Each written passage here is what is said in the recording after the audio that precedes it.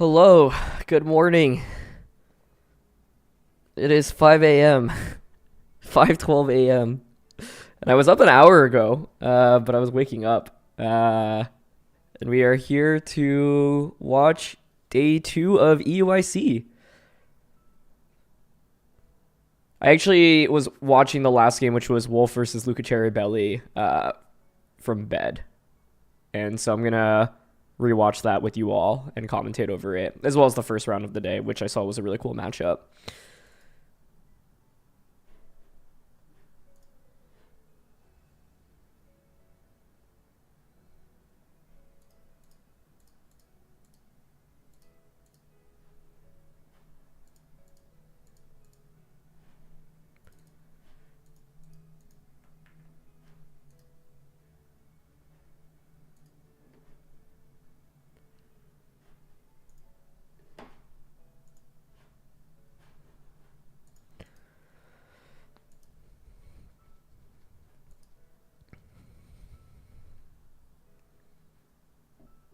Anyway, it is super early right now, so I am waking up. Gonna crack an energy drink.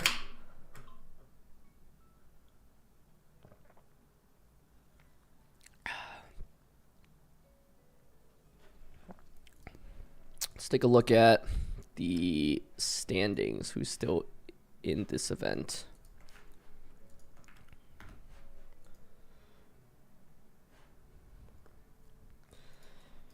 Wow, Franchesco Pio Pero locks top cut. He also top cut LAIC, so that's really impressive.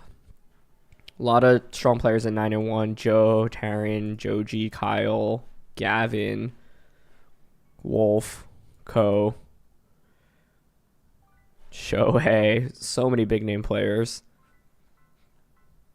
So there's 2 more rounds left today. And then any player who I think gets to 10 wins secures a spot in top cut. Did I end up using my MBA to take a management consulting job? I did. That wasn't my plan going into business school, but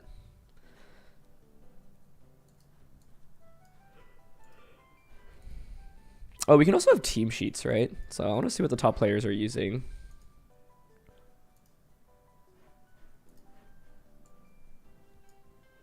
Yeah, we'll watch the Wolf Luca match after this next round and rewatch the first round as well. But it was really, really awesome. I was watching it from bed because I was like still waking up because it was only 4 a.m. But I wish I was live for it because it was crazy.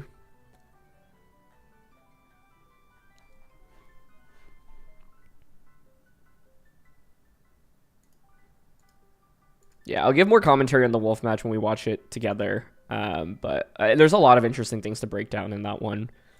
A lot of different points to make. But I thought both players played awesome. Wolf did win his last round, that's correct. So he needs to win one of the next 2 to make it to the final bracket now. He's still in the tournament. There's 2 rounds left, and he is still in contention. He's only dropped 1 game so far, but this tournament is brutal, right? Like, you can only afford to lose 2 sets out of, 8 on the first day, 4 on the second day, 12. So you need to go 10-2 in order to move on.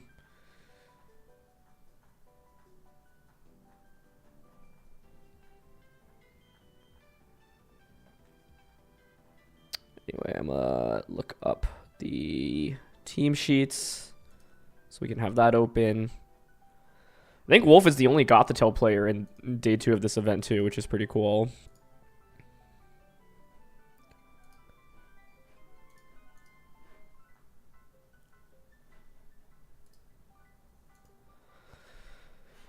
Let's see if pairings are up yet. Nope. How many? Just 1 round left. But an important one since either of these players can still actually move on to this top cut.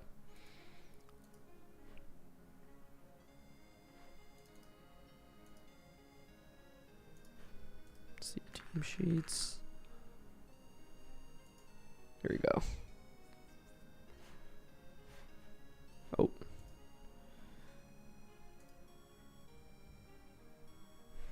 Luca played really well, I think. Yeah, we'll watch the set together, but I think both of them played spectacularly. It was really cool to watch. So this Terrapagos team, 10-0. This is what Marco was using as well. I think we saw Franchesco maybe in Victory Road use something very similar to win, like a grassroots tournament. It also has Screamtail, which is pretty cool. Wonder how... I wish we could have seen Wolf and Marco. I think Wolf's team is really advantageous into Terrapagos in particular. And I think the team is just really well positioned into so many of the common teams right now that we're seeing in this event. Is this the one I was thinking of? Is there another Victory Road event? What time is it in the US? It is 5:18 a.m. Nice and early.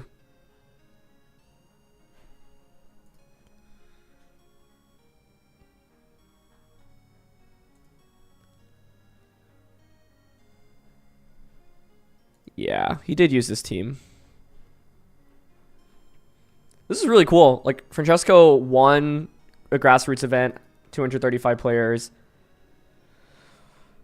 What makes Screamtail so popular suddenly? I honestly, these are the only two teams I've seen it on, like Wolf and the team that Franchesco and Marco brought to this event.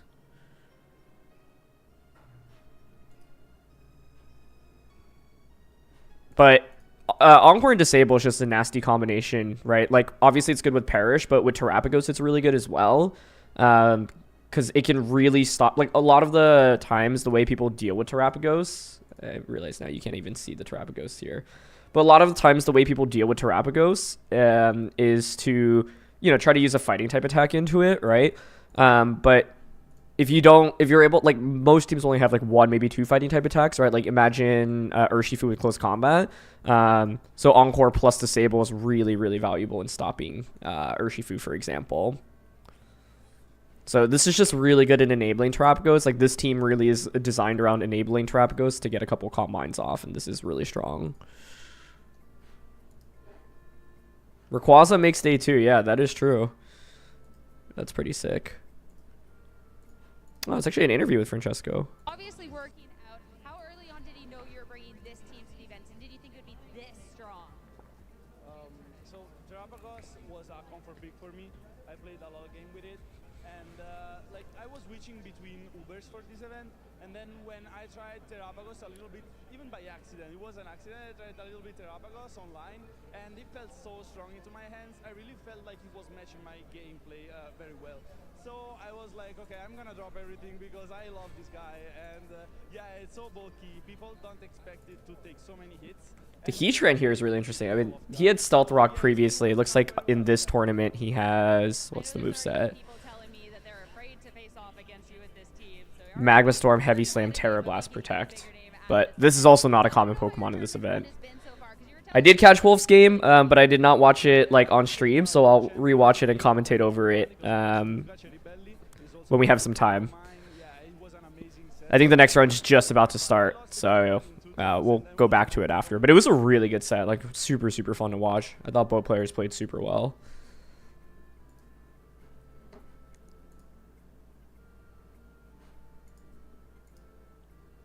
Did the stream die?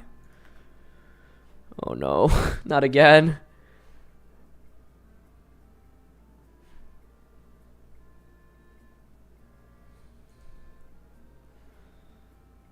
RIP. I think they've had some tech issues this event.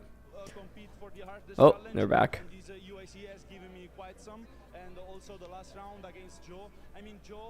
Yeah, I think Franchesco is easily like one of the most impressive players to like pay attention to. He's so dominant on the online circuit, and then top cut LAIC as well. What was Lucas out in that one? It felt really hard to play on his end. Here. I'll show you what the out was. It was turn 2 of game 1.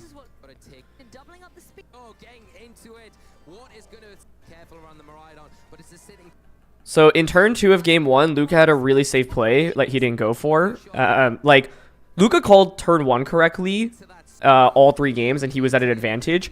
In this position, the Koraidon had just protected in turn 1, and it's Fire Terror, right? And Tailwind is set up.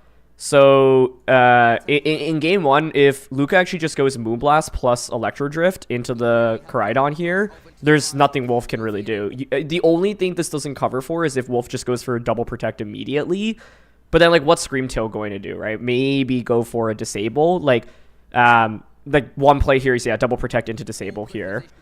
But in this turn, like, Moonblast plus Electro Drift covers for Gothitelle switch in, or Koraidon, not Terra, or Koraidon Terra. Like, and you essentially guarantee a knockout onto the slot unless Wolf goes for a double protect. And, like, you know, Wolf can maybe go for disable then with the Screamtail, and that's what Luca might have been worried about. But then Luca can't win the game, essentially, right? Because you don't do enough, like, you basically can't really win through Perish Song with 2 Pokemon here. The way to win with Perish is actually if you were to, like, knock out both of these through, like, the Encore Disable shenanigans and Taunt, and then be the slowest Pokemon out, and, like, Perish with 2v2.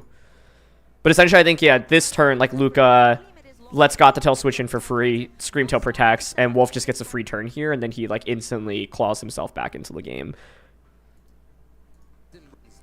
And then in game 3, I actually don't think there's too much Luca could have done.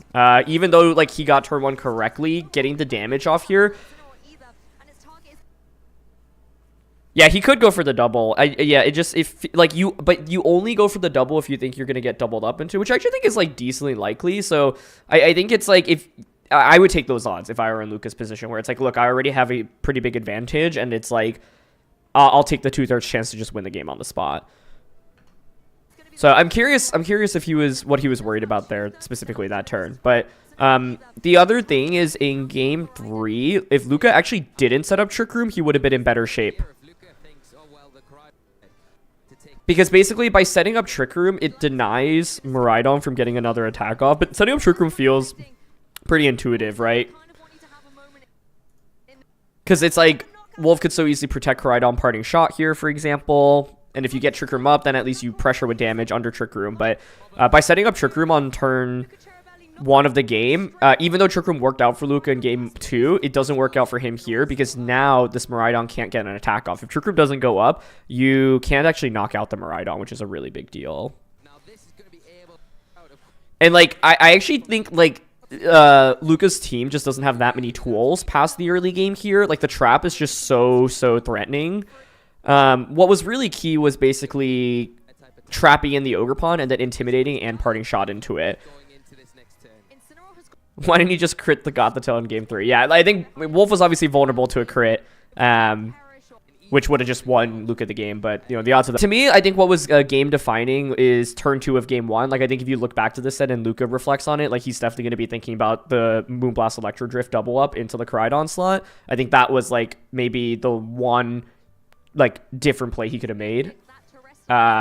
And then, like, maybe not Trick Rooming on turn 1 of game 3. Those are, like, the two big things. But I think Luca played super well, and Wolf obviously played incredibly as well. Like, this is an example of, like, when you... Part of why Wolf is so good and why he's so consistent is because obviously he's a phenomenal player, but his team building and his ability to, like, use teams that give him an advantage and, like, build these teams and figure out what has an advantage into the meta is a huge part of his, like, ability as well, right? Like, I think if you want to be a, like, super strong player in VGC, there's obviously the battling aspect and, like, knowing how to use your team well, but then there's also the team building aspect or the team picking aspect, right? You don't always have to, like, build your own team from scratch.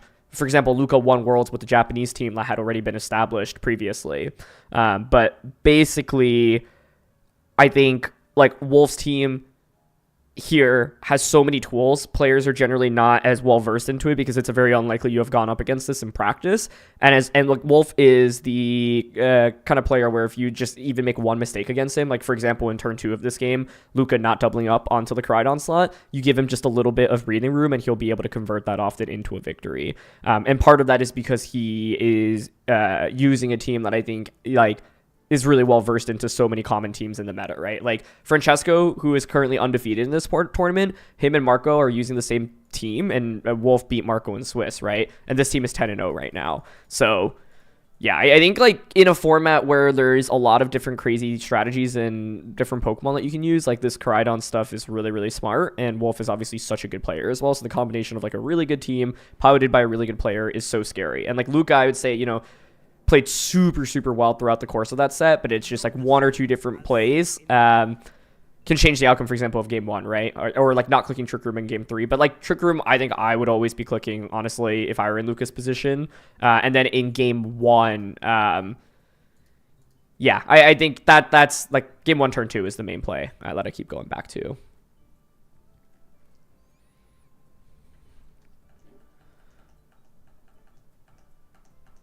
Anyway, hopefully we get started with the next round. Do we have pairings yet? We do. Oh, wow. Franchesco versus Wolf. I think Wolf's very happy about this because, like I was saying, I think this matchup is super, super in Wolf's favor. He played Marco yesterday, who was using the same team.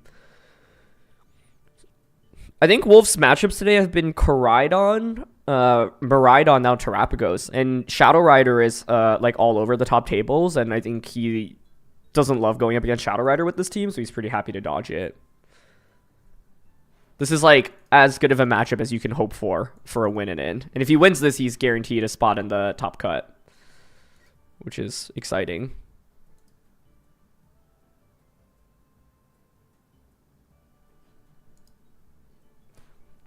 I wonder who we're getting for stream.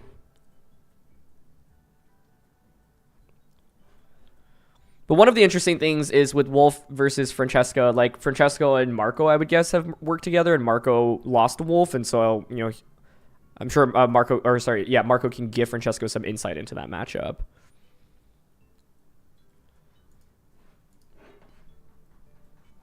Other than Shadow Rider, what restricted do I think is tough for Wolf's Parish? I mean, Miraidon actually looked quite strong in that last set, but only because Luca's targeting was like literally perfect with it.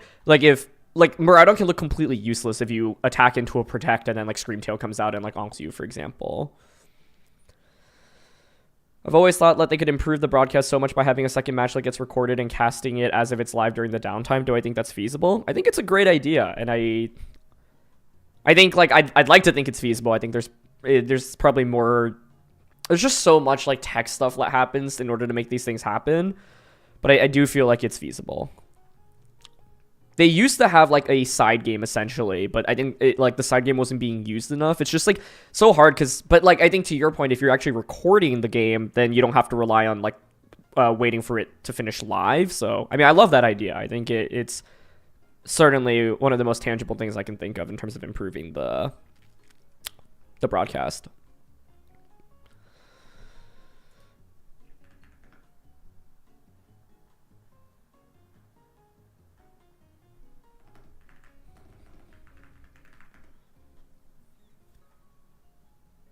Why does Koraidon work instead of another restricted? You need the sun, right? Like the sun is really important in enabling Screamtail and Fluttermane.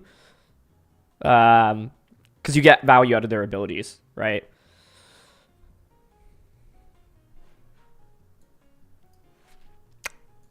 Also, the idea is that you just like you want a fast restricted that can get one-hit knockouts onto things, and so like the only other option is like Miraidon.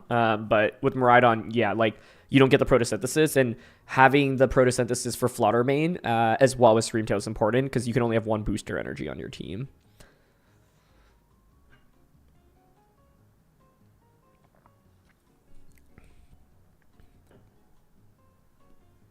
The sun also soft nerds Urshifu against him. Yeah, that's totally true. Like water Urshifu feels unbringable into the matchup against Wolf's team, making Perish a lot more viable. Like you could actually bring it, but then you just don't do very much damage, obviously, if the sun is up. And close combating into Gothitail, right, is not really going to be that valuable. So, yeah, I think it's like Koraidon just enables the rest of the team super, super well. And the Life Orb, like, kind of super fast set that Wolf is running just can blow through things and do so much damage.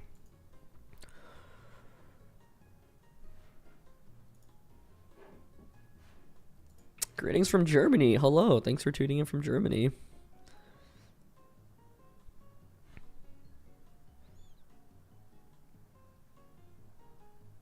How's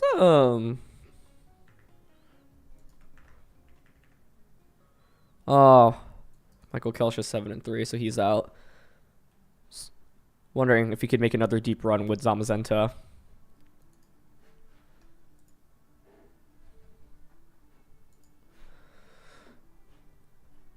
Yeah, all these top table games would be awesome to watch.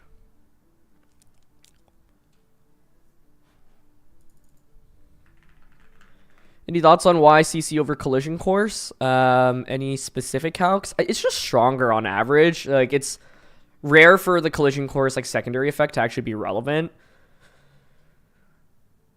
Close Combat has the ability to, like, with Life Orb, one-shot so many things.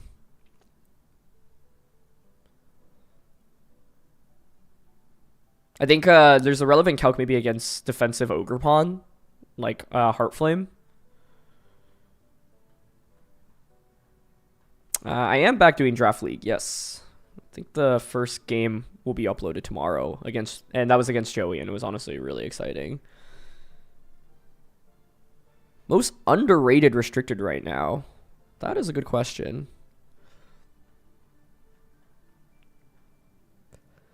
I don't know. I mean, Groudon got 2 top 8s. Actually, someone was asking what restricteds Wolf doesn't like going up against, and like I think Calyrex and Groudon are probably 2 of the more annoying ones, but there are very few Groudons, I think, in this event. Are there any at the top tables? Let's see.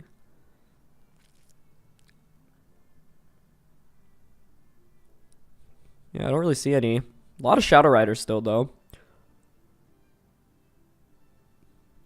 Everyone who's 8 and 2 is still in contention for making the final cut. I don't think I see any Groudons here. This is a cool team. Okie dokie.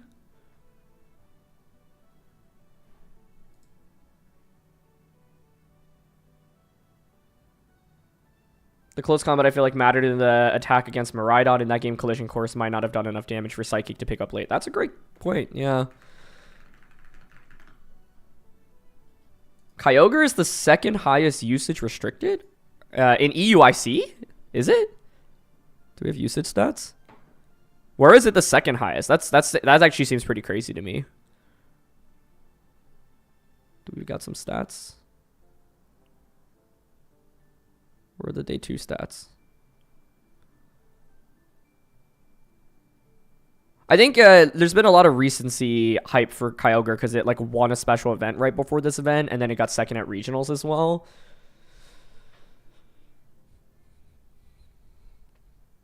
But I guess, yeah, to give my opinion, like, I think people realize, like, oh, it's actually better than we give it credit for. But that's crazy. Wait, where are all the Kyogres in this event? Also, what did I want to count Collision Course? Oh, they showed it 20 to 30 minutes ago.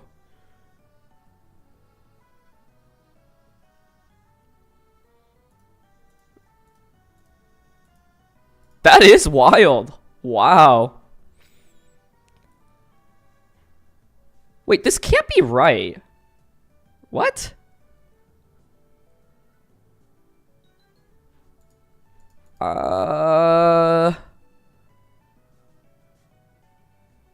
I thought Shadow Rider was by far the most common in this.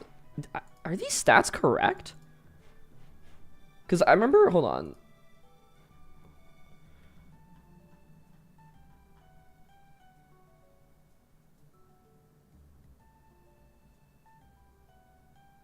It just feels... There was 27% of Shadow Rider in day 2, I'm pretty sure. Wait, okay, I... This just... Something seems wrong about this.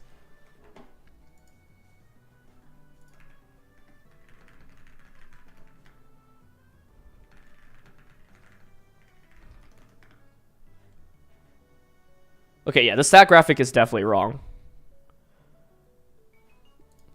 I was like, what? Okay, we got another world champ.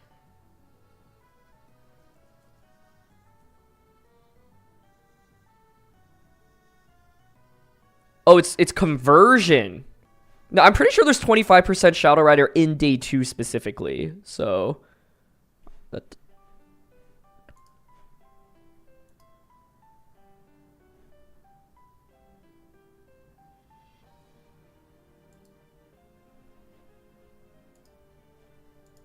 Yeah, someone can verify it, but I don't think those stats are right. Because like, if you look at...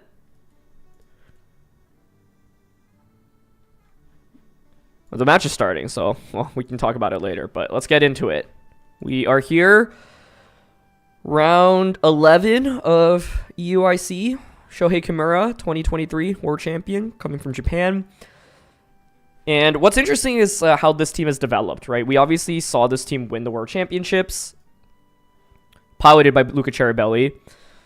Initially created by Japanese player Arubega. Does it include the other divisions? It shouldn't. So, but I am curious, yeah, where that data is coming from. So, people have been making some slight changes to the Arubega team, one being Urshifu. And we're just going to get into it. So, wait, Taran is also running Miraidon Iron Hand stuff. So, here we go. All right, game 1. What do we got? It's going to be a mirror match. Iron Hands, Cork Drive, active. Okay. Doesn't look to be super bulky here. One thing to pay attention to is the speeds, because people have actually been dropping a lot of speed on Miraidon to go like super, super bulky. So that's one of the things I'm curious about.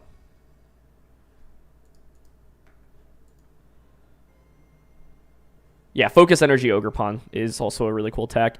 I think it's like the Miraidon turn 1 is always so interesting because it's like if you predict Fairy Terra, you can just Electro Drift into the opposing Miraidon. You don't want a Draco Meteor. You could both just go Fairy Terra, Dazzling Gleam immediately. Where's the battle music? Okay, we can put some battle music on. But here you can just trade Fake Outs turn 1. Yeah. And Taran has committed his Terra here, right? So the Volt Switch here makes sense. Like, one thing to pay attention to in this matchup is the speed dynamic. Also, let me know if the music is loud, not too loud. Oops.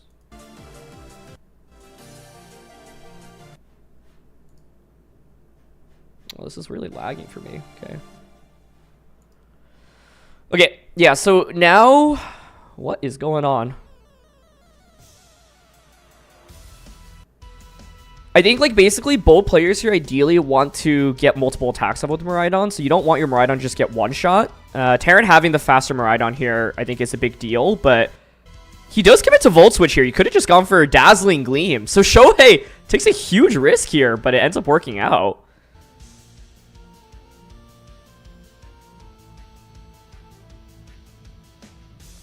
Yeah, I think Shohei here, you know, was worried about... Like Taran was reading Shohei to switch her Terra for sure, and Shohei's like, I'm just going to stay in and attack, and it works out for him, which is really nice. So, Fire Pong comes out. And it's a trade in Volt Switches. This is the thing, it's like Miraidon loves clicking Volt Switch so much because it's really, like, if you are committing to an Electro Drift or Draco Meteor, you risk just getting knocked out in return. So... It was interesting to see Hans Miraidon come out as the lead from both players' end. Ogerpon ends up switching out here, but now Shohei does have the ability to set up Tailwind, but the Whimsicott eats up the Heavy Slam. However, this is one of the big adaptations of the new Miraidon teams, which is running Focus Sash instead of Covert Cloak on Whimsicott. So even though Taran manages to get the Whimsicott on the switch in, he's still able to set up Tailwind right now. But we also know Taran has his own Whimsicott in the back.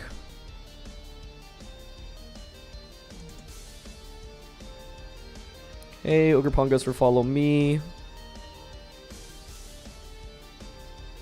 Whimsicott sets up Tailwind. Low kick comes out. So you knock out Ogerpon. Taran's goal is to just click Dazzling Gleam and get everything low enough where you can just KO everything from Gleam, and he's getting there. So, yeah, Miraidon can just come out now. And even though Shohei has to set up Tailwind, this is actually really awkward for him because his Iron Hands is still going to be slower under Tailwind, right? So, Taran effectively can actually stagger his Tailwind by switching hands out into Whimsicott, as he's doing here. Yeah, exactly. So you just keep clicking Dazzling Gleam, and then now you get 2 extra turns of Tailwind relative to Shohei, and you have the faster Miraidon. So, this feels... like, Taran having the faster Miraidon and staggering his Tailwind is giving him a huge advantage in this matchup. I gotta figure out why the stream is buffering. It's definitely my internet. So hopefully I can fix that after this one.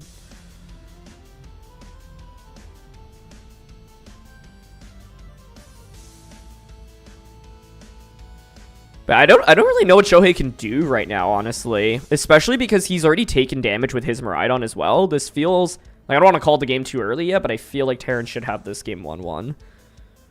There's just nothing stopping Whimsicott from coming out and clicking Dazzling Gleam. Okay, Whimsicott will set up a light screen at least. I guess if you have Fire Pawn, then you can Terra your Fire Pawn. But if you Terra Fire Pawn, then you just lose Miraidon, right? So I kind of think you need to Terra the Miraidon defensively just to not feint to Dazzling Gleam. Do I think CSR struggles to find wide success because players over-counter relative to its popularity? Honestly, no. I think, like, the thing about Shadow Rider is just, like, I don't think it's over-countered, but, like, a lot of teams will have either a normal type or normal Terra. Yeah, you have Light Screen and Terra available, Evan, but I don't know, like, the first question I have is, does Shohei bring Fire Pawn in the back? I think you need Fire Pawn here. And it's also the Focus Energy set. I have no idea what EV spread they're running.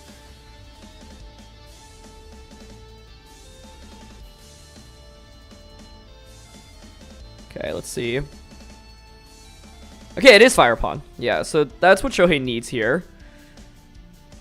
So I think you Terra the Miraidon here, so you don't feint to Dazzling Gleam. Actually, with the, I guess you could just lock into Electro Drift and then just Electro Drift Miraidon, Ivy Cudgel Whimsicott.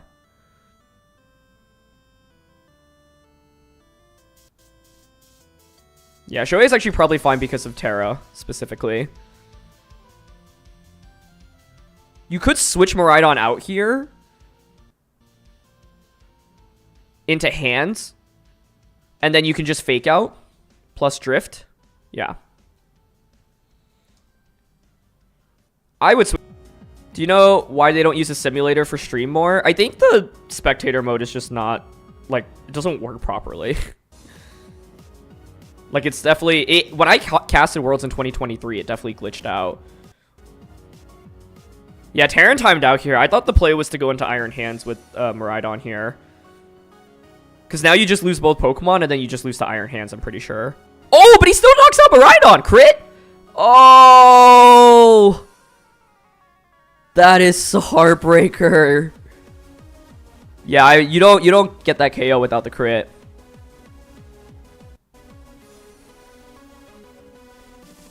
Oh, it's interesting that he went for Cudgel onto, which makes me think he probably locked into Dazzling Gleam, which makes sense because you're worried about Iron Hands in the back.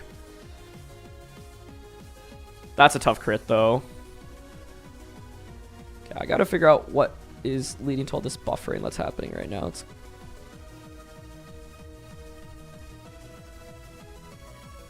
Yeah, now this game is over.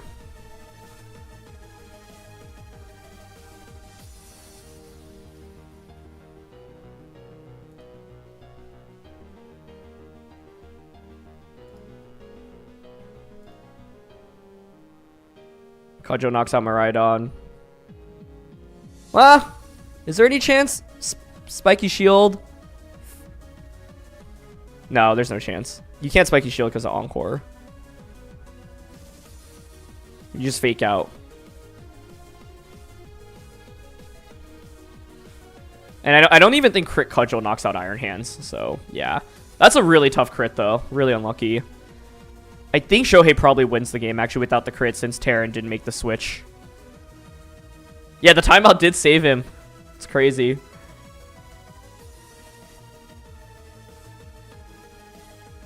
I still think the advantage in this matchup goes to Taran, though, because he has the faster Miraidon. Like, both players brought the same Pokemon, right? The exact same 4. I mean, I don't think you bring Urshifu out in this matchup. Okay, let me figure out if I can make this any better quality.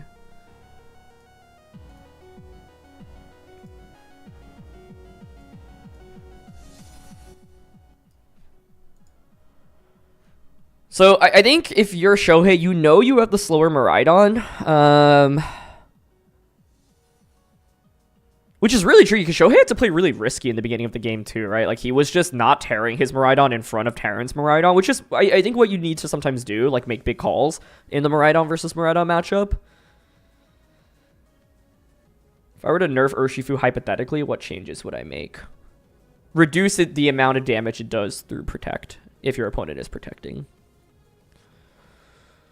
So if Hands Miraidon is what you expect from the opposing sides, like Choreograph Adjustment is something you could do. Like even bring it in the back, for example. That's one possible fix.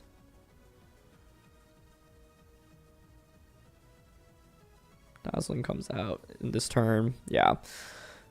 But I think it's tough because it feels like dropping one of your Pokemon for Choreograph doesn't feel great. Like all of the Pokemon feel so good. But yeah, that crit was really, really unlucky for Shohei.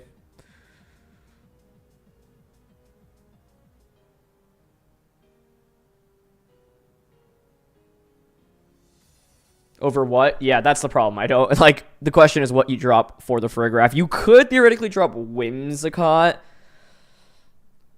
and say, look, if I'm bringing Choreograph, I might also even want to set up Trick Room.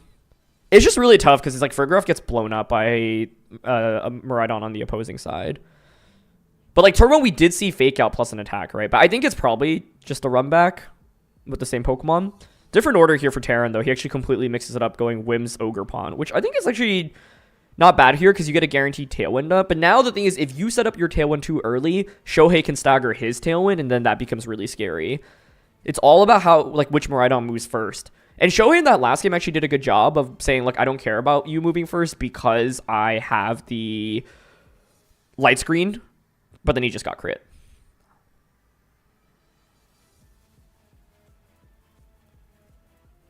Yeah, I think Taran's decided, do I want a Terra and just go for an Ivy Cudgel here? You could just go for a regular Cudgel. You obviously risk like a double up onto Ogerpon, but Whimsicott's actually not in a terrible spot, although it is threatened by a Heavy Slam from Hands. No Fake Out coming out. It's just going to be Tailwind. But this is a potential double knockout for Shohei on turn 1 if you just go Heavy Slam Draco Meteor. Let's see. Oh, it's Dazzling Gleam, though. Trying to maybe cover for... Whoa. Dazzling plus Drain Punch. Okay. Trying to cover for a potential Iron Hand switch in there. No Fake Out. No switches. Taran now gets Tailwind and Light Screen up. But if Shohei knocks out the Whimsicott... I mean, right now, you do threaten with, like, Drain Punch and Dazzling again. I don't know if that knocks out Ogerpon. Okay. Yeah, you could go Moonblast, Fire, Terra, Cudgel onto either slot. I like this play. The downside is if Miraidon survives, and I can honestly see it surviving. Like, it's the slower Miraidon here. Oh, but it's, okay. Well, it's going to be a Terra to start from the Ogerpon. So the first question here is, does Miraidon Terra? And the second question is, if it doesn't Terra, does the double up get the KO? No Terra. Moonblast here should do around half. Oh, yeah, this is not going to... Look how bulky that Miraidon is.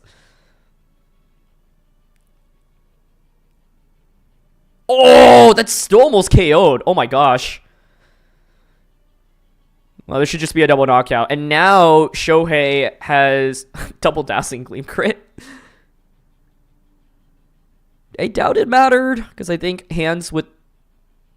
if it was really bulky Ogerpon, maybe it would survive. But double knockout now. Taran does, however, get 2 switch-ins, but there's no Terra available left on his end, right? But with Hands plus Miraidon, I think that the main thing that feels bad for Taran here is that you probably have to Terra, or you can't Terra, so you probably have to lock into Dazzling Gleam. And that feels not great when you aren't Terra'd.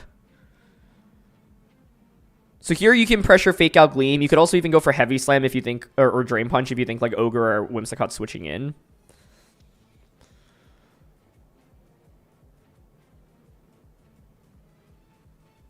Yeah, Low Kick Gleam. Okay, that makes sense.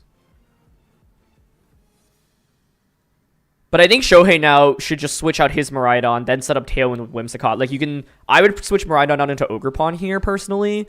And then just get to an end game where I have Whimsicott plus the Miraidon. But he's actually going to switch out Iron Hands. Interesting. Taking a different approach here.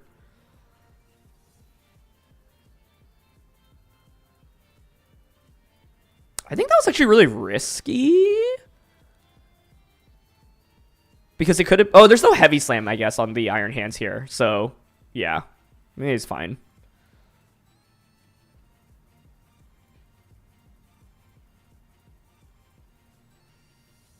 Now Shohei gets to set up Tailwind, but I don't know. I would have liked Shohei to conserve that Miraidon personally, because like if you set up Tailwind for it, then you can just go for Fairy, Terra, Gleam, knock out Miraidon, do a ton of damage to hands. So I don't know if I actually love not like conserving Miraidon.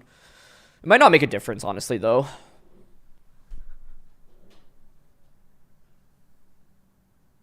Because like I think Ogerpon is still pretty well positioned here.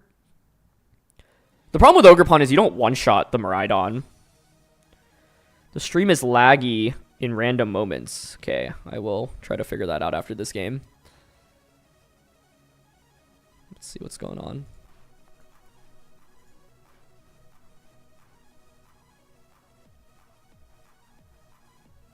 Yeah, the stats graphic, by the way, is definitely incorrect, looks like. Okay, yeah, Spiky here makes sense. Spiky light screen. Okay, so he's not going to set up Tailwind, but it makes sense. Like, you don't need to outspeed the Ogerpon with... Or you don't need to outspeed Miraidon with Ogerpon. Now Miraidon just, like, it really isn't super relevant. And ends up working out well since, yeah, Drain Punch ends up going into the Ogerpon slot. So, Tailwind stalled out now. Shohei can set up his own Tailwind. But yeah, I think if he had just switched the Miraidon out into Ogerpon earlier, like, you would have had Miraidon out in the endgame and just come out Fairy, Terra, Gleam. So, I think Shohei probably still ends up winning this. You still got to get the damage off, right? Like, for example, if you got crit here by Drain Punch, it would actually be really scary. Like, Ogre should survive here, though. I just wonder if with the crit it could have gotten the knockout. Let's see. Yeah.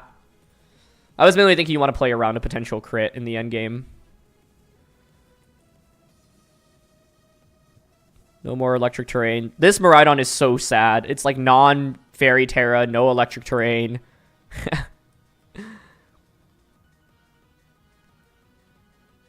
Yeah, you can just fake out Cudgel at hands now.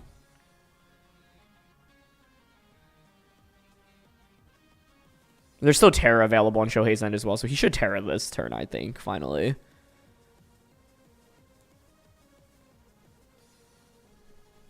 I think the key thing here is committing Terra to Fire Ogerpon and going Moonblast Cudgel and not knocking out Miraidon. People have been investing a lot more bulk in Miraidon, running nearly up to max HP, and I think that's played a really big role. So, Terra on the hands here makes sense. The idea is, yeah, Gleam is just irrelevant. You just go for the knockout here on the hands. Although, do you get the KO here? Like, the one risk in tearing here is if you don't knock out the opposing hands. But I think you should. Okay. Because, like, Gleam actually isn't that scary, given that you have Assault Vest and the light screen up right now. But, yeah, now it should just be game over. Miraidon can't beat the hands at this point onwards. So, yeah, Taran tries to make an adjustment. It doesn't work out for him. I thought, like, game one, him staggering Tailwind was smart. And I think the Terra commit to Fire Ogerpon really punished him in this game as well. Because he didn't get the knockout onto Miraidon. But you know you have the faster Miraidon, which I think is a big piece of this. I wouldn't hate him returning back to hands plus Miraidon, personally. But yeah, I think it's like Ursh never really comes out in this matchup. Farigiraf, like, you could bring if you're trying to cheese, avoiding getting flinched by Fake Out on turn one. And this matchup is volatile enough where, like, it actually does make sense to use it that way. Because it's like if you avoid a Fake Out on your Miraidon and then you knock out the opposing Miraidon, like, that alone can make Farigiraf bringable into the matchup. But yeah, good recovery by Shohei in this game. And the bulk on Miraidon paying off in this one.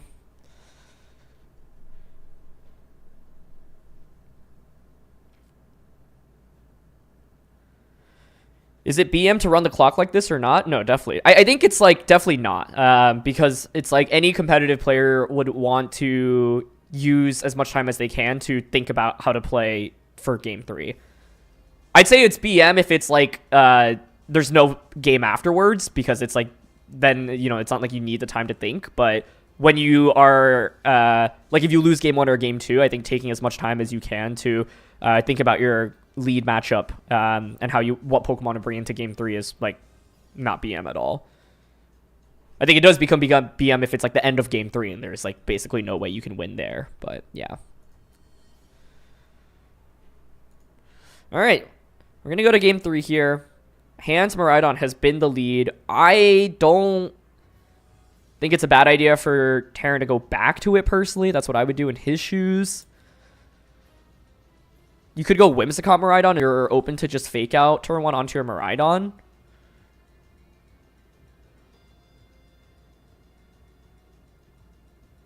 Yeah, I think Hans having that fake out to just deny an attack on turn 1 is a pretty big deal. One thing that's so scary is we've seen a lot of IV Cudgels just miss out on outs in this tournament, and it's like, oh, with the increased crit chance, if you get that crit with Cudgel, it could be really spooky.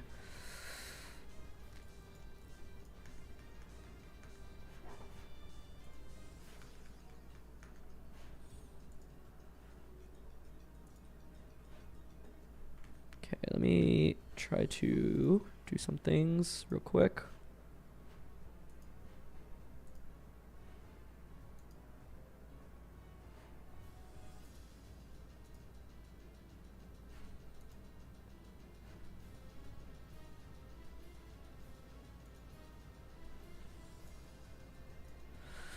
All right, here we go. Yeah, back to Hans Miraidon. That's what I was saying.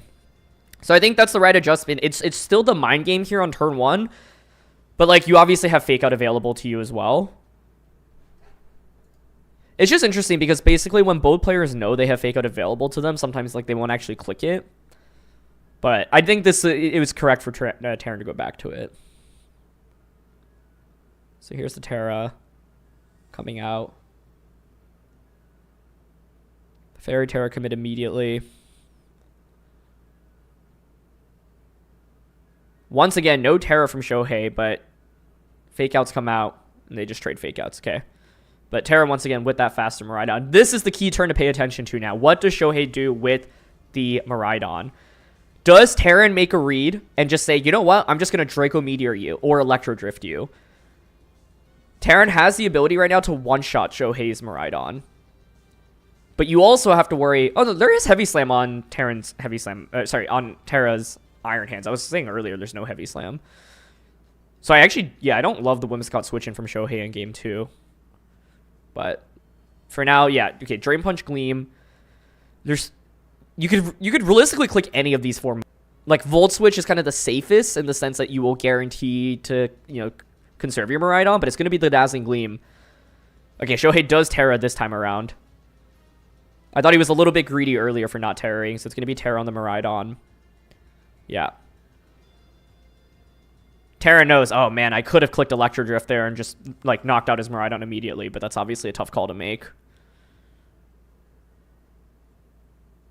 Gleam comes out.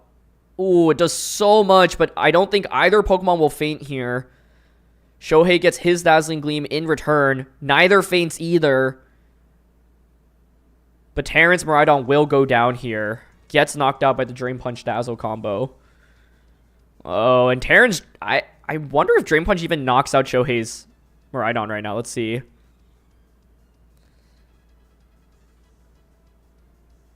Drain Punch comes out. Oh my gosh. Yeah, it doesn't.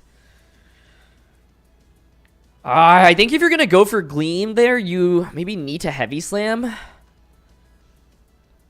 Heavy Slam would... the Drain Punch there was mainly to cover for Ogerpon switch in. But now Shohei, yeah, just has such a big advantage. Ogre is in a good spot, though, and I think this turn is a little bit awkward for Shohei, but his hands is really threatening here.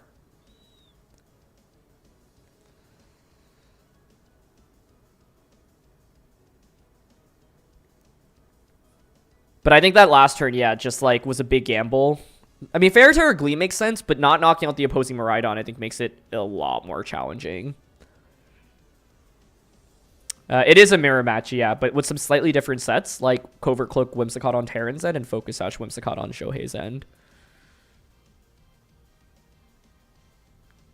Hand switches out into Whimsicott.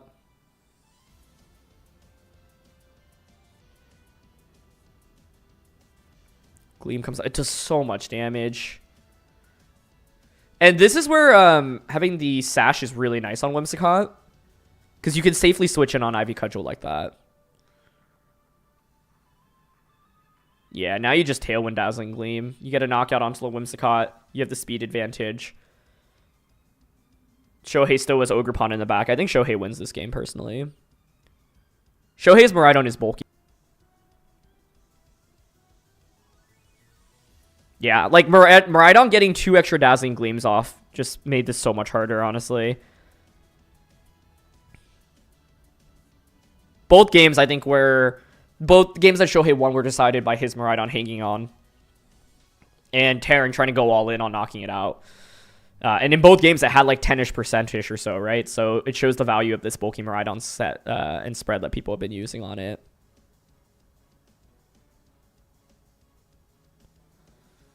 But yeah, there's no way this duo can beat Ogerpon in the back for Shohei. Impressive stuff from Shohei, honestly. It's like going to show why people are willing to lean into the slower Miraidon, you know? This is a matchup that both players should have a lot of experience in, but Shohei has some new techs with that Focus Sash on Whimsicott as well as the bulky spread on Miraidon, and I think both were really relevant in this set.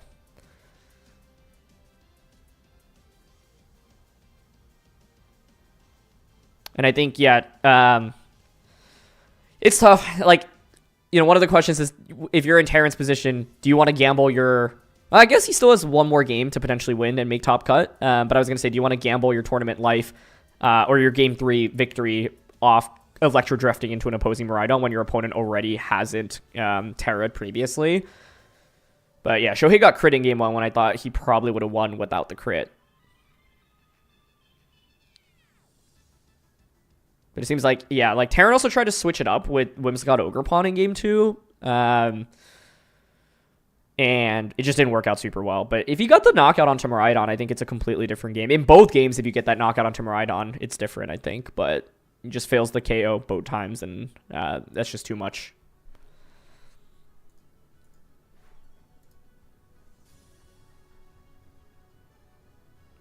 Yeah. So... the team that won Worlds, won a Regionals this year, still coming out in full force, although now there's some new techs, new strategies being used on it. Cudgel comes out as well.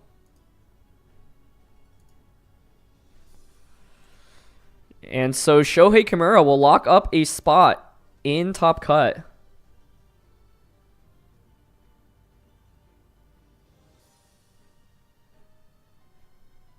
And Cudgel just gets the KO. 10-1. Luca is out. Whoa. So it won't be our defending world champion bringing Miraidon to top cut here. Joji Kaeda, Gavin Michaels. Gavin Michaels coming back 10-1. Really impressive as well. Looks like the lag actually is because I'm dropping frames. So my apologies on that. I don't know what's causing that. I think things hopefully have stabilized a little bit, but let me try to reset some things and see how it goes.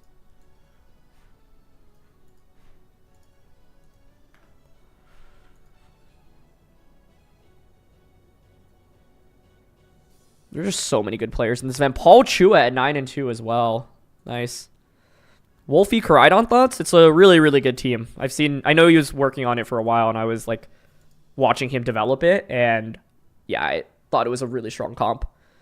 And Koraidon specifically feels really good on that composition because I think it just can blow up things and get so many one-hit knockouts. Can I provide matchup links in the description? Yes, I can. Pairings. Let's see. Standings.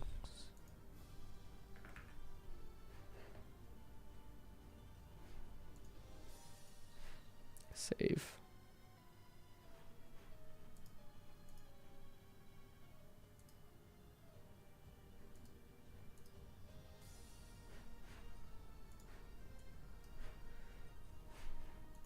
Just gonna refresh everything once. I would like to make this higher quality.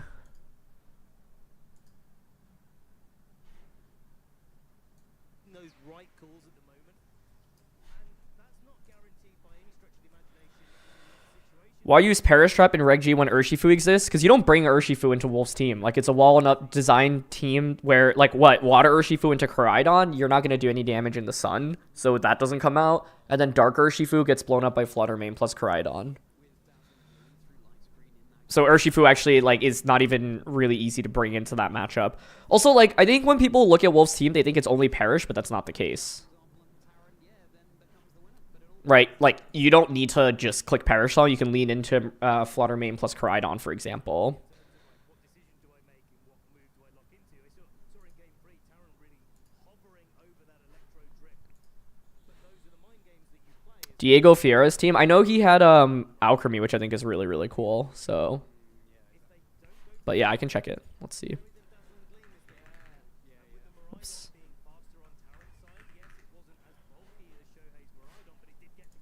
Diego.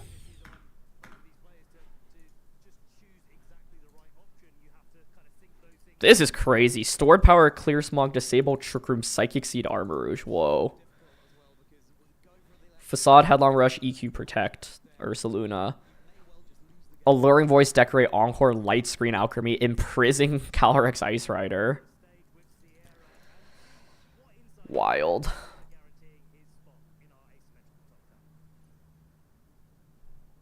Thank you so much, you two. I am here with none other than winner of our previous match and previous world champion, Shohei. Congratulations on that win. 3-game series. How are you feeling right now?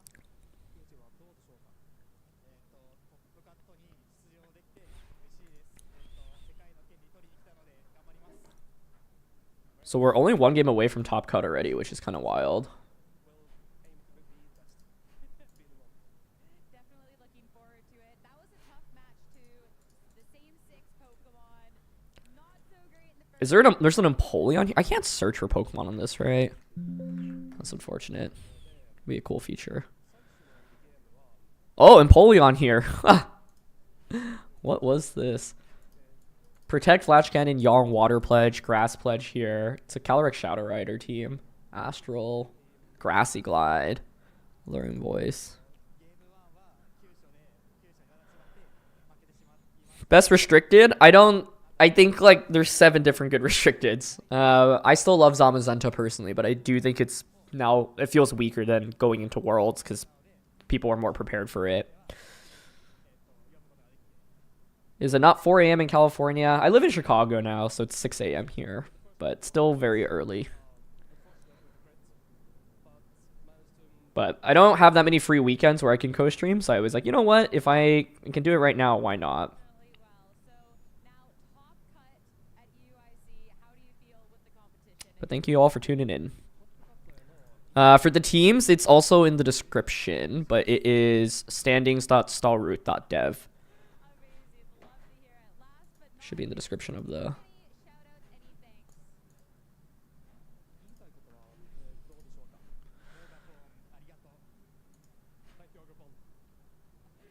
You got here as soon as you woke up at 7 a.m. Well, good morning to all of you who are watching from the USA. It is very early for us right now. Do I ever wish more games were streamed on the broadcast? For sure, for sure. I definitely do. Do I prefer Wolfie's Calyrex Shadow or Aaron Trailer's Miraidon? I don't really have a preference. They're both good. Just depends on what you're looking for. I think I like the playstyle of the Miraidon a little bit more, personally. Because it's just so explosive in this format.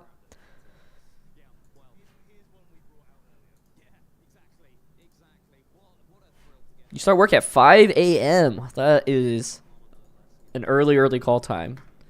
Respect. Good morning from Iowa. Love it. You lived in South Loop when you worked at U Chicago. That's great. I live in West Loop, so quite close.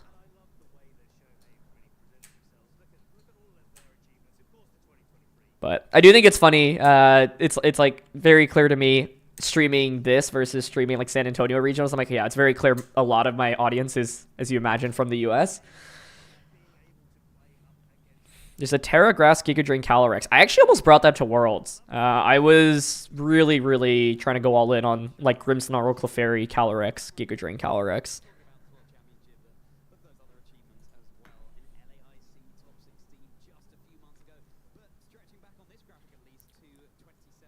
Justin Tang and Shiliang Tang's Calyrex Ice Team is like the new Chalk. I honestly would not. I wouldn't call it that. I think like Chalk was like incredibly consistent. And like there were, not to say that the Tang team isn't consistent, but first of all, like a lot of people were using Chalk, like it was really high up in usage, but it's like Tang and Shiliang's team, like no one's really using in this event other than Justin Tang himself. And I think that team also, like a lot of its strength came from the EB spreads, and now that it's a public team, I actually think it was like at a pretty big disadvantage going into this event. Having played it myself, like, yeah, I think like, whereas Chalk was just so commonly used by so many different players, and yeah, it just felt like the core was so consistently good no matter how you trained it. Favorite game to compete in? Probably Gen 5. Watching at 1 a.m. from New Zealand. Thank you. Good night. How many rounds are left? Let's check. Wolf still playing, it looks like. And then a couple 7-3 matches. I have many Brazilian players in the audience. Thank you for tuning in from Brazil. Zama Dozo Ting Lu. Oh, interesting. Do I think 7 viable restricteds is a good amount or too little? I think there's 7 that are like good enough to win a tournament. I think there's more that are viable, and I think that's actually a pretty good amount.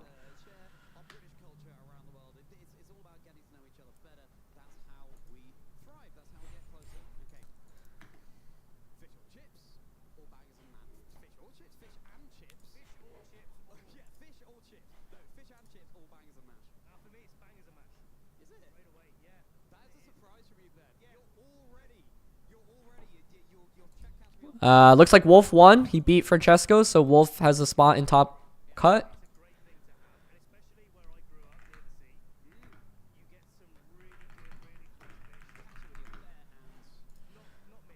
You're from Mexico. Can I say hi to your friend, Master Oscar? Hello, Master Oscar.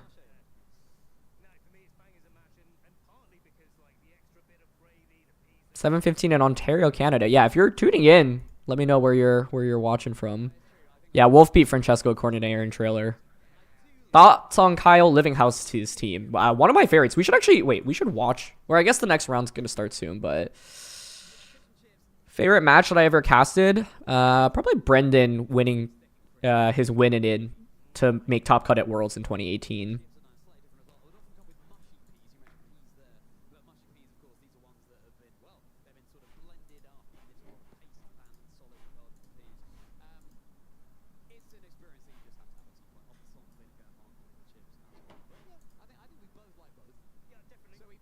Where's my Wolf stream game? He's already been streamed twice, so but I'm sure you'll see him in Top Cut as well.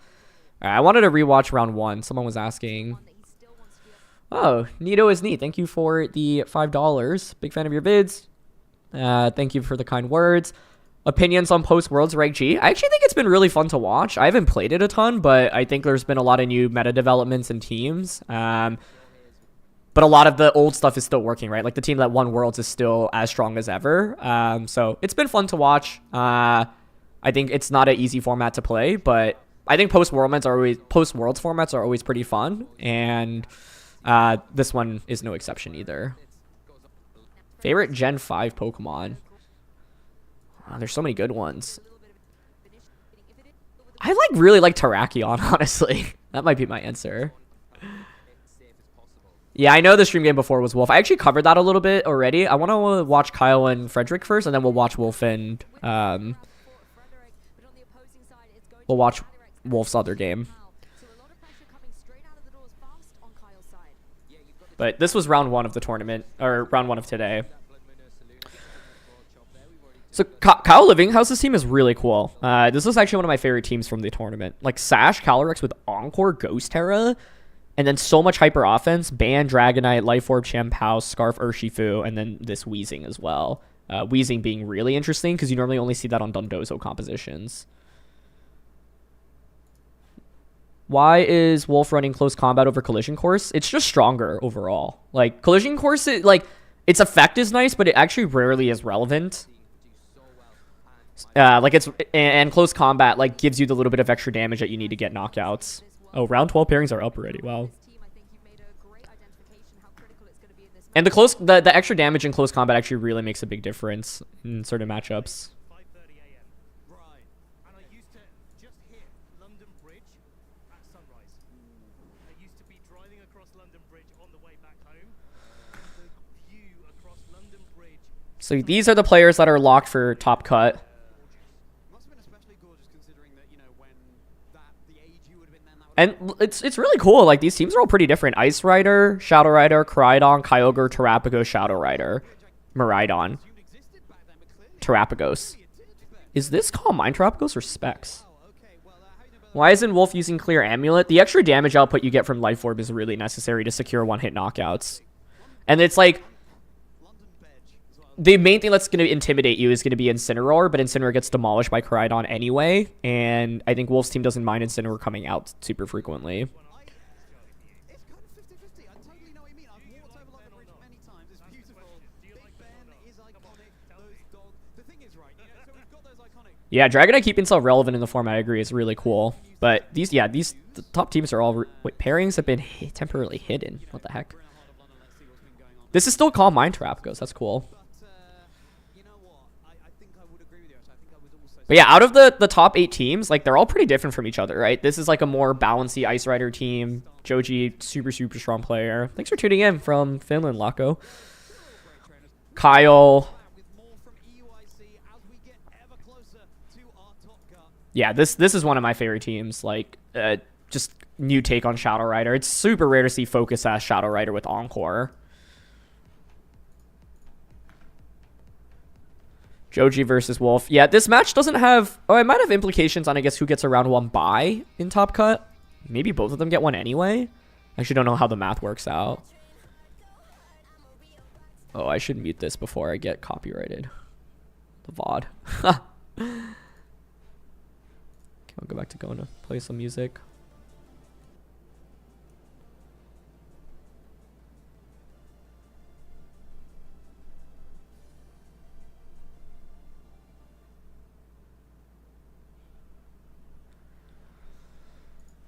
All right, folks, let's see. How many 9 and 2s are there?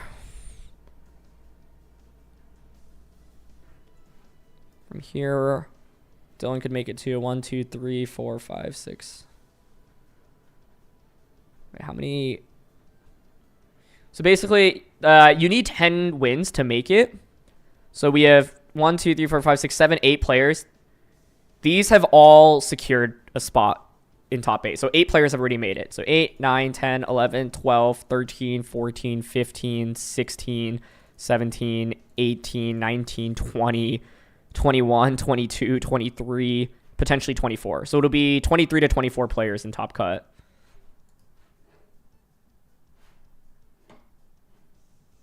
This is a really sick matchup. Senior Division World Champion from 2019. And then Top Cut Worlds and Masters as well. Immediately after. I say immediately after, it was 3 years later, but we didn't have Worlds in the 2 years after. And then Mao, who got top 4 at Worlds. Yeah, in 2023, losing to Shohei.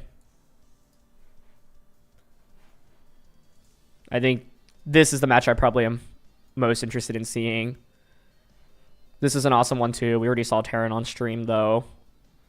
Chris Hom, Paul Chua is a good one as well. But we saw Paul already on stream. Ooh, Joe from 9-0 to 9-2. He needs... This is his last shot. If he loses, he's actually out of Top Cut, which is crazy given his insane start.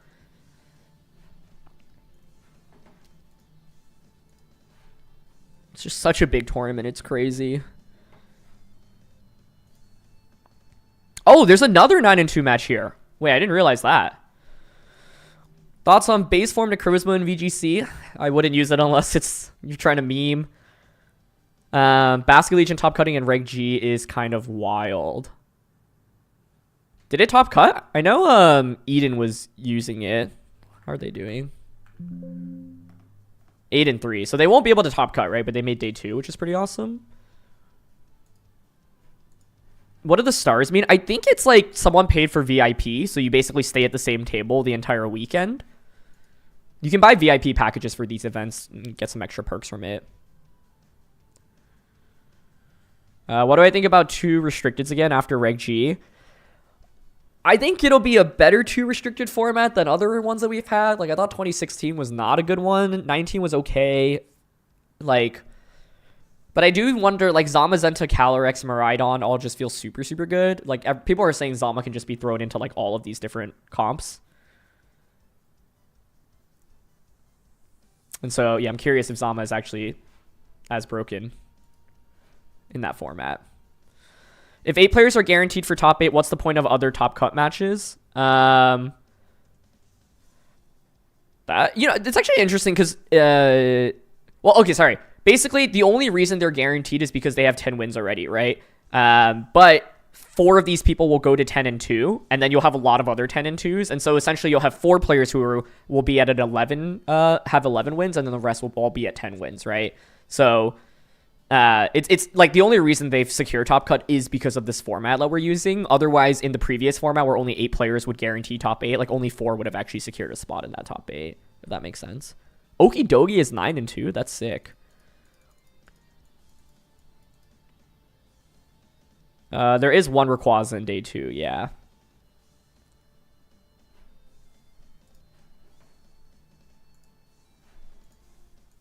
I think we are getting the Japanese matchup, which is awesome.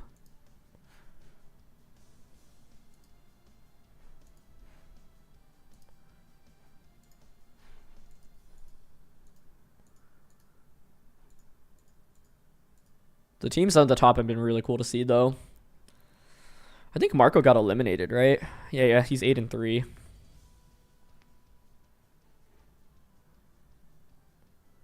Any hope for Solgaleo in this format?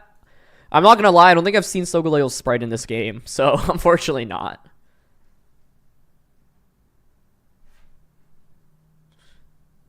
Thanks, Milton. Thank you for tuning in. Okay, so I think we can rewatch the first 2 games after this final match. And then we obviously have all of Top Cut to watch as well, which will be exciting as people start waking up in the US. I can't believe it's 6:30 a.m. That's crazy.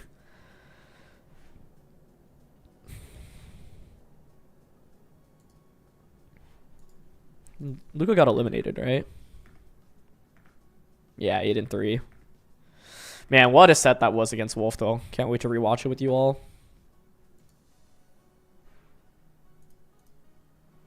I gotta figure out what's contributing to some of these frames being dropped. It's not something I run into as frequently before.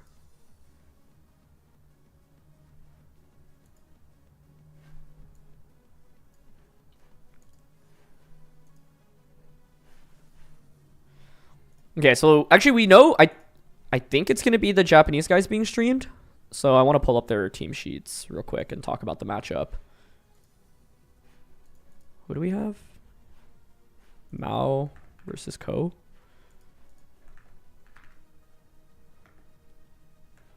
Ooh, CSR, okay. Ko, oops. And then another Arubega Miraidon.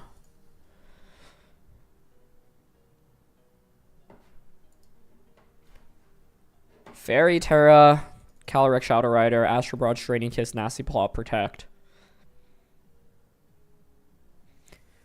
Yeah, slightly different take on Shadow Rider, because normally you'll have like Rillaboom, maybe an Amoonguss or a Raging Bolt.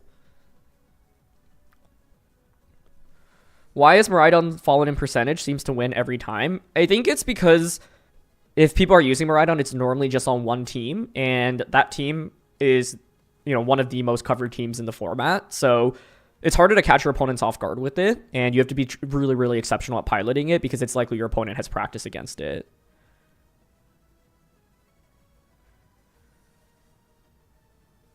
Clicking the team pictures gets you the pace. Yes, thank you. It's such a good feature. Marco's running the Terrapagos team with Heatran Scream Tail. Yeah, I think we saw him on stream in day 1. Do I think I'll attend enough events to qualify for this year's Worlds? No. I have not played anything, basically. And I think it's like with this year being top 75 in championship points rather than just a hard cutoff in points, like you have to be going to more events essentially, or like do super well at the events that you go to. What other Miraidon teams are there aside from the Arabega version? That is a great question. The answer is very few. I lost against Parabolic Charge Miraidon on a Road to Ranked video, but like if you look at the day 2 teams, like basically every Miraidon team that exists is Arabega. Oh, sorry. That's not fair because there is a Miraidon Dondozo as well. That is like the one other really high profile Miraidon Tolts. But Miraidon Dozo, really strong, and it's Assault Vest Miraidon.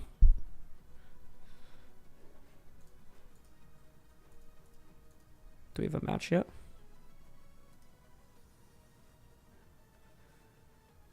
There's also the Nielsen Brothers Miraidon team. That's true. Yeah, good point. It like feels similar to Arabega because it has 3 of the same Pokemon, but yeah, it is still quite different with Ursa, Torn, and Sneasler. I was really hoping to see one of them in Top Cut. They're both great players. This site is standings.stallroot.dev.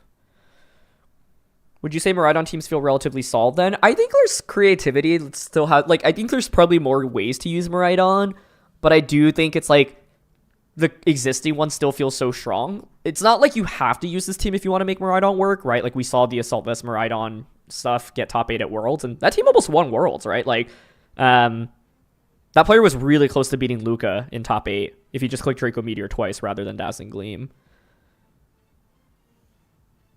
Ooh, went 7-4. Let's see. Yeah, this is... Well, Parabolic Charge, yeah. Look at this. This made it to day 2. There was a Tinkaton, Drag Impulse, Parabolic Charge, Protect, Calm Mind, Ensign, Eerie Impulse, Sludge Bomb, Thunderous with Terrain, Instruct, Scary Face, Bulldoze, Taunt. Bulldoze is fascinating. All right, well, yeah, if you're interested in another take on Miraidon, here's one. Yeah, Ogerpon Rock is really well positioned right now. No Zama players in top 8. That is true. Where is Zama? Here's one in 9th. Or 10th. Zama, Dozo, Tinglu.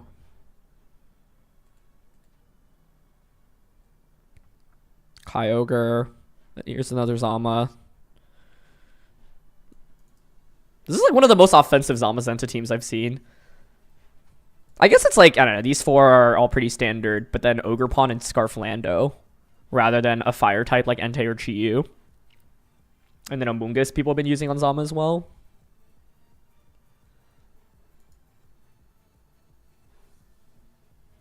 Ben looked like he was face palming there. I was wondering what he was saying.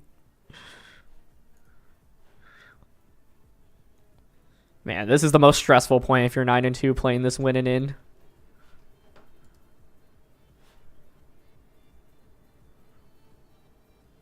Flavio Del Pidio, who's won this event before, in contention. Paul Chua in contention.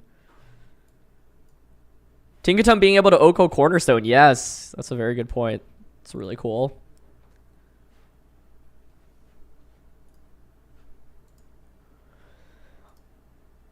Any ideas on how to make tournaments run faster? I think in Asia they've been trying this thing where essentially instead of... Part of why tournaments take a long time is because you have to wait for every game in the round to finish. So you could finish in 15 minutes, but someone else might take like 50 minutes to finish, right?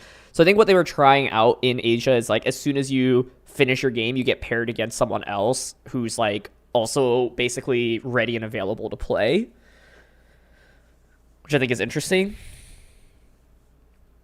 Why is Rock Ogerpon so good right now? Because it's good into Calyrex, Ice, and Miraidon. That's certainly part of it. I think it's just a consistent Pokemon, right? Like having redirection as well as 2 really powerful offensive attacks is really good.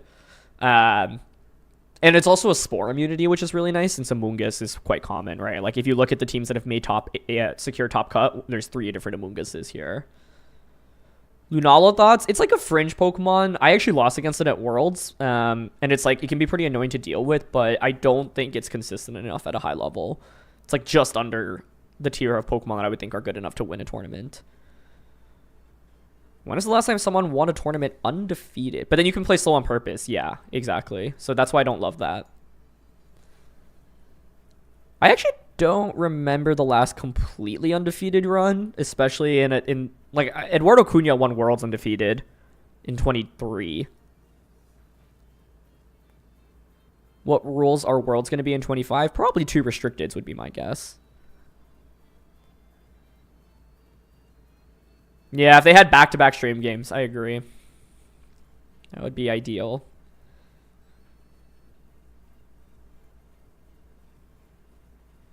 Yeah, I'd say, like, with Cornerstone Ogerpon, Wolf lost to Dozo Tinglu.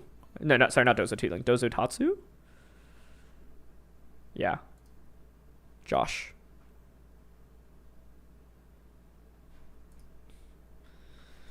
Super offensive Shadow Rider. And this Shadow Rider is scary because it has Psychic and Pollen Puff. So it's like the Psychic forces Amoonguss to Terra with Life Orb. We have Amoonguss Terras into Dark. Then you have Body Press. This is a really cool team.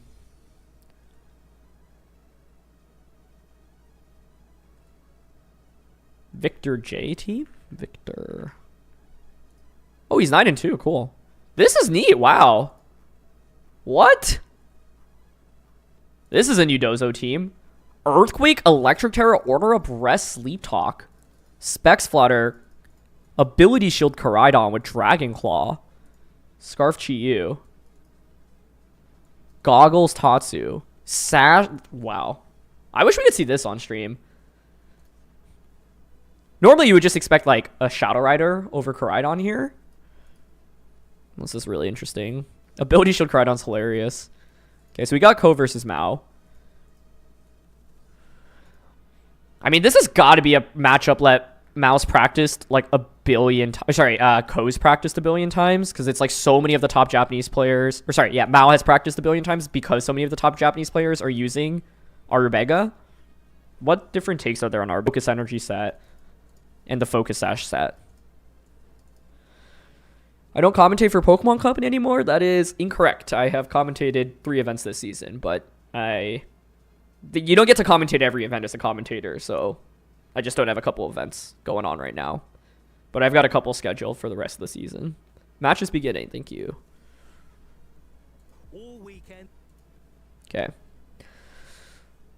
So we have Ko, who is our 2019 Senior Division World Champion, against Mao, who is 2023 World Semifinalist. Who's the person with the second and third most wins behind Wolfie? If you mean regional wins, I think Paul Chua has 6. Riley has 5. I have 5, but 1 is in seniors, so 4 in masters. And then there's a bunch with 3. But let's get into this matchup. So Mao's, using Calyrex Shadow Rider, and it's a nasty plot set. Helping Hand on the Ogerpon, I think, also a really interesting tech in this matchup. Obviously, Shadow Rider is going to be the main Pokemon to pay attention to, and you've got Rocky Helmet here on the Incineroar as well. Both players have Whimsicott, so I expect that to be a key player in the matchup, especially for Mao, because you've got the Light Screen as well. I think Hands is obviously quite good. I'm not sure that Mao would want to bring Incineroar, but you could bring Incineroar to obviously slow down Ko's damage output from Ogerpon and Iron Hands. To me, it's like Whimsicott, Calyrex, Iron Hands, Ogerpon make maybe the most sense to me intuitively. Urge feels weird to bring, obviously, into a Miraidon matchup. So I don't love that. I think that, I probably would just eliminate from bringing. I think Incin could work if you think Ko is going to bring his Urshifu.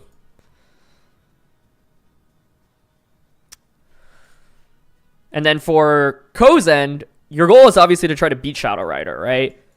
Astro Barrage is really scary, so what you want to lean into is, I think Ferrigraph is a Pokemon I'd bring here. because it has that foul play. It is going to be Fairy Tare on Calyrex, and you have Heavy Slam on hand. So hands for a Graph I think could work. But it's going to be Whim's Miraidon to start here, okay?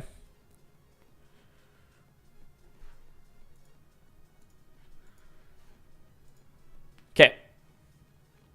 So, Miraidon here, really explosive. Obviously, you pressure with an immediate Tailwind from Whimsicott. Ooh, it's going to be the Tailwind Fairy Terra, looks like. It could even be a Light Screen. Yeah, no Tailwind even. Light Screen to just say, look, I really want to make sure I don't take that much damage from Calyrex right now. But it does mean that you are vulnerable to Ivy Cudgel turn 1.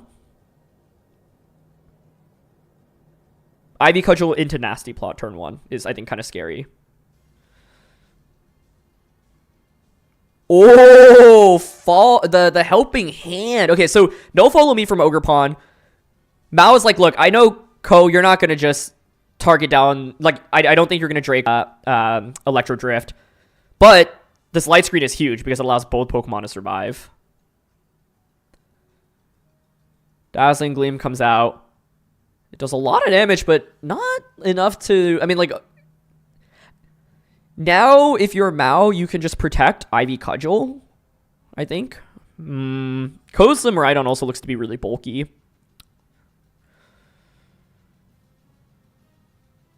So it's like, yeah, you could obviously Tailwind Dazzling Gleam here. You could Encore. Okay, yeah, that's the option that he's thinking about.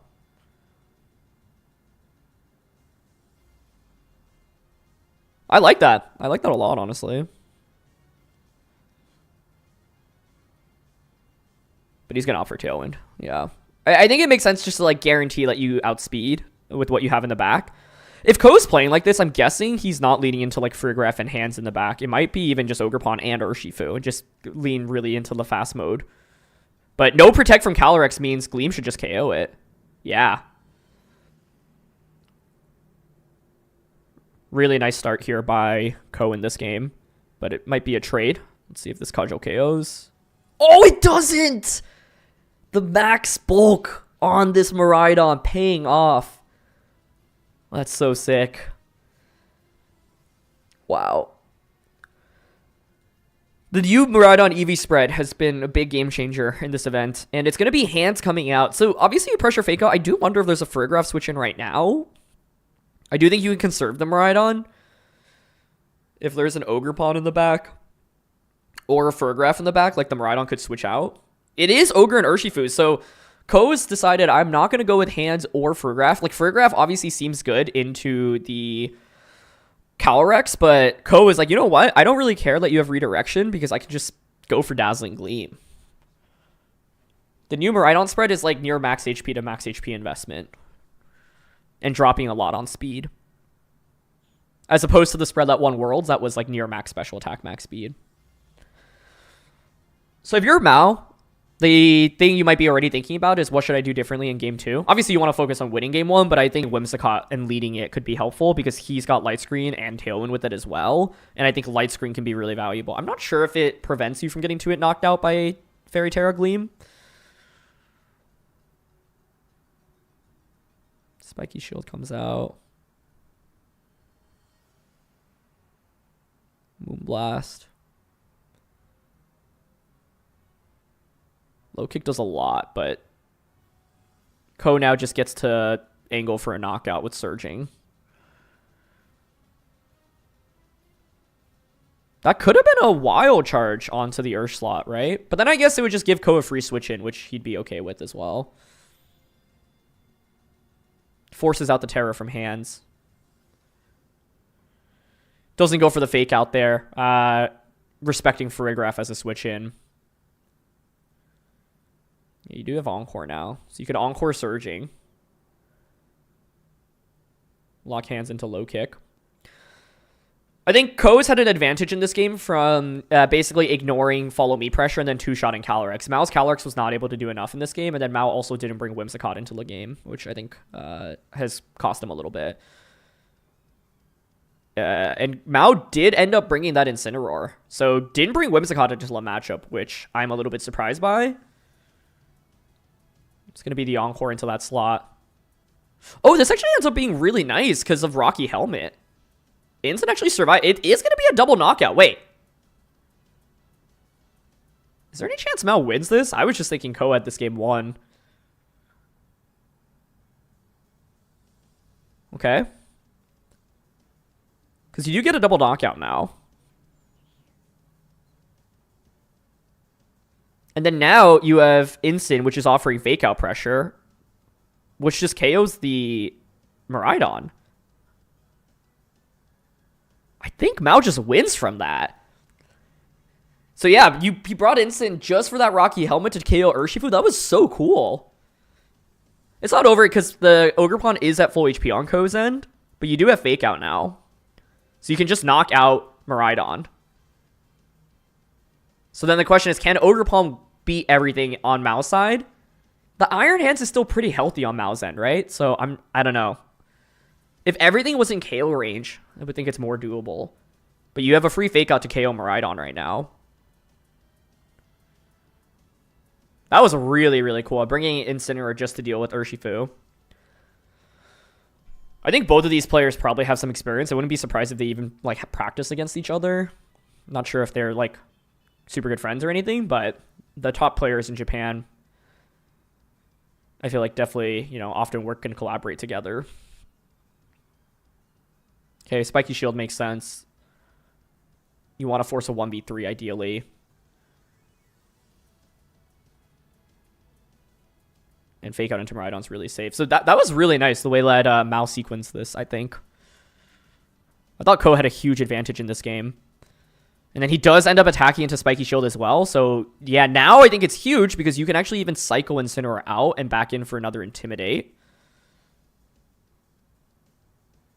Terrain disappears.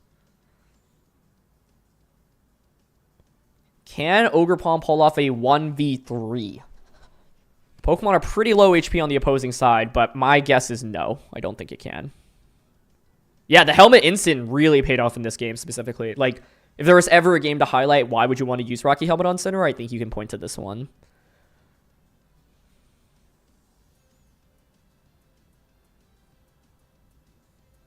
Kajo into Ogerpon. Okay, does end up moving first, so that's the first step Ko needs in trying to win this game. But now Instinct can parting shot, and then you have a, like -2 attack Ogerpon. And the Iron Hands is still pretty healthy. So Incineroar switches.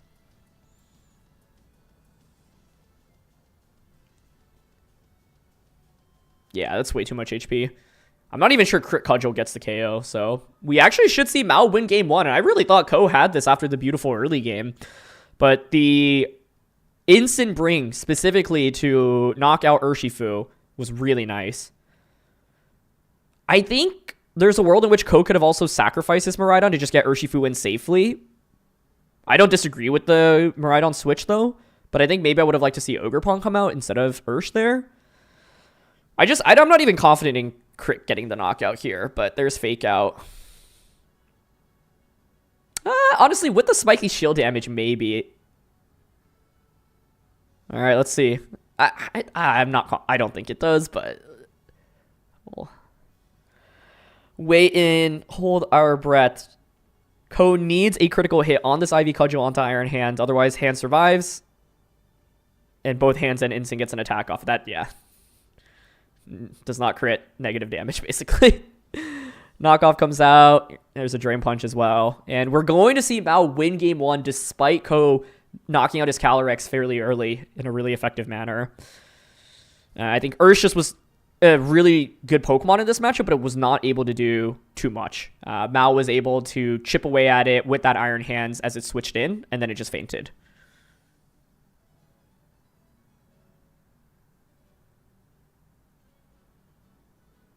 And that's a KO. Wow.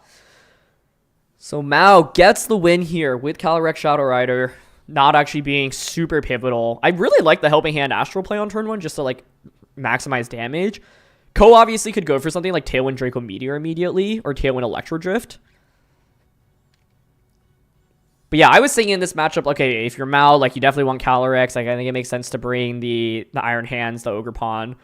Whimsicott, I was expecting to see over Incineroar, but it ends up being Incin, and Incin, I think, ends up being a very, very good brain, specifically to just make sure you can knock out that Urshifu. If you are Ko, you can consider bringing that Farigiraf. I do think Mao having double Fake Out pressure and being able to click Fake Out as much as he did made it harder. Is Rogerpon usage entirely Fire and Rock? We saw Grass Ogerpon top cut the World Championships, and Water Ogerpon is probably the least used, although still on some teams, like Calyrex Ice Rider. But, yeah, so all 4 of them exist, but right now it's very much Fire and Rock. But the others have done well on certain teams.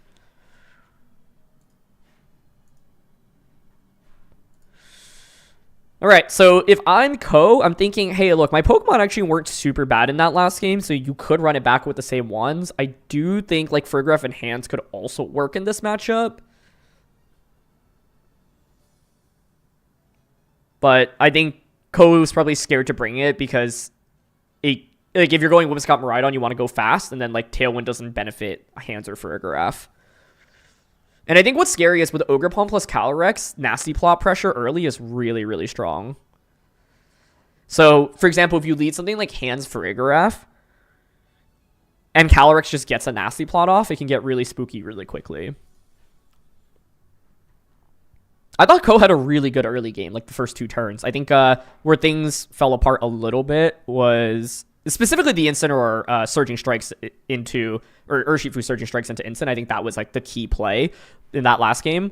But also Urshifu switching in and taking so much damage, especially because Miraidon didn't get to do anything in the end game because it got hit by Fake Out.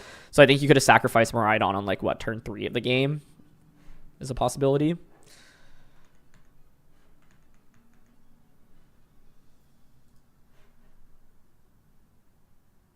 Let's see.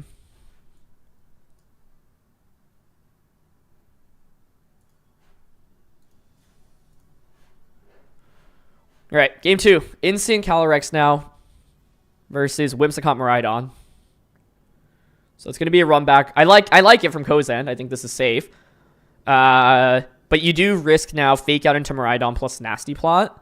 So my question now is, did Ko bring Farigiraf? Do you have it in the back to block this Fake Out? Because that would be absolutely huge. The other thing to think about here is in this matchup, the Calyrex on the opposing side is Fairy Terra, so you can't safely Draco Meteor into it, but you can just Electro Drift. You could obviously Volt Switch here as well. Electro Drift can kind of just demolish either Pokemon right now. Yeah, Drift into Calyrex. And Light Screen here. So no prioritization of Tailwind. It's not going to be Farig potentially switching in. I'm guessing Ko just didn't bring it. It is just going to be Fake Out here. So, yeah, I like the Light Screen here over Tailwind because Tailwind, you're not getting, like, you don't really need to outspeed Calyrex this turn anyway. It's unlikely, but nice. Nasty Plot. The thing is, this is Encore on Whimsicott, so now you can Encore the Nasty Plot, right? So if you're a Mao, what you want to do is probably protect Parting Shot to get Ogerpon in, so then you can follow me and redirect that Encore away. And Ko did not bring the Farigiraf in the last game, so if he doesn't have Farigiraf in this one, everything is just Astral Barrage meat. I think if I'm Mao here, I would protect Parting Shot, personally. Because even you don't care about losing Incineroar for it means getting a free switch into... I guess you could just hard switch into Ogerpon, but then you risk like eating up a Draco Meteor on that slot. But yeah, he stays in. I like this a lot. Like, Incin has done its job in flinching Miraidon turn 1. So even though Ko's going to make this read, like, I think it's still fine for Mao because you get the free switch in. But nice play on Ko's end. Doesn't get baited by that Encore option. And obviously that's risky, right? Because Mao totally could have just attacked with Calyrex there and gone for Astral Barrage. You could bring out Ursh now. I think you bring out Ursh and then you Tailwind Water Terra Surging Strikes. That's what I would do.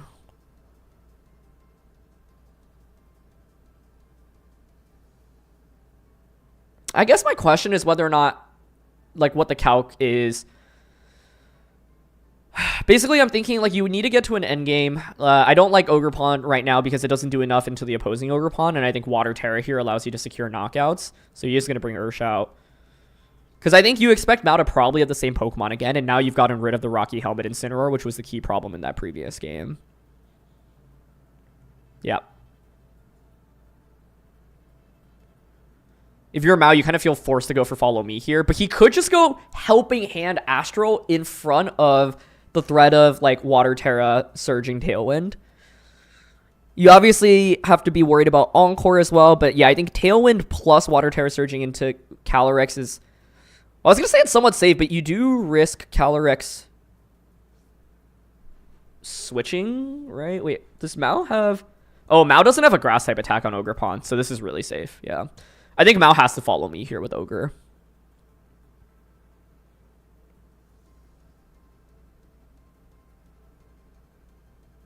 Yeah. Yeah, this is why I say you bring out Urshifu, you just want Tailwind Water Terra Surging. Exactly. And I think Mao has to respond with Follow Me, because otherwise you just lose Calyrex, so you go Follow Me Astral. My question is, how much does Astral do with Nasty Plot and Spell Tag, but with Light Screen up? No, it does get the knockout onto Ogre. Mao's happy about that, though. He wanted that KO. He wants that free switch in. Okay. Here's Astral Barrage now. How much does this do? Does it knock out Urshifu? 1 HP! It doesn't have Focus Sash, but it survives. Oh my gosh. Okay, so Mao gets a free switch in now. You'd expect it to be Iron Hands, right? It could be his Sims or Urshifu, though. The 1 HP is nuts. It is just Hands, yeah. Oh, man.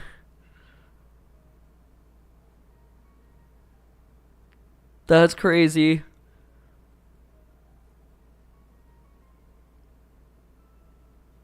This Calyrex is so scary. Ko needs to ideally get another Tailwind up. So he's going to detect and switch out. How do you win this endgame, though, if you're Ko, right? Like, you... That's the 1 HP survival. See, this is where I feel like if Ko had Farigiraf, you could just switch in Farigiraf, block the Fake Out, and then just Surging KO Calyrex. Like, I think Farig would have been worth it in this matchup, not just for foul play, but also just to block Fake Out. Because I think Mao's leaned into Fake Out so much with Instant and Iron Hands. Ursh detects here. Yeah. So I think no Farigiraf has really punished Ko in this, unfortunately. If you had Farigiraf over Ogre Pawn, I think Ko just wins this game.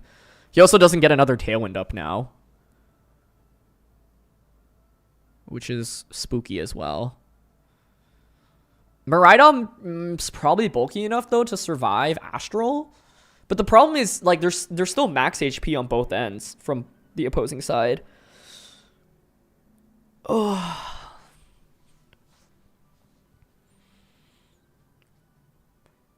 Okay, so Miraidon pivots in. Ko knows his tournament life is on the line. It is do or die. Is Tailwind still up? Oh, he's probably fine then, right? For some reason, I thought Tailwind was set up a little bit later, but I assume you just knock out the Calyrex here with Surging. So I think Ko's good. The 1 HP, yeah, allowing Urshifu to survive and like attack through Protect is what makes this so crazy.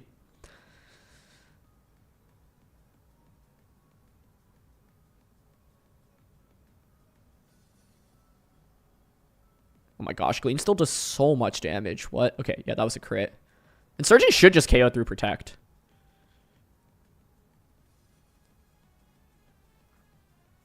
Unless... I think that's a KO. That looks like a KO.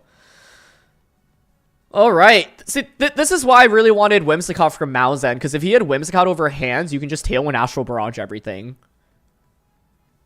So it's funny because, like, on both players' end, I want to see Whimsicott from Mao, and I want to see the Farigiraf from Co. So that's my key question. Do either of those players make the adjustment in Game 3? I personally expect it, but we'll have to see.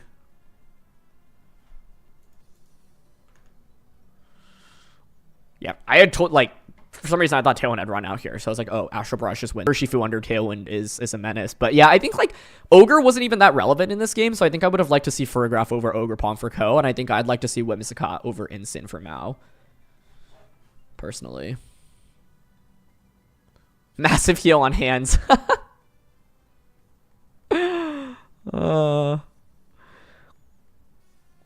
Good morning, good morning, good morning. It's not even 7 a.m. yet, I just realized. Oh my gosh, it's so early.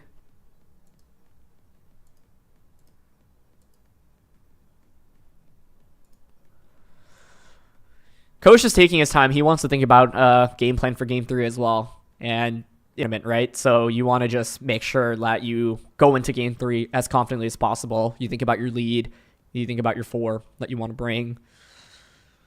So Ko's got this game won, but you've still got another game ahead of you. So he's probably thinking, do I want to go with the same Pokemon again? Like I said, I think Ko could bring Farigiraf. I think Mao could bring Whimsicott. Those are the most obvious adjustments I see. Someone said the music is very low. Can you turn it up? Okay. Ursh hanging out on 1 was crazy, though. I would have liked to see how this game would have played out without it.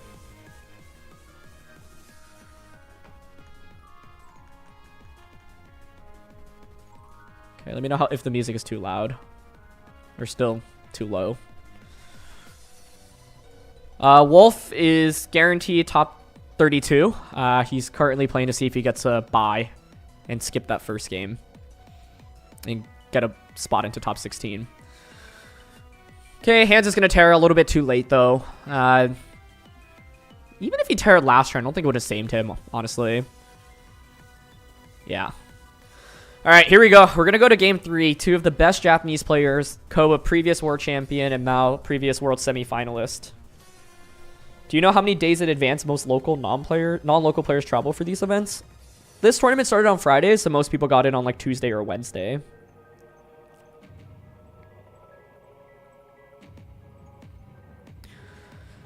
So once again, yeah, I think if I'm Ko, I think I would go Whimsicott Miraidon with Farigiraf in the back, and then probably Urshifu. But if I'm Mao, I'm thinking, hey, like, I need to actually have the speed advantage, so I'm bringing Whimsicott this time over one of the fake out users. That is what I would do in both players' shoes. And then the question is, it's like, if you expect the opponent to make that adjustment, then what do you do, right? But what a set it has been. The 1 HP survival on Urshifu from Astral Barrage in that last game with that light screen setup. Co-staggering Tailwind, waiting for it just for the right time. Yeah, I was surprised Mao was so happy to see the knockout here. I am planning on going to Atlanta, yes.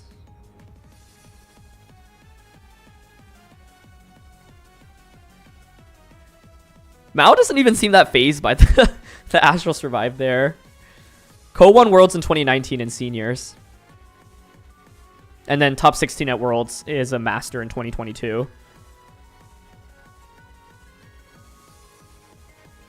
Is there a bingo card this time? No, but I should maybe make one. Maybe for top cut.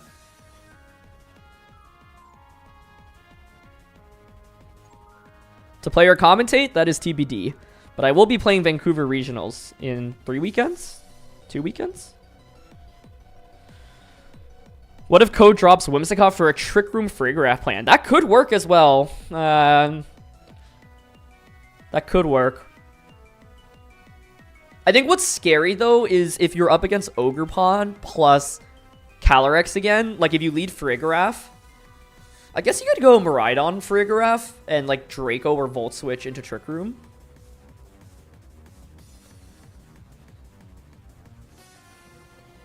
Man, this is so tense. Such a stressful position to be in for both of these guys. Okay, let's see. Incin Calyrex again. Ogerpon Miraidon. Okay. I like this more for Mao because you pressure fake out Nasty Plot already. So the question still lies. Like, I thought the adjustment, like I said, I would have made was actually just dropping Ogre Pawn on Ko's end, but he's decided to lead it.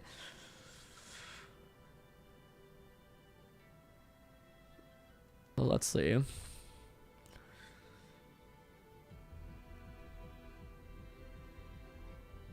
Okay. Considering... Ogre's in kind of an awkward position right now because you don't do a ton of damage with the Intimidate. So he's just going to go for Follow Me here. But does Mao just go for Fake Out Nasty Plot?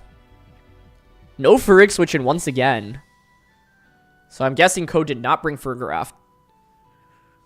Oh, but I think Mao is like, surely you brought Fergraf this time around. So Ogre comes in. It's not going to be Fake Out.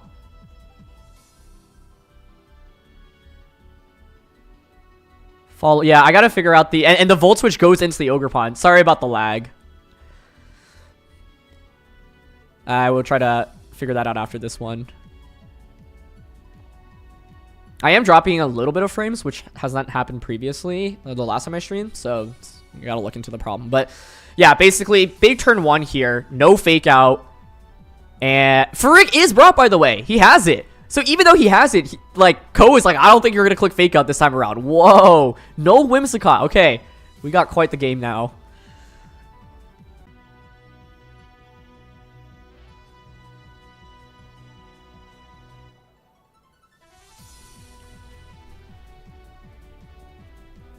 Focus energy from the Ogre Pawn. Oh, Ko gets turn 1 right.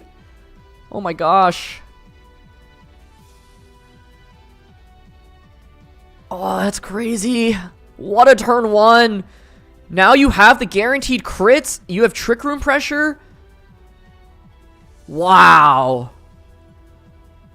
Oh my god. Okay. I love this. What a turn 1 by Ko.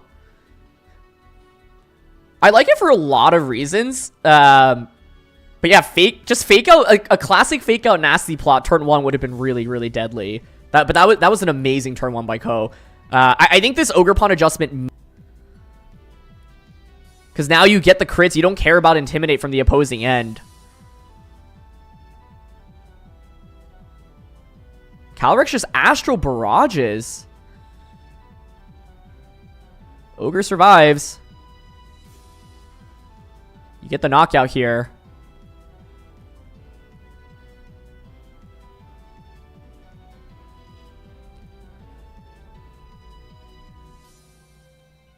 Ko knows I maybe could have clicked Foul Play in that position, but you expect the Terra from the Calyrex, so Mao decides not to Terra, ends up working out. Although his Calyrex is probably bulky enough to survive Foul Play anyways, my guess. That was such a sick turn 1. Oh, drop the quality of the music in the background? That's a really... Hold on. That is such a good suggestion. Thank you for that suggestion. Oh my gosh. Okay, that was such a sick turn 1 though. What an amazing play.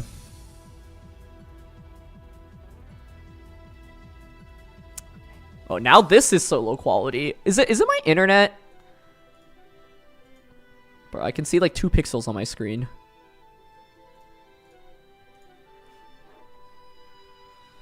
Hands comes out. Trick Room is set up now. It's not over yet for Mao because you have hands. Hands will knock out the Ogre Pawn under Trick Room.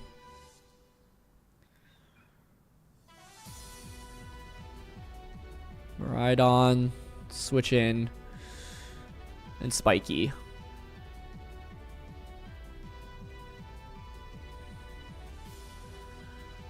So you know Hands can't Fake Out. I think the obvious play for Hands is to just knock out the Ogre Pawn right now. So Ko doesn't want that, and Frigg is not doing a ton. It actually is not bad offensively in this position either, honestly.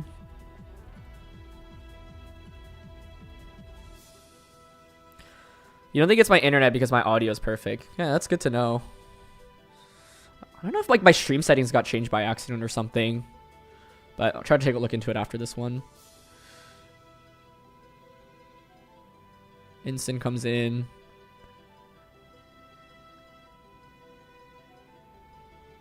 Okay, so now you do pressure with fake out.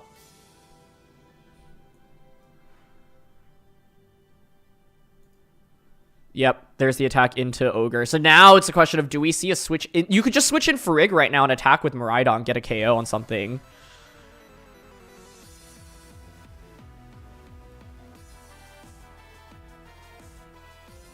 Yeah, the main weird thing is I've definitely streamed before with like music coming from another video and it was totally fine. So I don't know what the difference is.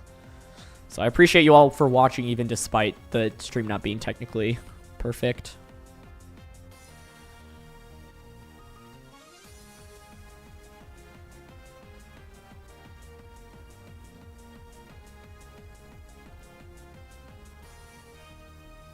Okay. Is the Farig switching? Yeah, Miraidon could eat a double up, but I think Miraidon survives the double up is the thing. But he's not going to switch. Oh, he's going for a double? Double protect. And he gets it. Enhance targets into it.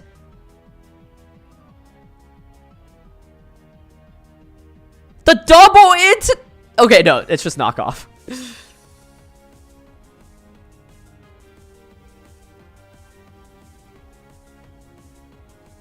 Oh. No fake out there once again, expecting... I mean, there's a lot of good damage distribution here, and like the key thing is you still have Farigiraf, but like Mal still has Terra available. Oh, this is really close. This is really, really close. I'm surprised he went for a double, honestly, at this early on in the game.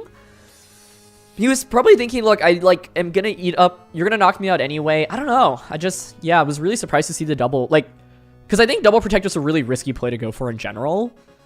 Yeah, Volt Switch just ridiculous damage there. This is such an interesting game. Ko's like dream would be to... I think Ko wins this actually, right? If you go follow me, Water Terra Surging, you get a K. Ooh, the question is whether or not Water Terra Surging knocks out Iron Hands. And it might not, because Hands actually gets the Drain Punch recover, so never mind. But I was thinking, like, if you were able to knock out Hands, you still have one more turn of Trick Room.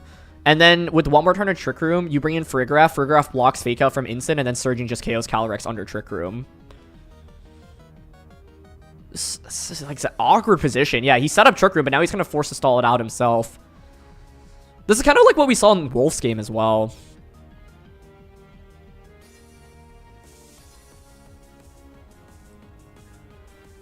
It's Drain Punch into the Urshifu, not into the Ogerpon slot. Knockoff, but... Wait. Does Hands just faint here, though?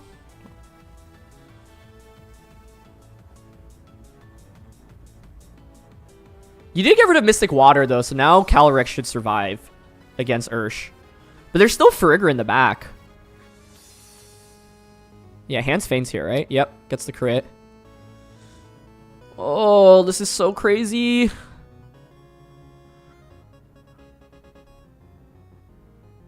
Mao's down to his final two Pokemon. He is up against a Farigiraf this time around.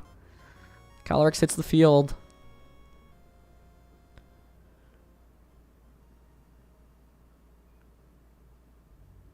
Last turn of Trick Room. Water Terra Surging here is the hover. Do you ever go for it onto Instant? I mean, does Cudgel KO the Instant here? I think Calyrex should still protect here. Calyrex protects. And then you try to snowball the endgame with Calyrex. You can't attack with Calyrex here because it'll just feint to Surging plus Cudgel. I was just wondering with Ko, like, do you ever try to knock out Instant and make it a 4v1 essentially? But if Calyrex attacks here, Ko wins the game. So let's see.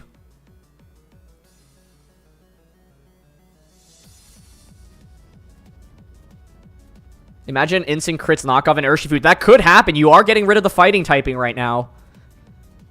Yeah, Calyrex does protect. I think you have to do that. It's going to be taunt here, okay? Make sure that you can't protect so you can get the KO with Astral next turn. Makes sense. How much does this do? That's still not bad damage. It might still be an Aqua Jet KO range. I think Aqua Jet KOs. I think Ko's got this. The Urshifu under Trick Room, proving why it's one of the best Pokemon in this format.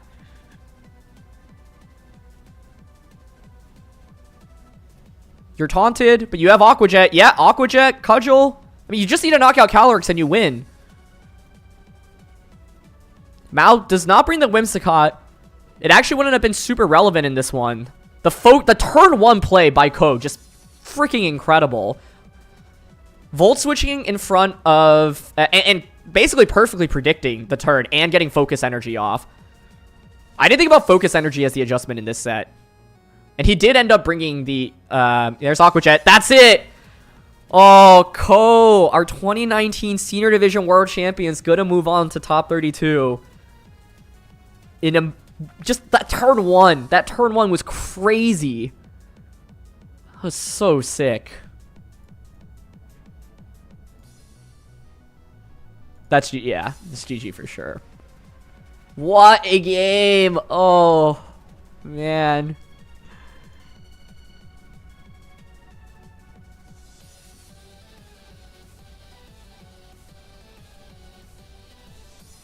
Look, Joe won as well. We're going to have such an awesome top 32.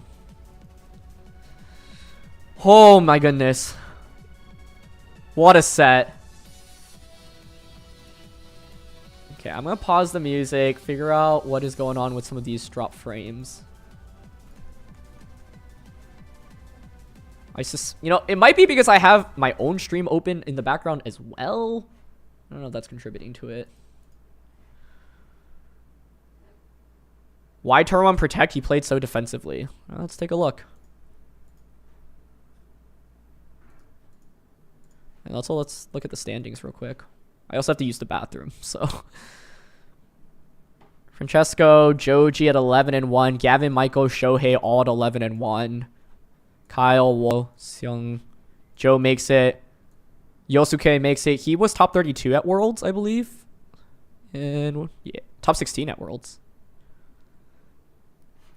My internet speed should be really good. Let's see, internet speed test. So I don't, that's why I'm surprised I'm dropping frames. And my computer should be fine. I've never run into this issue before, which is slightly upsetting. Yeah, see, these speeds are pretty cracked, so I don't know what is going on.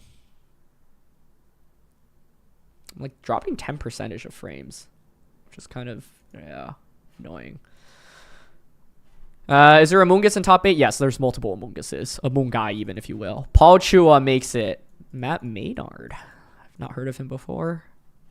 Let's see.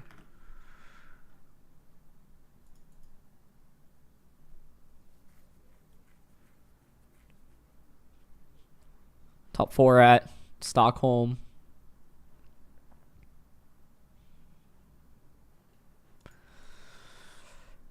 Taran versus Flavio. James Evans makes it as well. Previous international champion.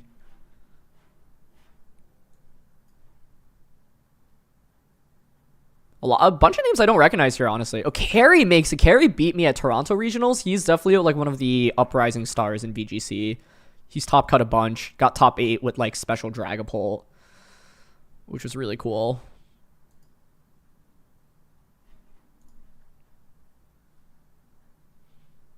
Yeah, he's really like I played against him and he's like really willing to lean into aggression and like advanced predictions. Got a French player over here. Top 4 at Stuttgart Regionals just a couple of months ago. Newer player, it looks like. That's really cool. A lot of Europeans, which you would expect. Ruben is the player that won the Bologna special event, and then, yeah, 10th at Worlds as well. So another great run by him. Grant, US player. Really, really great run. Maybe his best tournament run yet, ever. Looks like 26th and 22nd at Salt Lake and San Antonio. Alright guys, I'm going to run to the bathroom and then try to figure out this drop stream or drop frame stuff as well. So don't go anywhere. I'm going to also rewatch some of the rounds when we're back as well, because I missed the first 2 rounds. So we'll do that, and then we will be here for all of Top Cut. But thank you for tuning in, and please enjoy my chair. And then feel free to drop questions in the chat. I'll come back and answer anything you guys have to ask as well.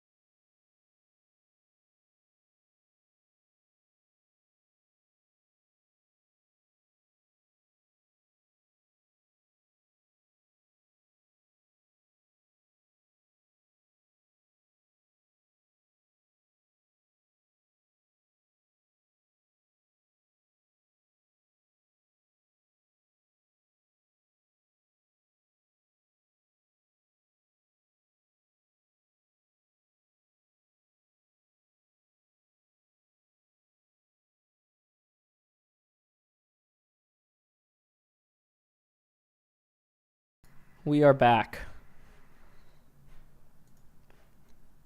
We are so back.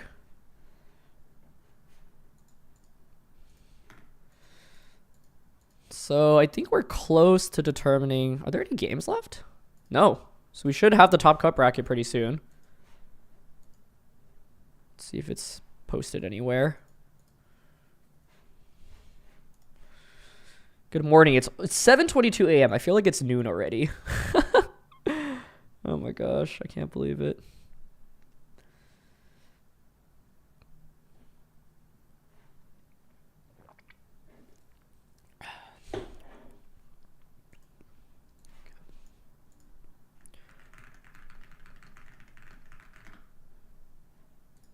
Okay, I'm trying to figure out the drop frame problem, by the way.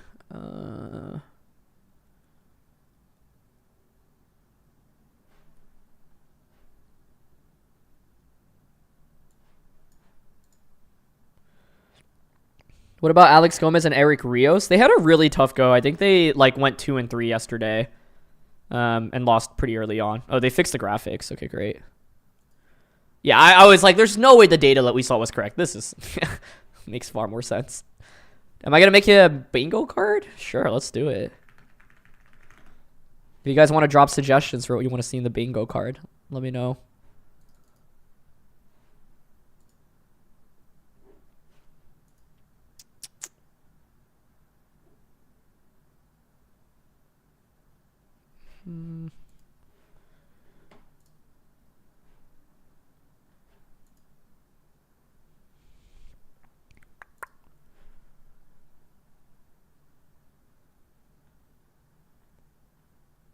Invisible focus ash again. I like it.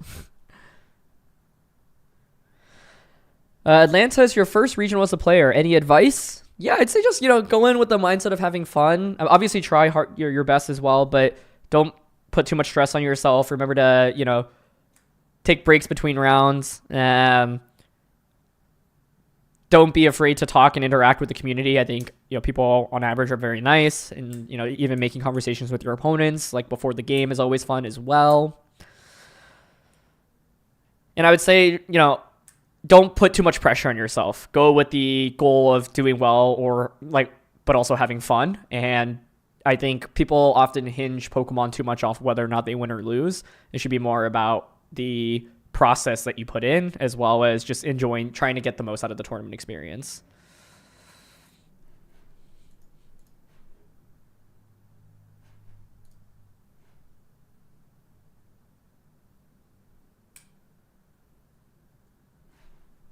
Okay. We don't have a top cut bracket yet, right? Doesn't look like it.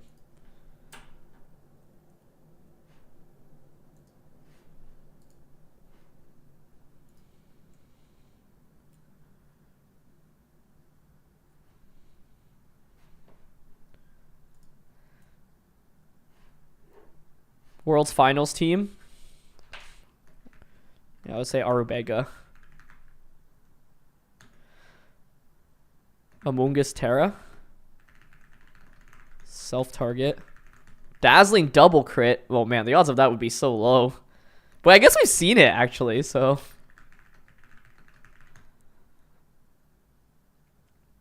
Any recommendations for case interview prep?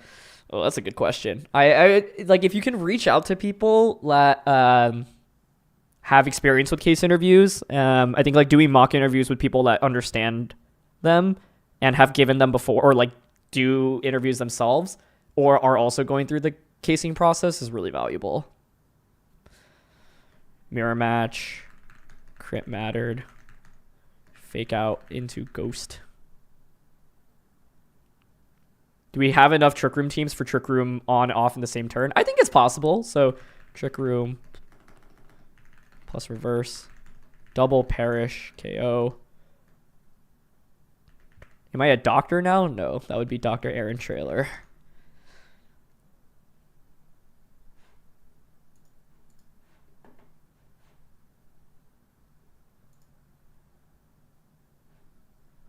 Looks like Wolfie gets a bye, so he'll be in top 16. So that last loss ends up not mattering at all, which is really nice.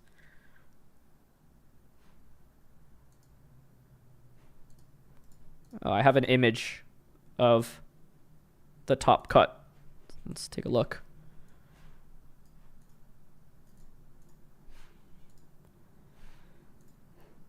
Urshifu takes more KOs than restricted.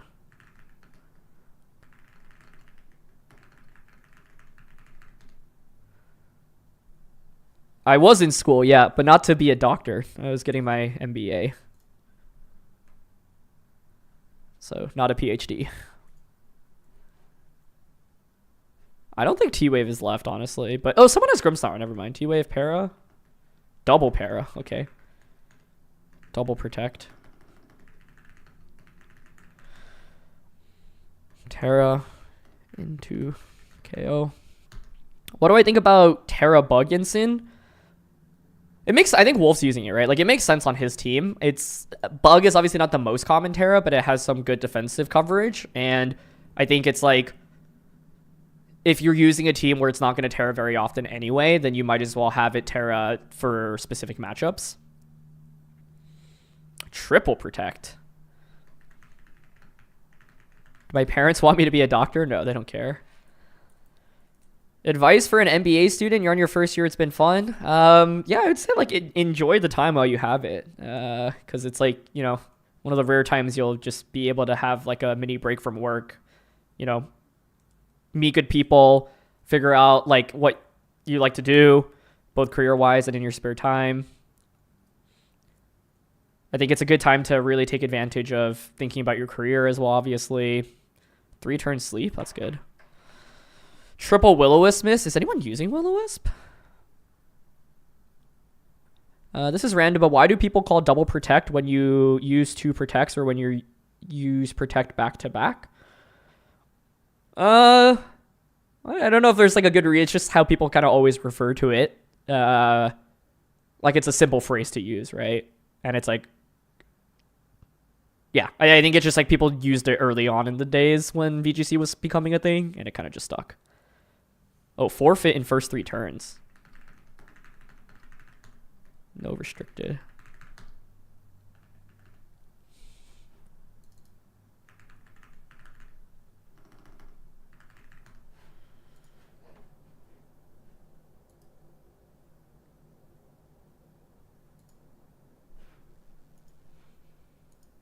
Rocky Helmet KO.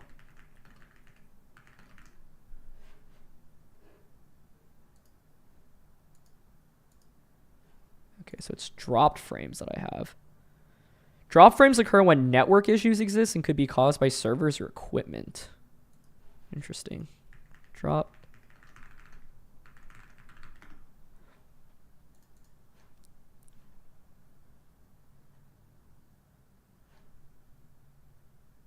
First and foremost, when it comes to drop frames or stream disconnects, you must understand that this is almost a network issue. Sometimes the issue cannot be resolved without contacting your ISP to know that you're experiencing issues. Well, that's a bummer. Self KO, speed tie. Insta lock, I like that. Below top 5 restricted in finals.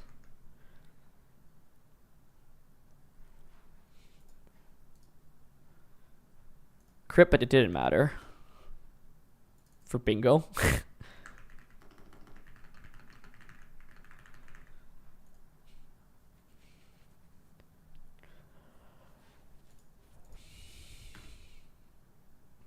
Haven't had any drops since I've been back. Okay, that's positive. My OBS is still showing that it is dropping though, which is interesting. So I don't know what's going on. Oh, it looks like someone made a bracket. Thank you, Rashawn. So these are the players that have made it. This is so sick.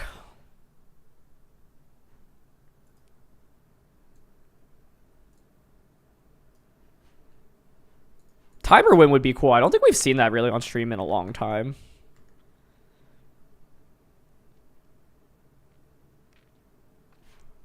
Yeah, OBS is showing, like, it gives me a number and it, like, percentage of frames that are being dropped. So right now it says, like, 2812 drop frames, 5.8%.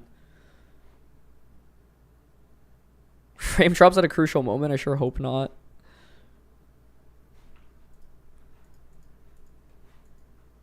So Wolf plays the winner of Matt Maynard versus Victor. And then would play... Wow. Ko versus Shohei would be so sick. Like, potential 3 war champs here.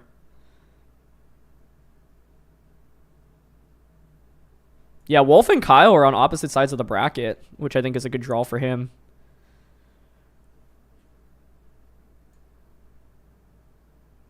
My OBS output bitrate might be too high, but that change in the setting will probably require to restart the stream.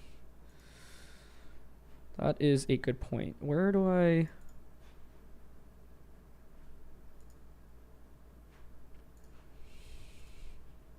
OBS change output bitrate.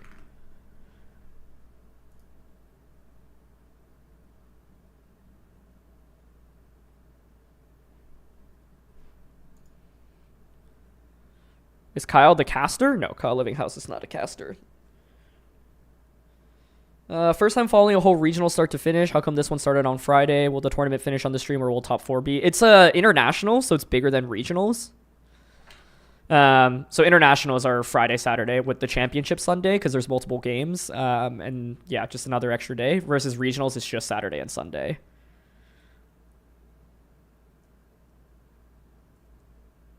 As long as the frame drops don't increase. Yeah, it's been increasing slightly, I think, is the problem. But how many more games are there? We're about to start top 32. So probably one or two top 32 games. Probably one game here, one game here, 2 games here, 2 games here. So 2, 4, 6 games left for today.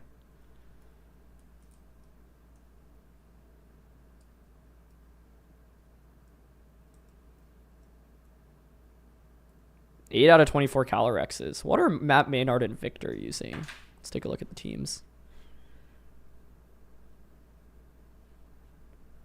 Who's my call between Co and Teo Time? I need to look at the teams to have a sense.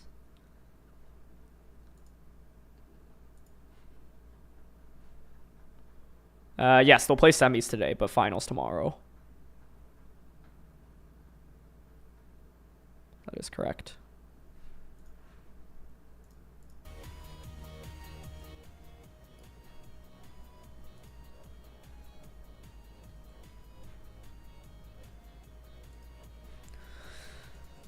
All right. Well, thanks for tuning in on this nice and early Saturday morning. It's 7:30 a.m. where I am. Anyone else not able to hear anything? You can't hear anything? Hello? Test, test, hello? Can you hear me? Test?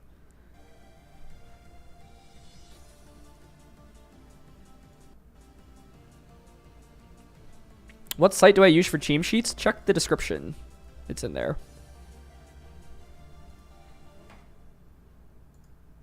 I actually was going to pull that up to look at some of our players in Top Cut.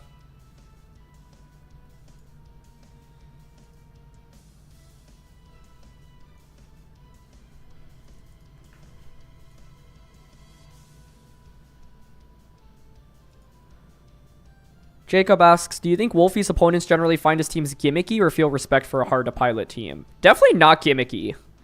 I would not classify them as gimmicky at all.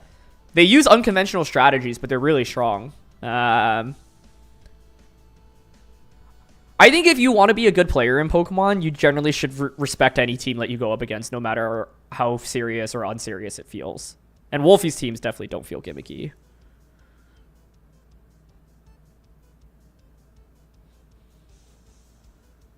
What do you think about Wolfie's new music made by Fraser Wave? I think it's cool. Okay, I wanted to look up teams.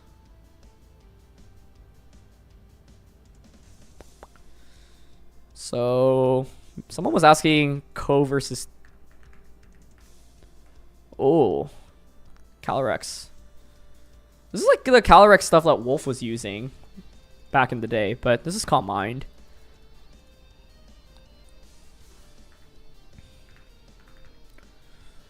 Calm Mind is interesting.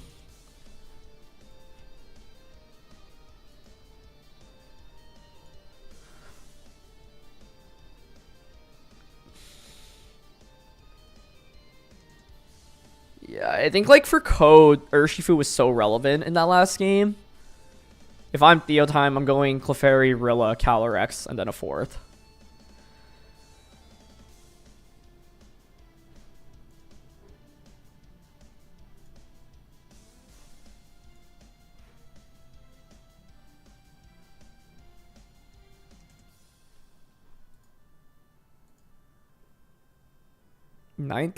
Wait, there's 34 people?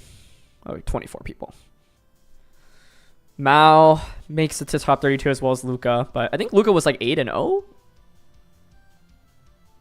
But his set against Wolf was so close. Okay, I actually wanted to rewatch the first 2 games of the day. So let's go through the matchups.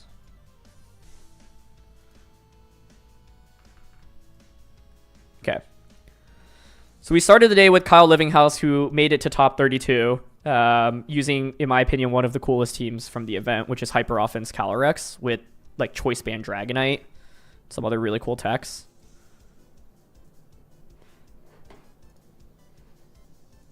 And then the wheezing is what really stands out here. You normally see this with Dondozo, but no Dozo being used here. So this was the first round of the day, which would have been round 9 of the tournament. And then Choice Band Dragonite making a reappearance with that Chien-Pao. Life Orb Chien-Pao being used rather than Sash, because the Sash is on Calyrex here.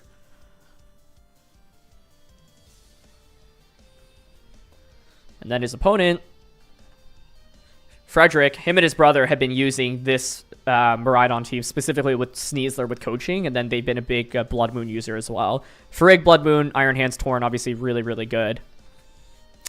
And it's not used that much in this format, like these days, Ursaluna specifically, but Frederick decided to bring it. So...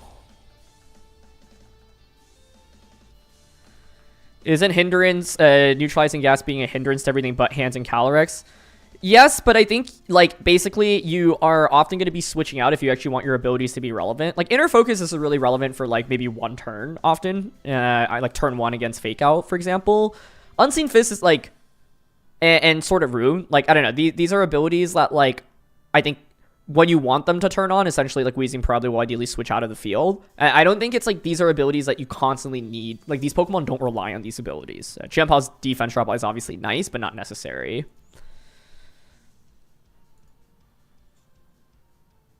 I think Weezing's main role is shutting down opposing abilities because Calyrex, like, is just so good, where it's not like Miraidon or Crydon, right? And so there's, like, some inherent synergy actually behind this duo specifically. Yeah, this is a really good point. Weezing stops all Prankster Tailwind counterplay. Yeah. Because basically, normally, like, the Tailwind users are going to be Whimsicott, and you just lead Whimsicott. But then the Whimsicott's just going to be slower, right?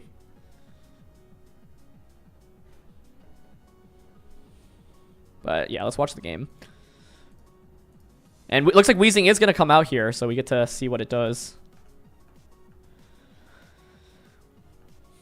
And I think that if, like, Weezing be able to shut down Miraidon from even just setting up Electric Train, for example, really, really important. Like, this is a team that does like having a lot of its abilities active. Armor Tail to block priority as well. This is a surprising lead from Frederick, honestly. Ursaluna plus Farigiraf. I think mainly because Ursa is so slow into Kyle's team. So if you're going for this, you normally either want to protect Trick Room or just attack with Ursaluna. And there's Hands Weezing in the back. I think this makes a lot of sense from Kyle's end because he knows that Frederick can either go for Tailwind or Trick Room. By the way, this actually answers one of the questions, right? It's like, normally if you're up scared against Tailwind, like Tornadus is really hard to stop from setting up Tailwind, but Chien-Pao with that Life Orb with Weezing means that if Frederick led Tornadus Ursaluna, you can just switch Calyrex out into Weezing, shut down Prankster, and then knock out Tornadus before it moves, which is a big deal.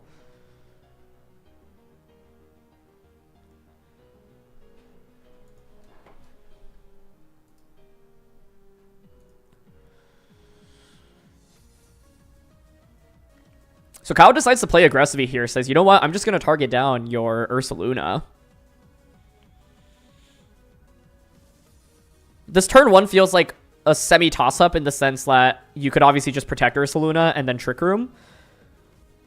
But the Farigiraf feels forced to Terra here, right? Otherwise, you just take super effective damage from Chien-Pao, and Chien-Pao's Life Orbed.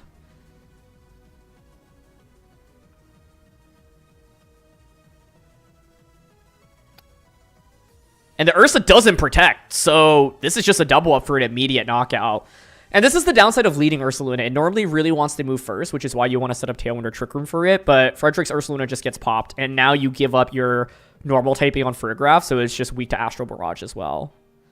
Or not weak to, but it takes neutral damage from it. So really nice turn 1 by Kyle here. Normally, I would say for a team like Kyle's, like, Trick Room is really scary, but there's a couple of things that makes it less scary in that you have Focus Sash on Calyrex and you have Iron Hands and Weezing on it. So you actually have some pretty slow Pokemon that don't mind Trick Room being up. And the awkward thing about Frederick's team is your main Trick Room sweeper is Ursaluna. Miraidon under Trick Room, not exactly actually that powerful here. Can his Chien-Pao even one-shot Tornadus? I mean, it's Life Orb Chien-Pao, so I would be shocked if it doesn't. You would need, I don't know, like even if you're max HP, max defense against Life Orb Chien-Pao, I don't know what the role is on that. And yeah, with Sword of Rune and Life Orb, I think you just pop Torn in Whimsicott. So Miraidon comes out now for Frederick, and this is what's awkward, right? Like, Miraidon is really fast. So this is kind of an Iron Hands waiting room right now for Kyle.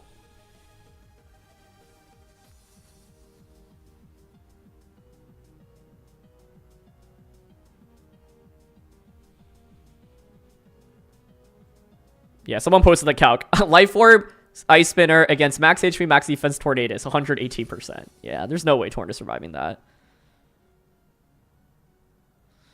Double Protect here makes sense. You're up against Miraidon, so you want to just see what move it locks itself into. That's true, no Sword of Rune. But yeah, even without Sword of Rune, like, Tornadus is not surviving, basically, is the answer. Unless you, like, if you're actually max HP and bold still, like...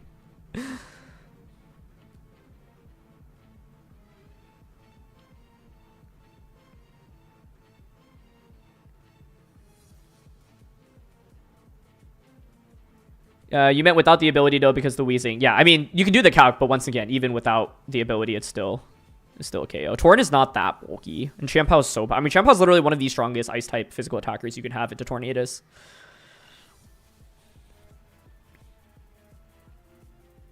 I think otherwise you wouldn't be using Chien-Pao like this, right? And the Life Orb really helps secure those knockouts onto Whimsicott and Tornadus.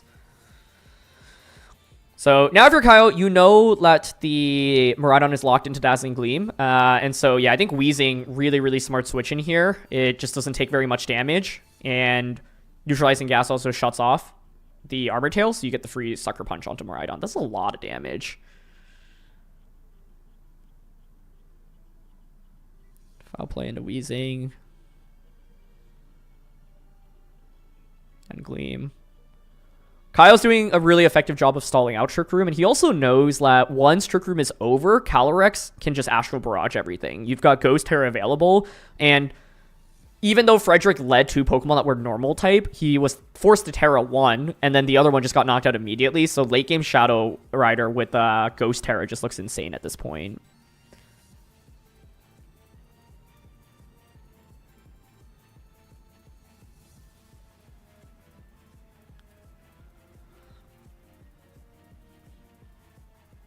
So you can see he's thinking about going for low kick here. You do have Fake Out available to you because Armor Tail is shut down, but with Trick Room still being up, like Gleam plus low kick covers for the Miraidon slot, right? And Frederick's already Terra'd with Miraidon, so Miraidon gets popped and he's switching also gets popped. So I like that. Sometimes Fake Out's tempting, but when you have a knockout in front of you, especially because right now Kyle's getting the Trick Room being up, I think you don't mind. And Kyle just wants to get the game to a point where Calyrex can just Ghost Terra, Astral Barrage everything, I think. But really good conservation of Calyrex here. I love him bringing Hands plus Wheezing as well. And Psychic Noise comes out, but even though it's super effective, doesn't really do a ton of damage here. And I think like Assault Vest Hand switching in on this feels bad because now you've just taken enough damage where Calyrex can pop you potentially in this endgame. So Trick Room is still up. Like Kyle still has Terra available to him. Like, and at this point, Trick Room's about to expire, so you can just end the game with Astral Barrage. I think you outspeed everything, and then there's also Taunt here in Wheezing, so you can taunt to prevent a second Trick Room on Farigiraf. So I think Wheezing was really good in this game as a defensive pivot and to get chip damage onto Miraidon with that Sucker Punch. Like Armor Tail and Farigiraf, such a common Pokemon, being able to shut it off is really, really big. I think if you're Kyle, it makes sense to not bring Dragonite. Dragonite gets completely popped by the Miraidon, obviously. It also makes sense to not bring Urshifu. Urshifu doesn't really come out that frequently in this matchup. So, Taunt on to Farigiraf. No more healing. But Trick Room is over. And this is the key thing. You just want to make sure Frigg doesn't get another Trick Room up. So all you need is like a little bit more damage on a Farigiraf, and then Ghost Terra Astral Barrage just KOs everything, I think. But this is really fun to watch. Like, I think it's rare to see Trick Room go up against a Chien-Pao Calyrex team, and then for that to not just get like completely run over under Trick Room. This is probably one of the tougher matchups for Wolf's team, but fortunately for Wolf, they're on opposite sides of the bracket, so they wouldn't meet until the finals.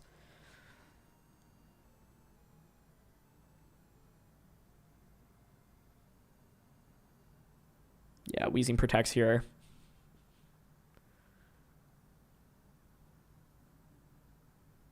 Oh, Hands even lives with one.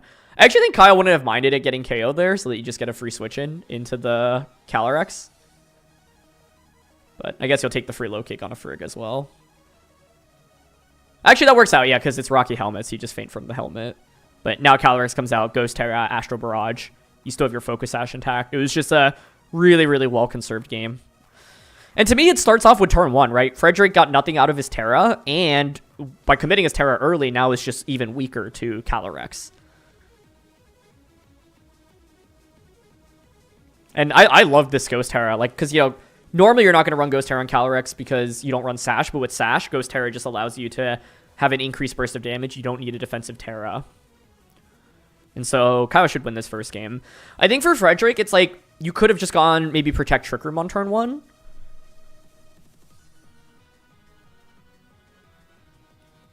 But I guess one of the other interesting things is like, is Ursaluna actually that good into Calyrex when Weezing exists? Shutting off Mind's Eye.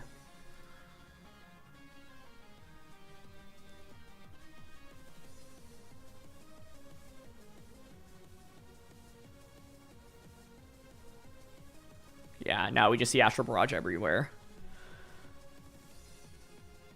Am I going to post a draft video tomorrow? I'll be uploading my first battle against Joey. I don't think I'm going to do a breakdown of the team, but I'll just talk about it in the first battle.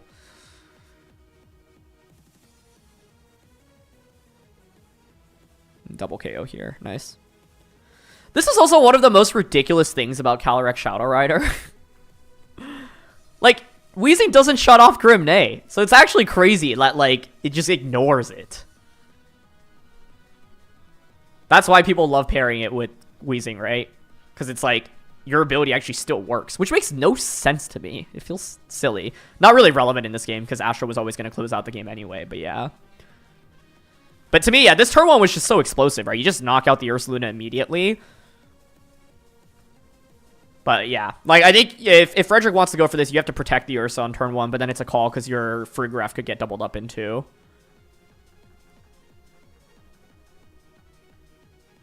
But yeah, it feels so silly.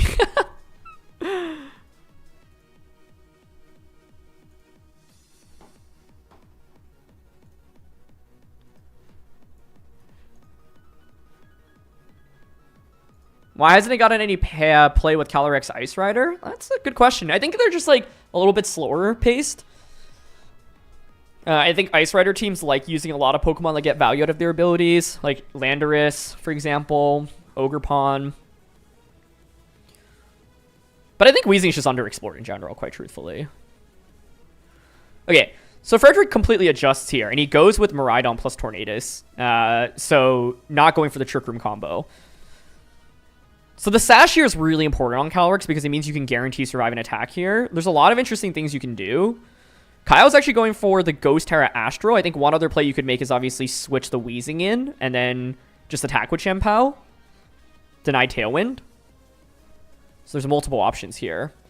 But I think Kyle's saying, look, I think this is relatively safe because even in the worst case, which is probably what, Tailwind plus Volt Switch, I still get a ton of damage off with Astral. And I think Kyle's like, are you really going to target my Calyrex here because you have a one-hit KO in front of me with the Chien-Pao?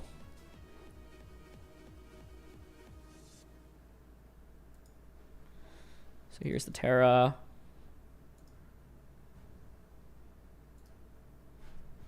Whoa. That was a...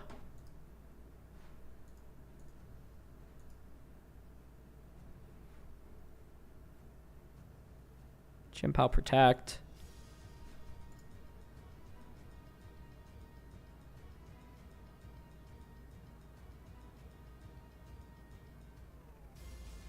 Volt Switch.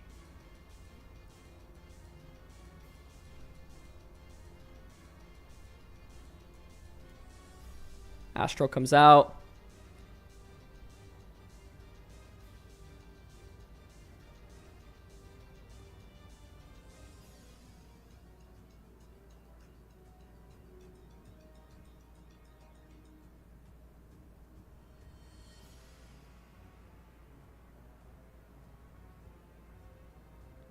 Does it turn Grimnay off, or is it that it doesn't turn as one off?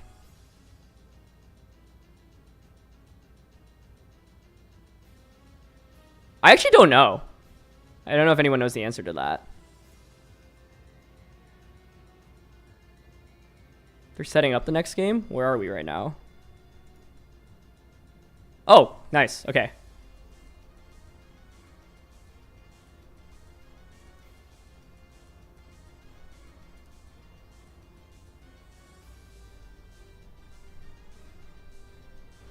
All right. Match is starting. Let's go. Next round.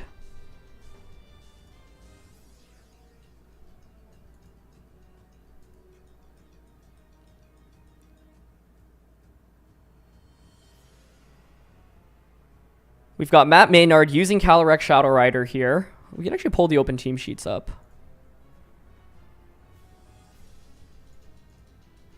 Let's see.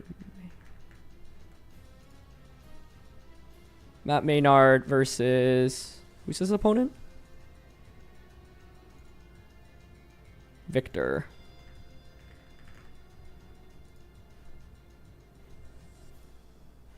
All right.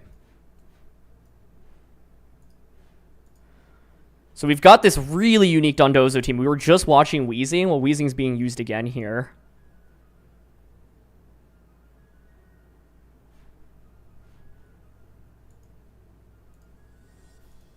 You get these team sheets on the other side.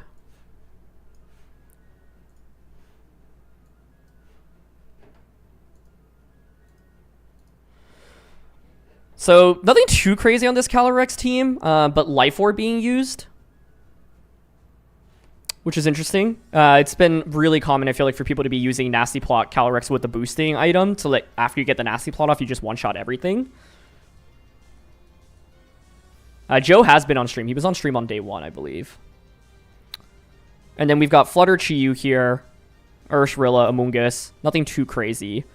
And we're up against the Dondozo team here for Matt. So, and it's a really unique Dondozo team from Victor's end.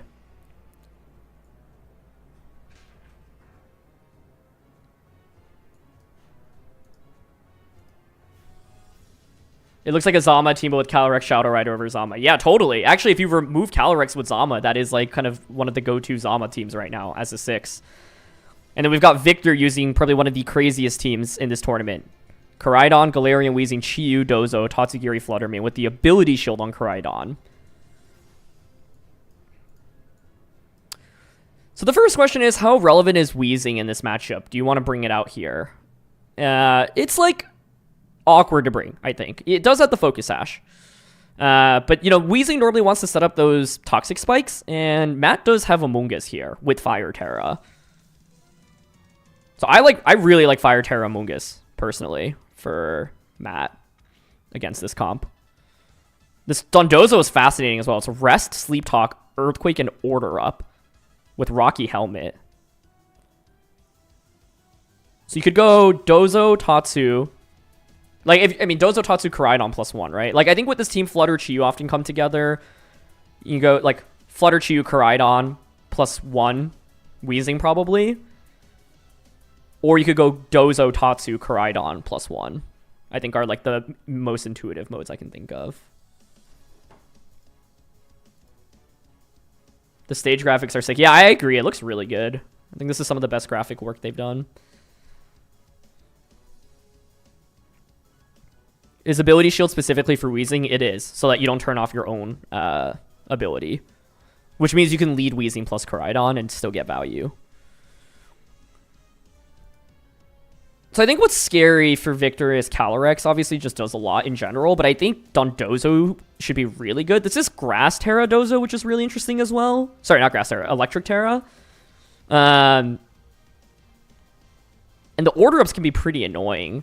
I actually think if I'm Matt, I would consider Flutter Mane to pair... Well, yeah, if you get a Paralysis on Dozo before it Electric Terras, it could be really nice.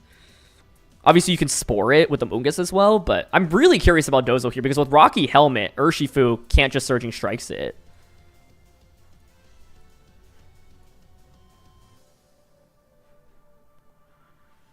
Alright, here we go. Flutter Chi-Yu, or sorry, Flutter Koraidon versus Calyrex. Which booster goes off? Opposing is speed. It's also going to be speed here. Yep.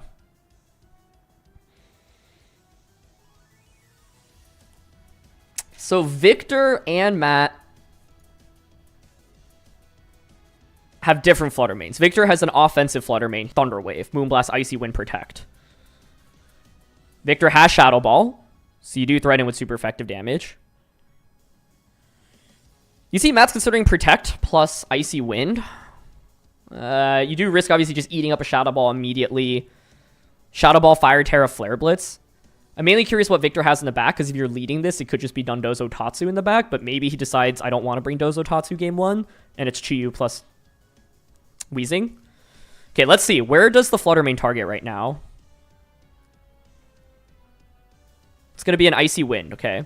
No Terra, crucially, from this. Just drops Flutter Speed. Oh! What a sick play. Koraidon here, likely, like, max speed.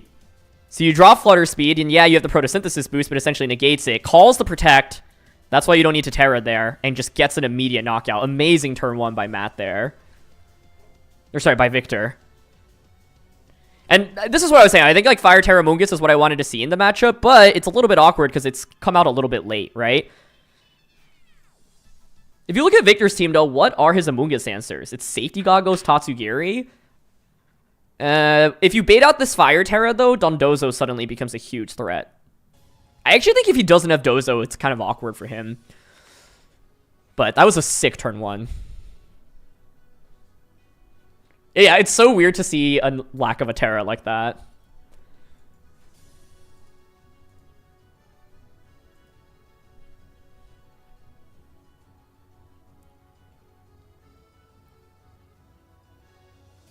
Flutter switches.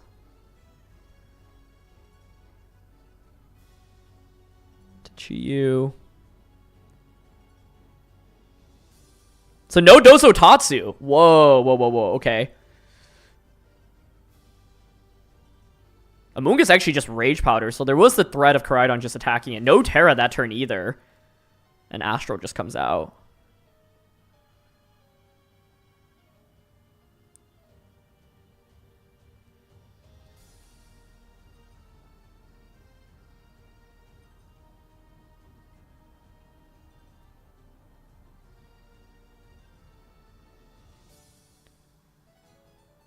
Fire Terra now. Astral is not going to KO Koraidon, though. And this, I mean, it's Scarf Chi-Yu. You could, like, if you Terra here, you can't... There's Snarl in this Chi-Yu as well. I think Amoonguss needs to get a Spore off this turn, though. So it's a question of, like, what does Chi-Yu target?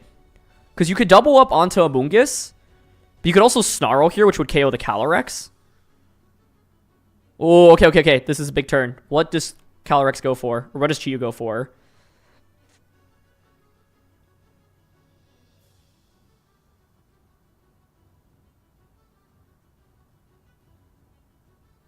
Okay.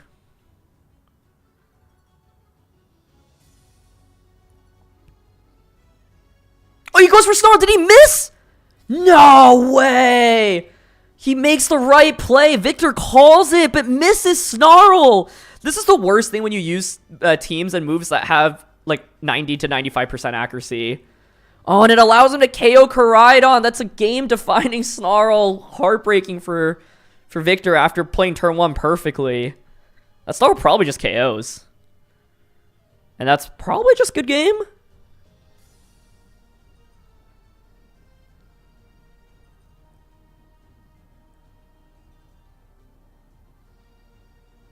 Wow.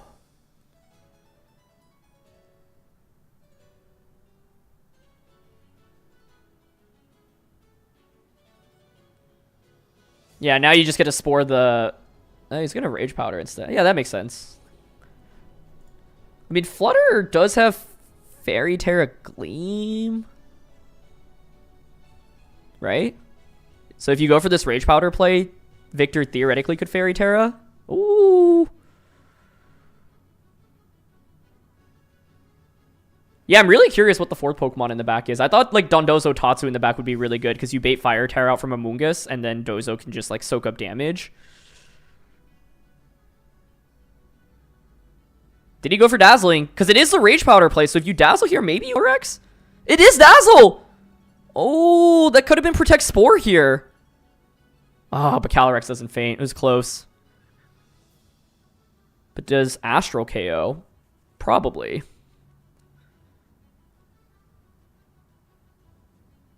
Yeah. Man, the Snarl miss. Ah, it feels so bad.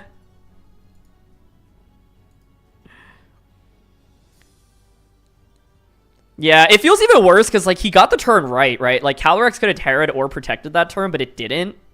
So to call it correctly and then the 5%.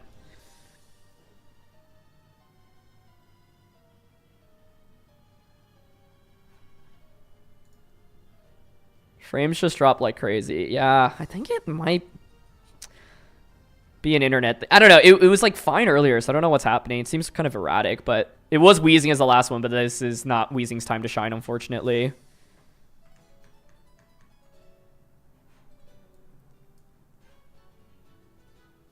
Calyrex faints, but it's too late. The key turn was just a Snarl. I thought Victor was playing super, super well. Bringing Chiyu to the match seems crazy. I think it makes sense because it's Scarf Chiyu. You outspeed Calyrex, you put on so much offensive pressure, but the biggest downside of Chiyu is that most of its best moves can miss. So,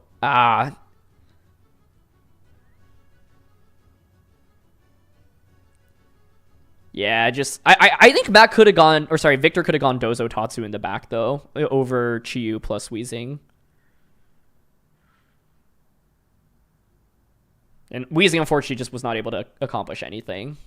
But, you know, sometimes you take what you're given and you make the most out of it. Like, I think the key thing to highlight there is that Calyrex's damage is insane here. Astral is just good against everything. And Amoonguss with Fire Terra also valuable in getting a Spore off. So, I agree with the Pokemon that Matt ultimately brought into this game. Like, I think Flutter, Amoonguss, like, you feel like you probably need also for the Dondozo. But I would like to see Dozo from the opposing side, personally.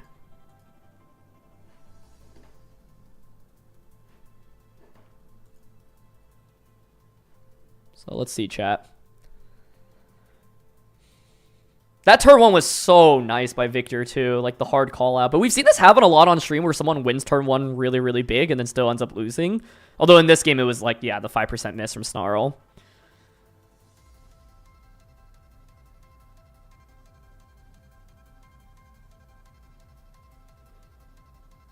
Amoonguss Terra bingo. Oh, we still have this blank. But good memory.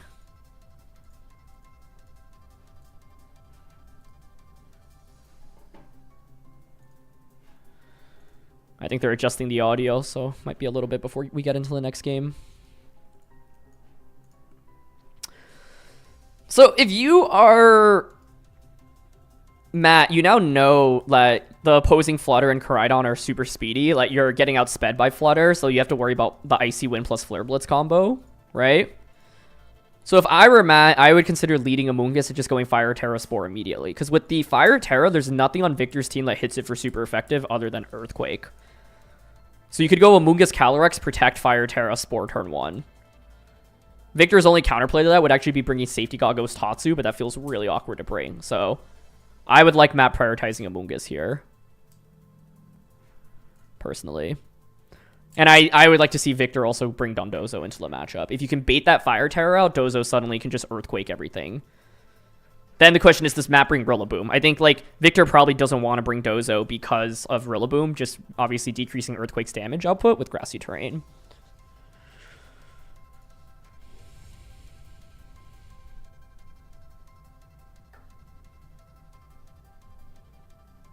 So, those are the adjustments.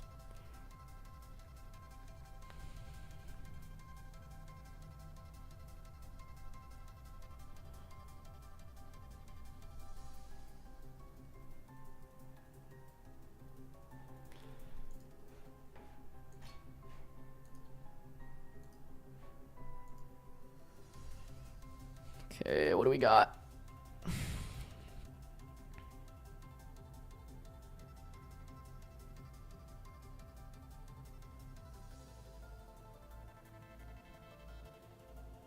I really want to see Amoongus. Amoongus lead, Fire, Terra, Spore. Amoongus, Fire, Terra lead, and then Dondozo on the opposing side. Those are the two things I want to see. So let's see if I can manifest it. That would be awesome.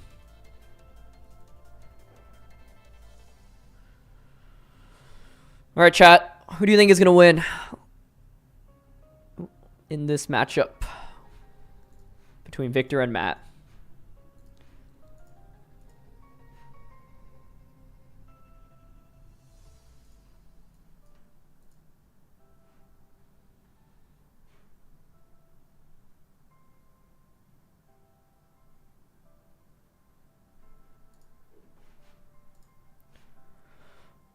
I'm like waiting in anticipation of the game. I just wanted to start. Ugh!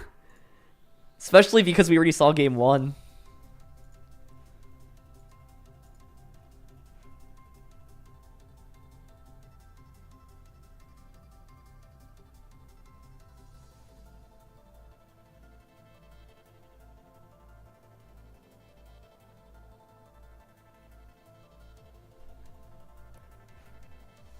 All right, here we go. No Amoongus adjustment. It's the same leads again. Okay, so I'm curious if Dondozo is... Victor is Dondozo Tatsu in the back. Oh, Matt is Buenti? I recognize that username. Huh. Cool. He's just running it back with the same play? No way. I respect it. You're up a game. I respect that. It's like, you know, when you're up against the exact same combo from your opponent, do you really expect them to go for the same thing again? Right? So I think it makes sense for Matt to just say, you know what? I'm going to do it again, even though in game 1 I got lucky. Because it's likely that Victor now might want to try something try a different move. And like maybe target down Calyrex this time around, for example. But I do think Icy Wind Flare Blitz... Oh, he just Shadow Balls. Okay. Nice. Yeah, I think having the faster flutter is so big here. So this is why I would have liked Matt to adjust to Amoongus, because I think he was at a really big deficit in the beginning of that last game, and it's because you're so outsped by what's on the opposing side.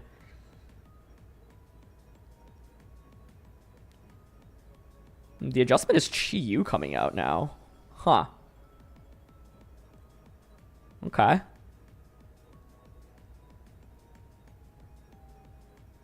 Heat Wave and...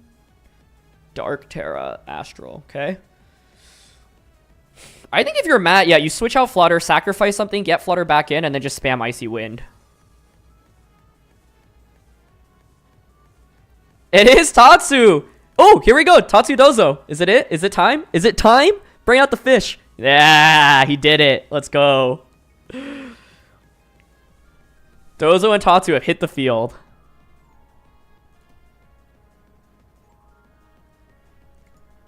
Okay.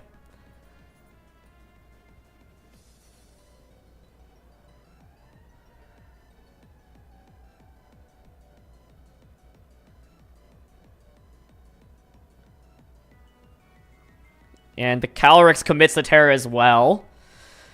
So now Dozo's like, okay, Earthquake, Earthquake, Earthquake. But let's see how much it takes. I mean, it's Life Orb Astral Barrage with Beads of Ruin and Heat Wave. How bulky are we here? That took like 10%.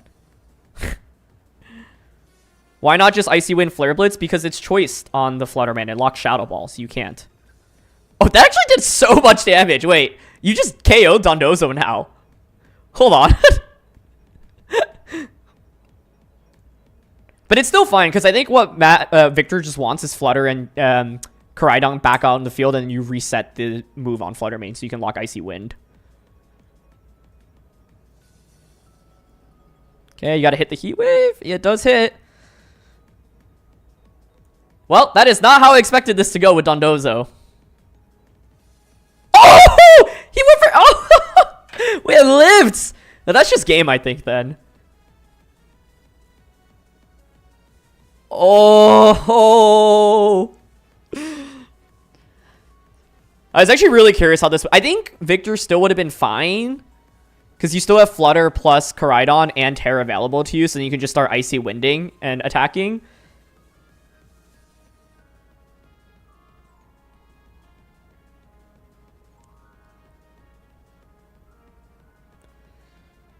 Ah, I can't believe it lives. Ah, it's so clutch. The first rolls did feel like high to me. But still.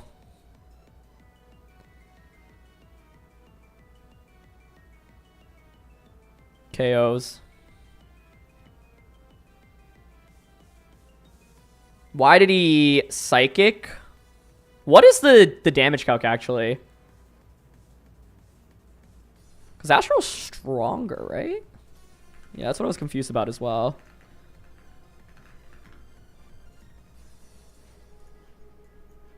Let's see, Calyrex, Shadow Rider, Dozo. Psychic. Because he's Life Orb, not Spell Tag. Does it do more? I think it's the exact same, actually, no? You get same type attack bonus on both. Yeah, it's the same. Yeah, it doesn't matter.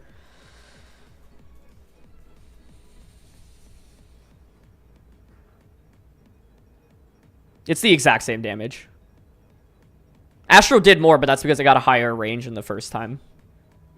Like, the range of damage that they do is the exact same, so it doesn't matter which one you go for, I think.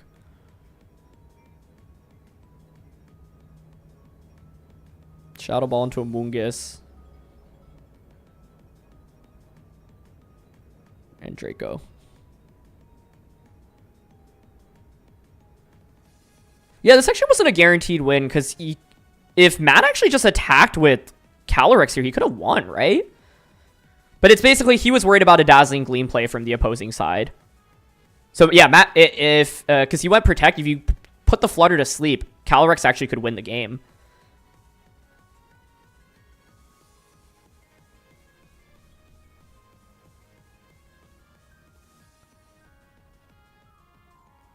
Tatsu protects now. Now you reset the sun and we're going to game 3.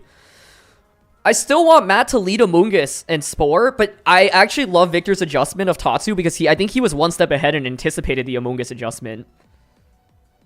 Which is really cool.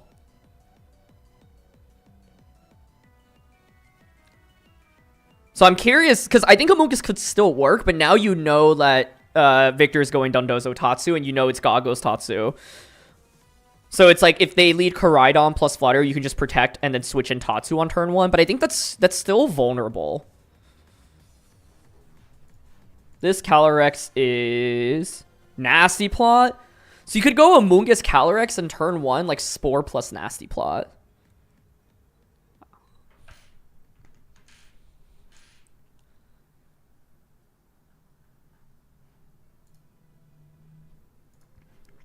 Moonblast.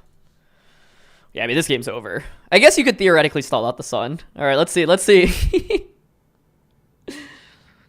That's one. Give me a second one.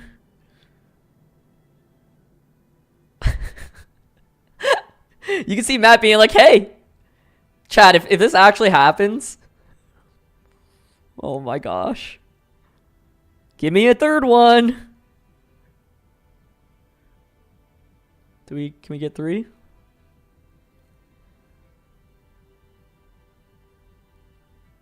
Oh my god, I'm holding my breath.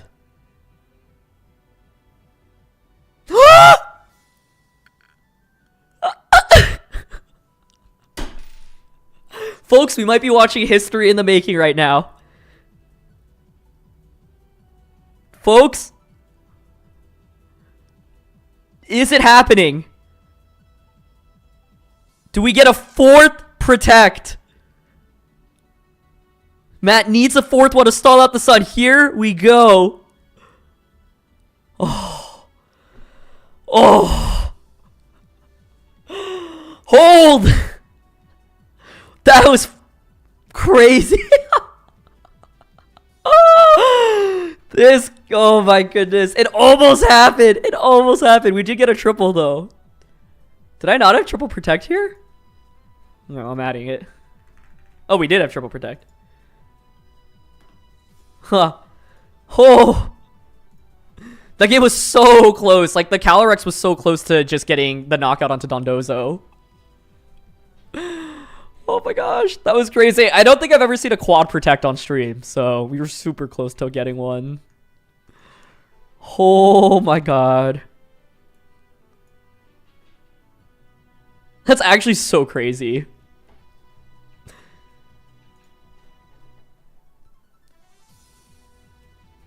I'm like holding my breath. Like that was actually wild.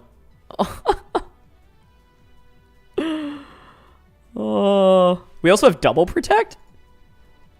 All right, 2 for 1. Bang bang.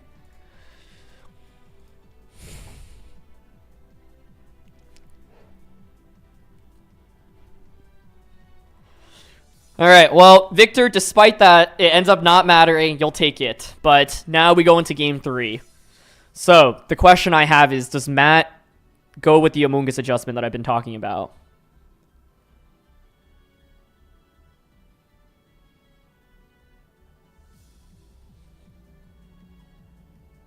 Does he go with it?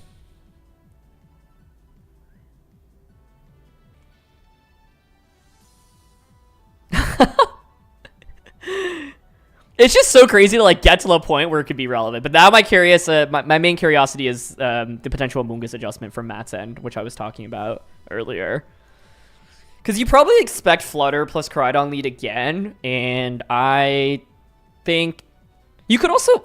I mean, bringing Rillaboom in this matchup seems crazy, but it actually could work. Because the thing with Rilla is also makes Dondozo weaker. So I think Matt, if I were Matt, I would either lead Rillaboom or Among Us with Calyrex personally, but he might just be content going Flutter Calyrex again. Because if you go Flutter Calyrex, you can also play the mind game. Like both games, Calyrex was ignored and Flutter was targeted down.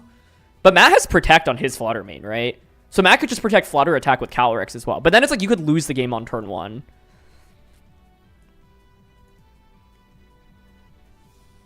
So, I don't know. I think Among Us Calyrex could be a cool little adjustment. I'm also curious, what is the damage calc on...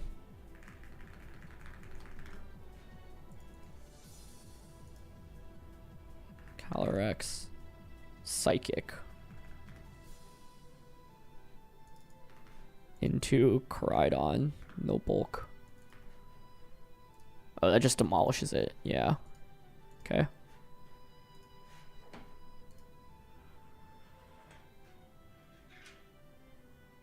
Chi-Yu Koraidon! Among Us!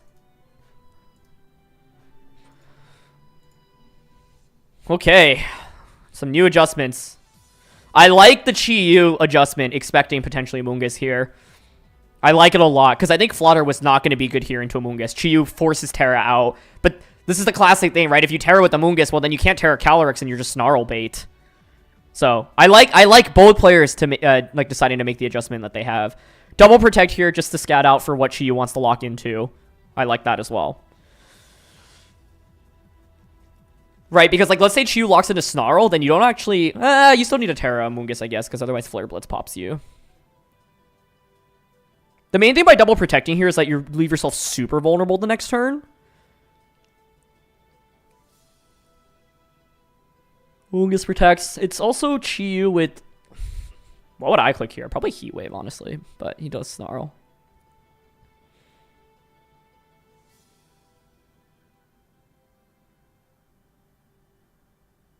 And then Flare Blitz into Among Us. Collision Course, yeah. Reading the Terra. Ooh, okay. So he goes all in trying to say, you know what? I think he might Terra Calyrex. Okay. Spore Dark Terra here. Now it gets tricky. The play feels like Snarl, Fire Terra, Flare Blitz.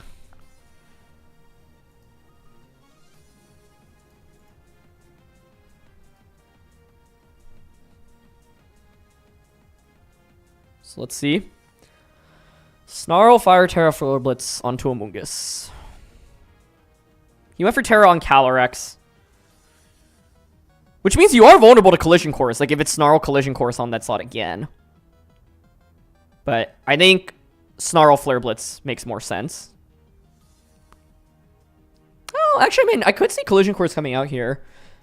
But I like Snarl Flare Blitz because Snarl... I wonder if it just one-shots Calyrex. I have no idea what that damage calc is. Yeah, there's the Snarl. So now you decrease Calyrex's damage output to begin with. Yep, it's not Covert Cloak. Here we go. Astral. Now the question is where to Koraidon target. My guess is into Among Us, but let's see. Still a lot of damage even with Snarl. Yep, Flare Blitz. And Among Us now gets popped. You take a lot of recoil damage, though. I think Koraidon might faint here. Let's see. But now Heat Wave Chi-Yu is looking really strong this end game. And then you get Flutter Mane in potentially for free as well. I think Koraidon fainting there is actually a plus for Victor because he gets a free switch in. So I think Flutter can come out now.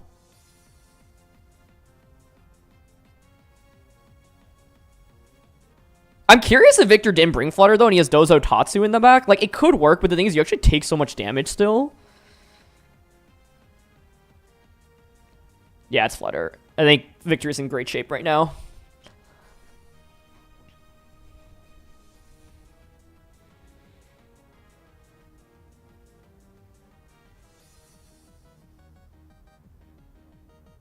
You gotta protect. Yeah, protect Calyrex and try to nuke the Flutter Mane.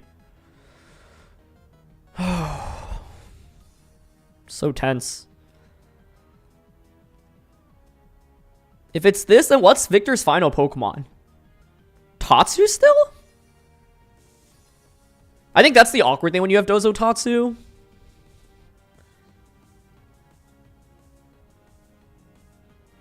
It's because it's going to be Dozo Tatsu. I mean, Dozo is a BS6 switch. Okay, so... Oh, let's see. Can Flutter survive this? It's just going to be Dazzling Gleam. So it's going to be Gleam plus Snarl. I also don't know whose Chi-Yu is going to move first. Oh, okay. Victor's moves first. I thought it missed again. Does it one-shot Flutter Mane? Sun is up. Beads of Ruin is up. You're at -1 special attack. How bulky is Flutter Mane here? It survives! Oh. That's probably a game. Yeah, I think the game hinged off whether or not you get that knockout. Because then Victor would be stuck with the Chi-Yu locked into Snarl.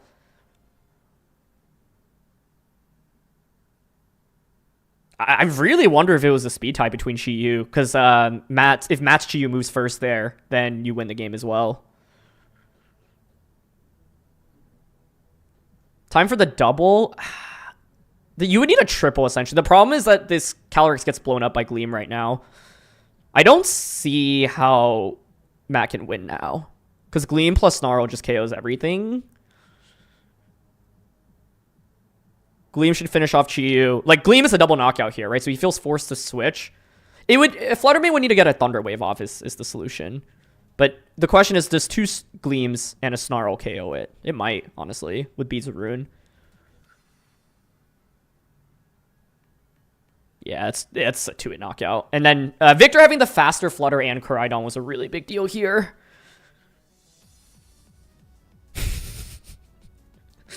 Okay, wait, hold on. Snarl does miss. So if you low roll the Dazzling Gleam, you can Thunder Wave the Flutter Mane right now. The game is immediately over because then it just covers for low rolling as well. That last Gleam did 76 damage. So if Flutter low rolls... Chi-Yu is blind! Open your... get some glasses! Come on! You can't see! Yeah, protect Thunder Wave here. Or just protect attack. Oh, double protect. Okay, stall out Sun? Wait, how many turns of Sun were left? Did it say?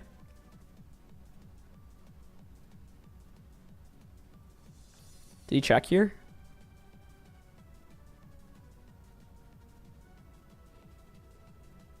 Only, yeah. I was mainly checking if it was 1 or 2. Because if it's 2, then... Oh, it's... Okay, that's what I thought.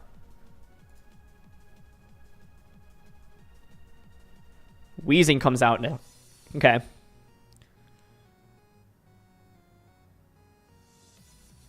Yeah, Sun is stalled out. Okay, hold on. Oh, that's so much damage. Stalling out the Sun was just enough, actually. Icy Wind. That doesn't KO, though, right?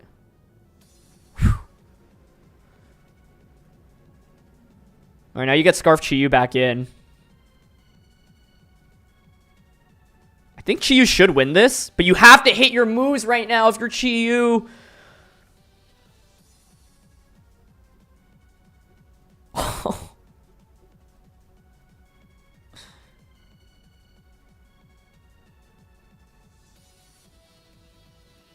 He's going for Protect. The thing is, Astral, I don't think one-shots Chiyu. I honestly wouldn't hate Calyrex attacking here. The other question is, does Chiyu even knock out Fluttermane right now? Christopher Youssef, that's right. Does Heatwave even do enough right now? It missed! Oh my gosh, Victor! Okay, Icy Wind miss, Icy Wind miss, Icy Wind miss, Icy Wind miss, maybe? Oh man! This Chiyu was useless! Oh, it just needed to hit anything! Just hit your Snarl, just hit your Heat Wave. Oh my gosh! Oh, but the double protect! Is that, wait, does it matter? Probably not. Because Astro now is a 2-hit KO. Oh no! Matt actually stalls out the Sun. Chiyu. Oh, this was. Oh, it just KOs anyway. And it crits! Oh, Victor, I'm so sorry, man. I'm so sorry.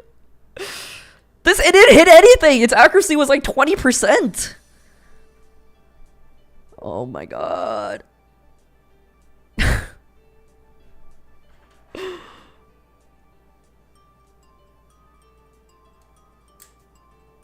Oh, wait, I skipped the battle a little bit when it was Dozo, or sorry. Oh, man, Victor, I'm sorry, dude.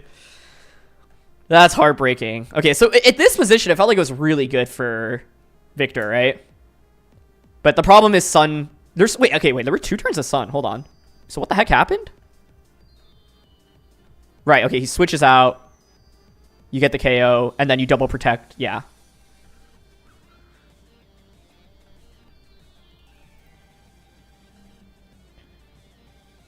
I was thinking, no, you can't switch in Wheezing here. You don't think Heatwave KO'd Flutter without beats? Yeah, if the Snarl had connected earlier, though, Snarl into Heatwave, I think, may have been enough. But I think you would have needed the Snarl damage. Yeah, so Sun wears off here. And then Booster activates. Oh, man, that was...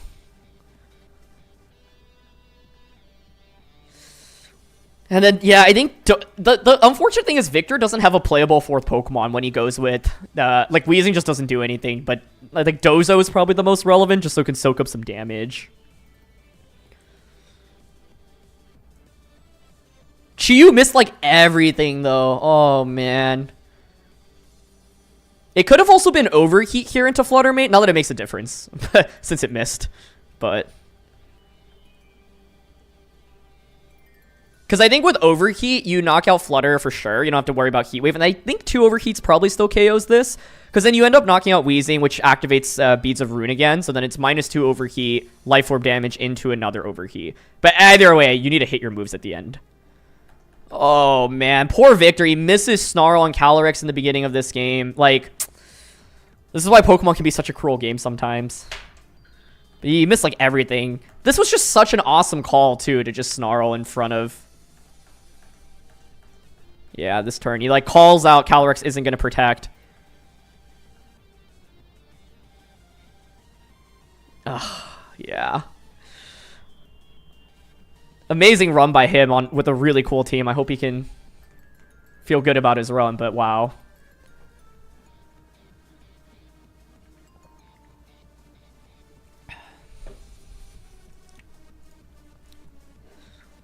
Oh my gosh. That felt so sad. Alright, who's won? Taran Birdie's knocked out Paul Chua. James Evans. That was the last game, so top 16 is about to start.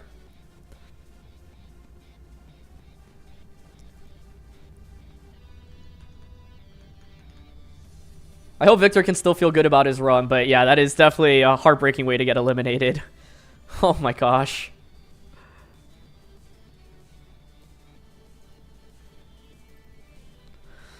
Alright, top 16 time, folks.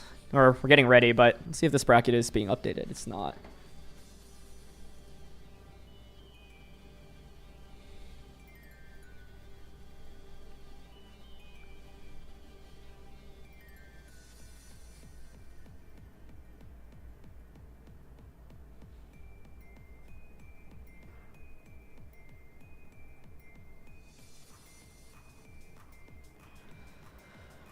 How many battles? We should have 1 top 16 game, 2 top 8 games.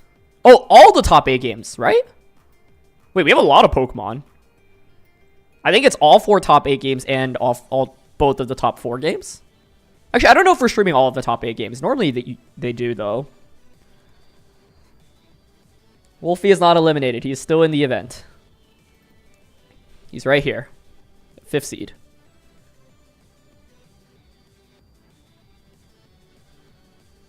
Poor Victor, man.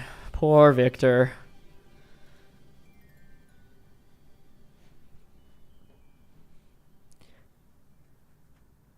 Yeah, Joji's incredible. He's easily one of the best Japanese players. He's like constantly topping the ladder. Is it just 2 top 8 games? I don't know if they've... I remember at points we've definitely streamed all of the top 4 game or top 8 games, but we'll see.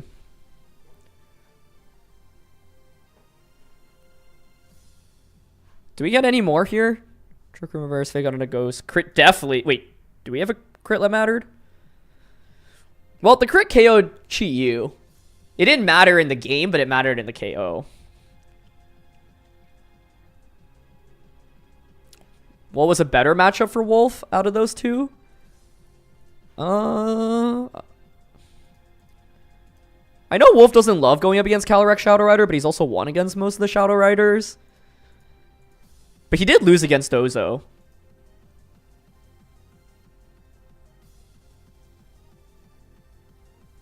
I don't know how fast... It depends on how... Like, Victor's Flutter seems really fast as well. I actually think both of these teams would be kind of spooky for Wolf to run into.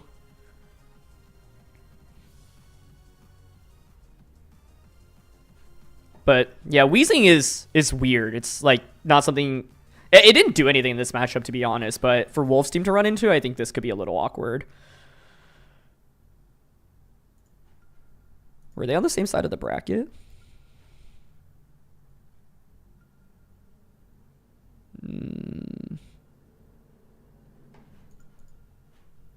Oh, Wolf plays the winner of this. I just realized.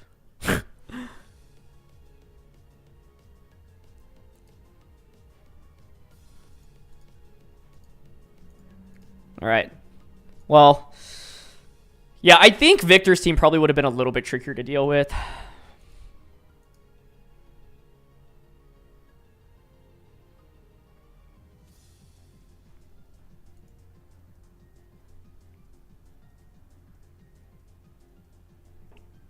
Just so crazy, though. Oh my gosh.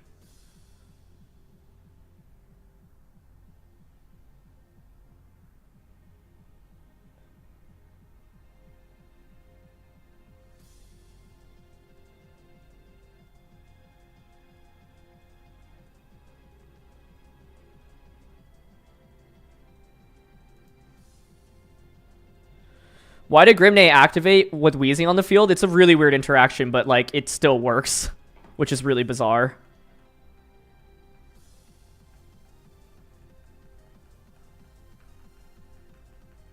It's really silly that it's affected, in my personal opinion.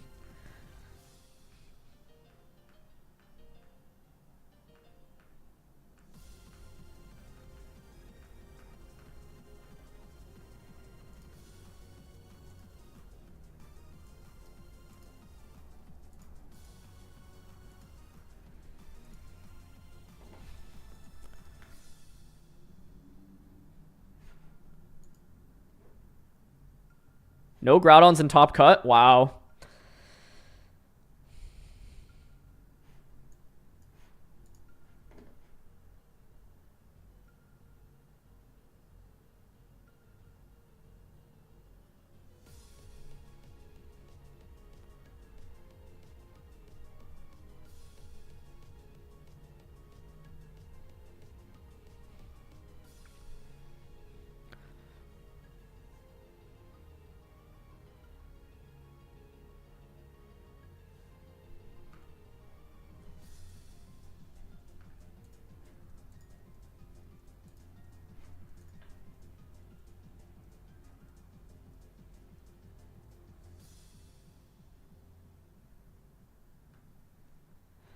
All right, guys. 16 players left in EUIC, the largest Pokemon tournament ever. Another one of the largest Pokemon tournaments ever. Who will win? So many good matchups here. I wish we could watch Wolf versus Matt. But since we just had Matt, I'm guessing we get either Joji or James.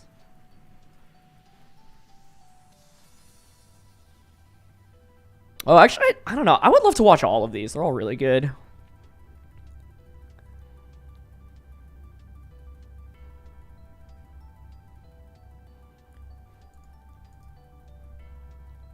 This is officially the largest VGC tournament ever. What is this ad that I'm getting?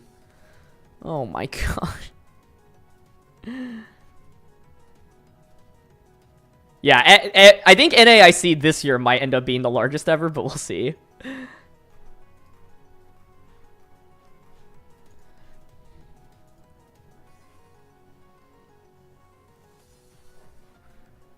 Look how big this bracket is, man. Alright, chat. Who do we want to see on stream?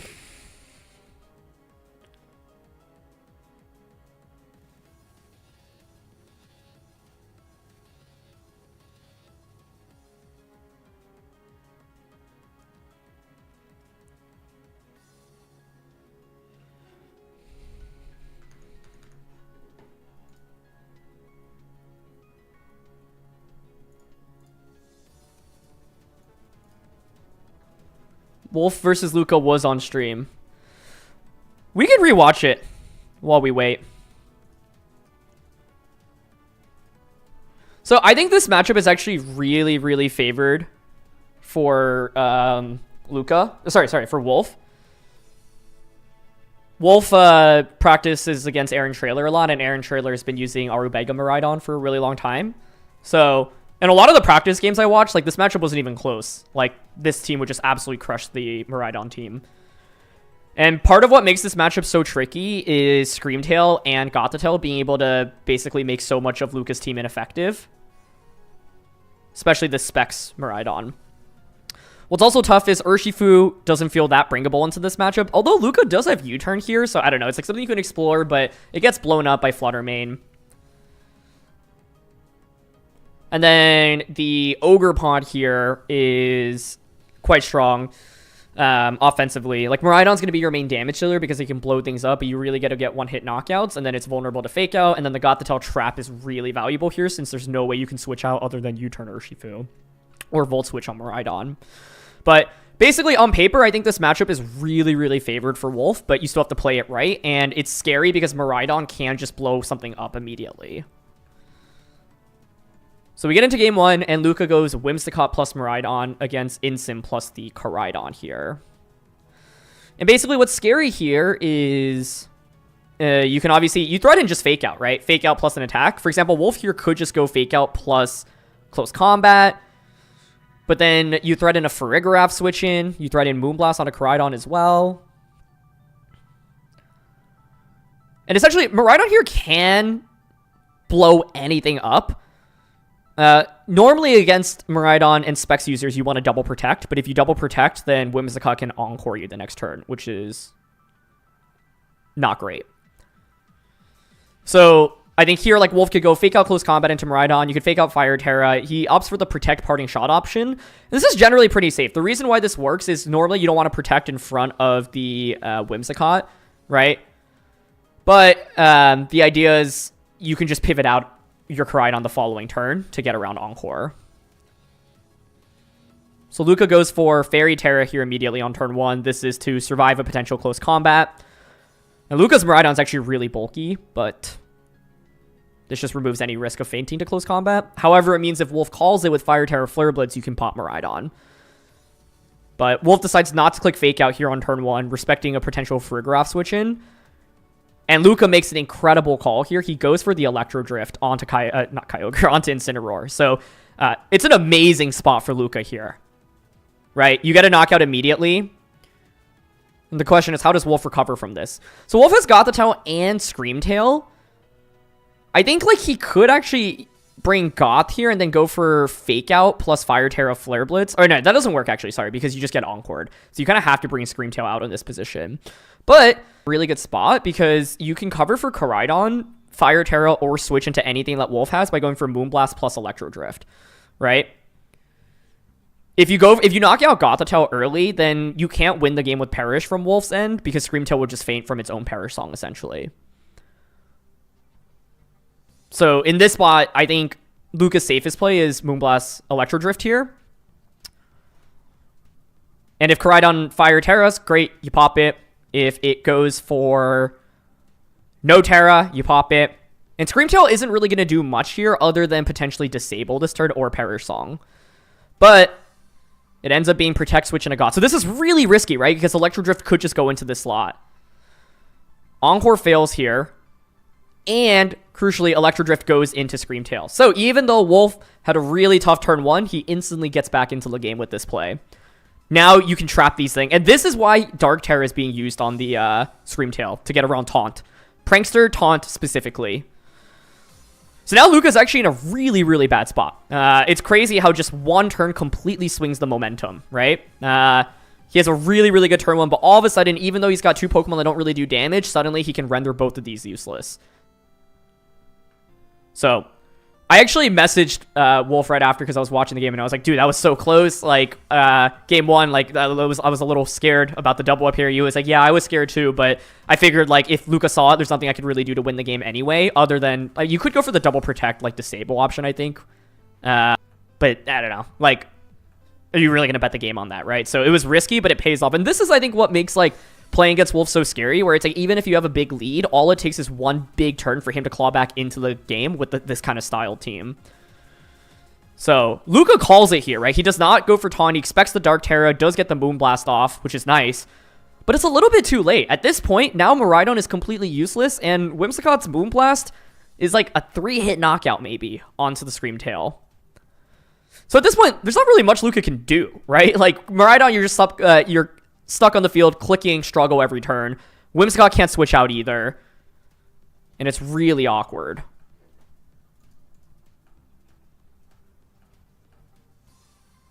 So, like, Moonblast does good damage, but the key thing here is it's not a 2-hit knockout.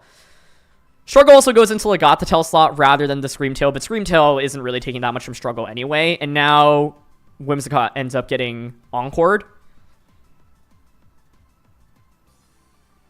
And you Psychic to finish it off. Or not to finish it off, but to, yeah, get it low.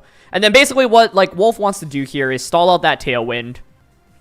Like, this duel doesn't do much damage, but it's so oppressive. So you stalled out Tailwind, now you're Encored into Moonblast.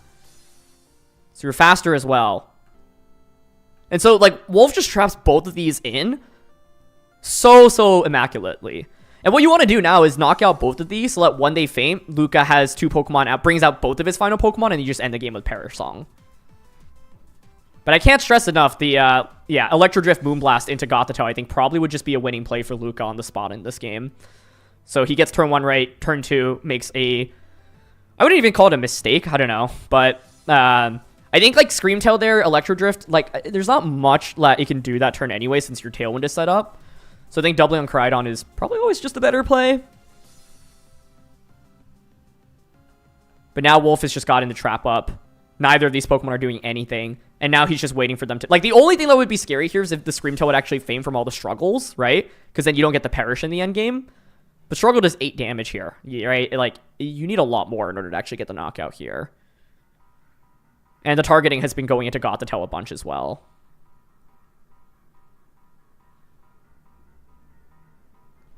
Yeah, so what Wolf does a good job here is like staggering it so that ideally you get the knockout on both Pokemon at the exact same time.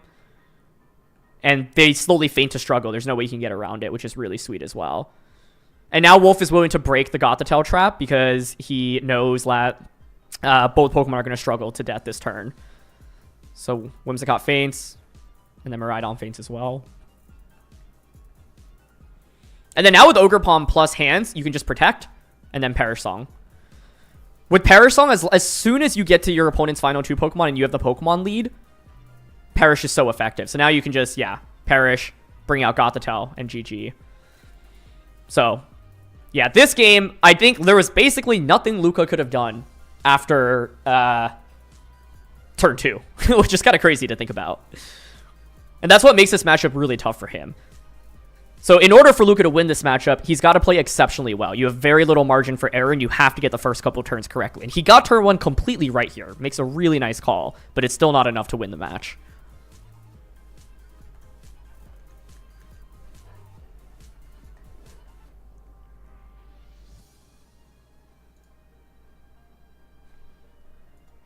So turn 2 is what I point to over and over again in this matchup. Now we get into game 2. And I think the key thing that's really awkward here for Luca is like the Whimsicott just feels really useless after the early game. It set up the Tailwind, but you got to make use of that Tailwind, and then you're not doing much. And so Luca makes a really cool adjustment here, which is the Frigraph plus the Miraidon combination against Koraidon plus Instant once again from Wolf's End. So now you threaten with Trick Room and you block Fake Out. So the Instant slot is a lot less effective because there's no Fake Out pressure essentially. Now, Koraidon here could either close combat into Miraidon or Fire Terra Flare Blitz. Both are obviously going to be pretty strong to Miraidon, but if Miraidon doesn't Terra, then you obviously survive the Flare Blitz. And Luca's Miraidon has been revealed to be really bulky. We saw it earlier on stream, not in this game, but in a previous set, and he has like near max HP on it, essentially.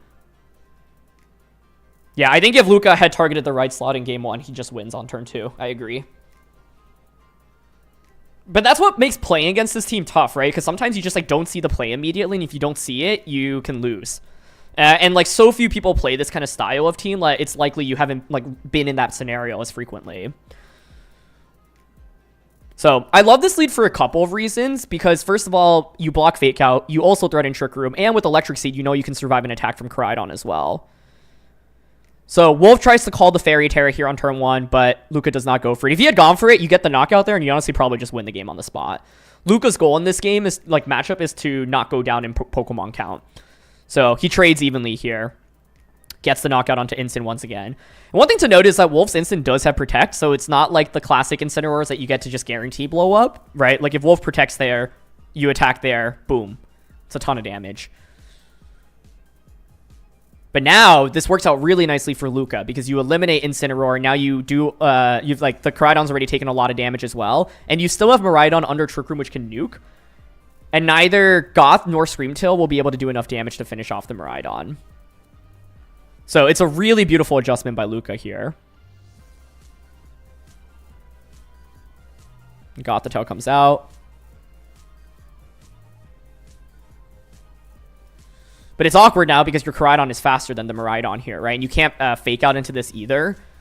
And if you bring out the Screamtail, it also gets wrecked under Trick Room, right? So this was an amazing adjustment, and I love Luca's decision to not Terra here on turn 1. I think a lot of times you might be scared and just go for the Terra, but he probably felt confident saying, look, even if you close combat me, I should survive.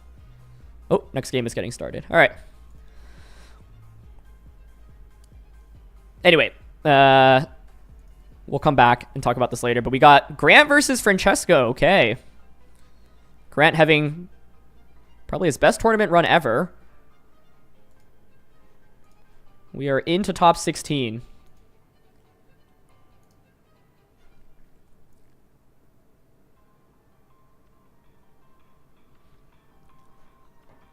Here we go.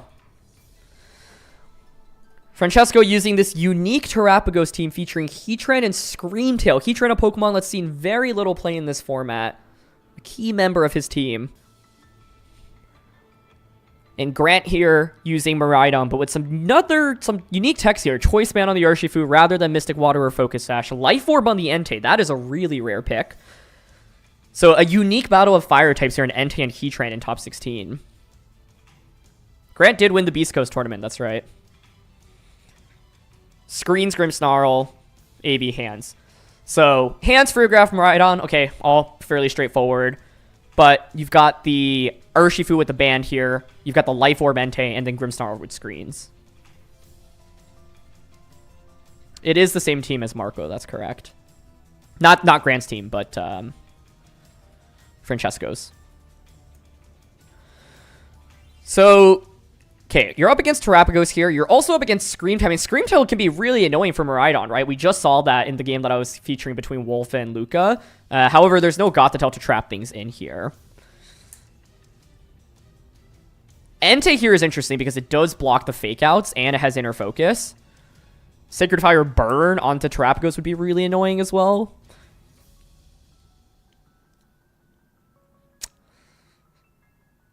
Ursh is obviously quite good with that Choice Band Close Combat. If I'm Grant, I'm thinking... I mean, you do have two fighting types, right? So it's like you can bring Hands, you can bring Urshifu, you can bring Entei, you can bring Miraidon. But then you don't get Screens or Thunder Wave from Grimmsnarl.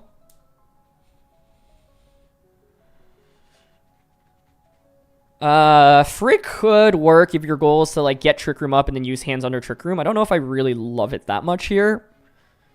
I think Grimm is always bringable, theoretically, into any matchup.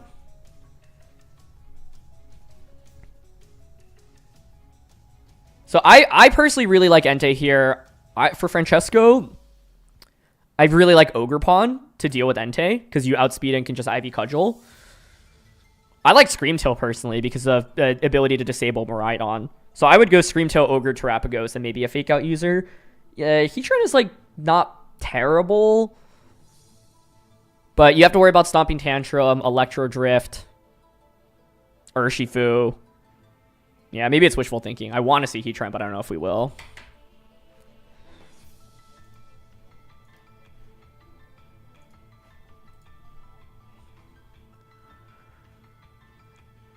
And I think, like, because you know Entei is on the opposing side, you probably should be a little bit more aware of your Fake Out users. Like, I'm not... I mean, you do have Rocky Helmet Instant. We saw Rocky Helmet Instant being brought in on stream just to deal with Urshifu. No. I would not leave the turtle. I would still bring the turtle for sure. You actually could... Like, because there's dual fighting in this matchup from the opposing side, I actually think you theoretically could drop Terapagos. But I would still bring it. I would go Screamtail, Ogre Pawn, Terapagos, and then maybe Rilla for terrain control against Miraidon. But... that's just as someone who's not played with this team before.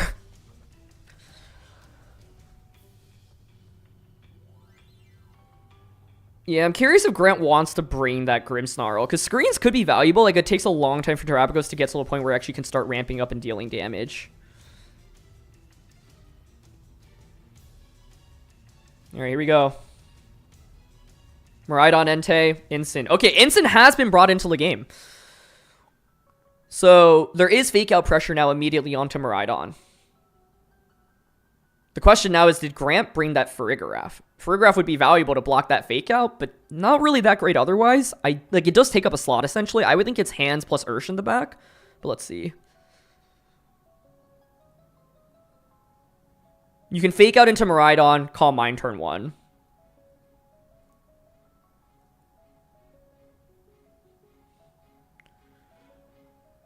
Thinking about just drifting here. Man, Terapagos' ability and blocking like a lot of damage here is so nice, though.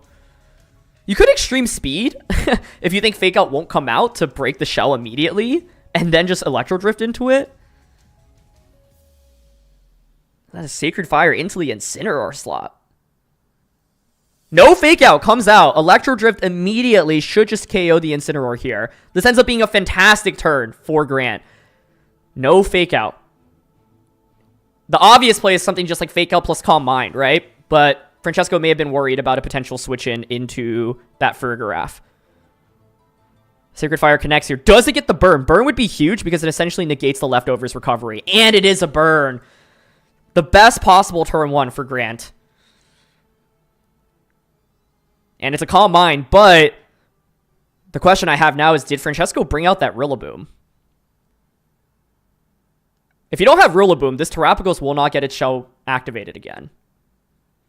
And even with Rillaboom, it still takes a couple turns for it to heal up enough. So if you're Grant, you could not be any happier about that turn. You didn't eat up a Fake Out. You got a Knockout. You got a Burn. Yeah, there's Calm Mind on the opposing side, but Terapagos now already in a tough spot. It is going to be Ogerpon coming out. I think this is key.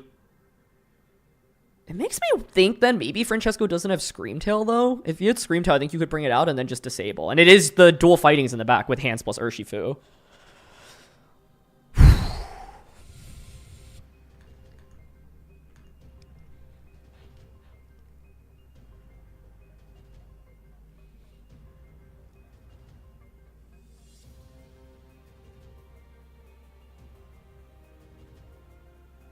Hands plus Ursh, yeah. Like, I think one of the things in this matchup is sometimes you gotta just go for the Fake Out. I think going for Fake Out on turn 1 is actually fine because even if Ferrograph switches in, you either are losing some HP on Terapagos and getting a Calm Mind off, or you're losing Incineroar but getting a Calm Mind off, right? So I think clicking Fake Out there is honestly okay still, but not going for it ends up costing Franchesco dearly. So here's the Terra commit now. Okay.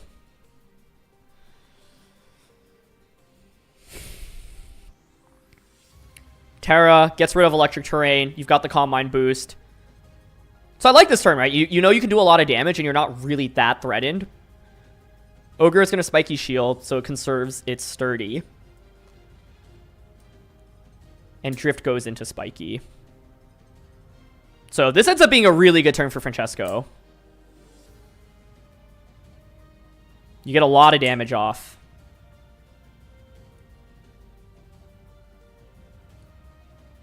Oh my gosh, that's a ton. Okay.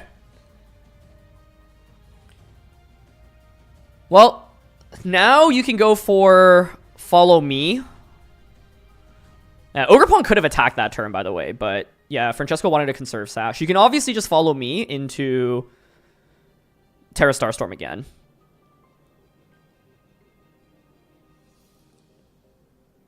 That burn puts Franchesco in definitely a tougher spot. I think without the burn, the Terapagos heals up pretty quickly so that your shell activates again. Yeah, Drift is Contact. It's one of those weird interactions.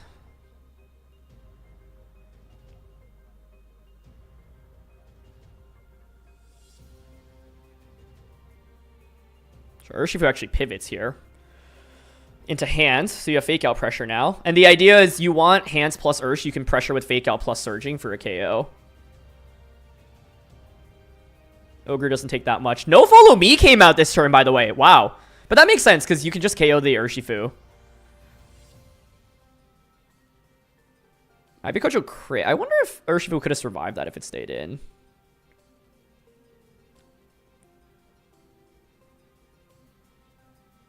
Gets the knockout on a Miraidon. Hands gets to come out, though. And now you have Hands plus Ursh.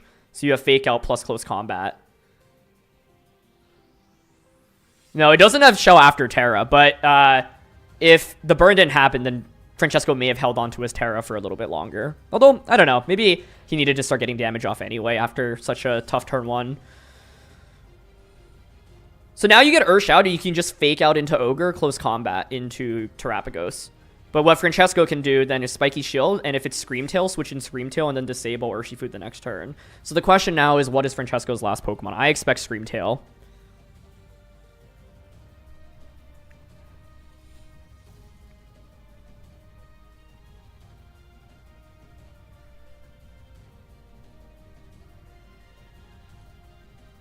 Okay.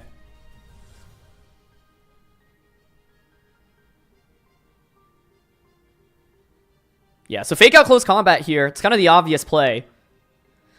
Do we see a response? Is it Scream Tail switching in? I think right now, Terapagos into Scream Tail. Spiky Shield. Could be huge.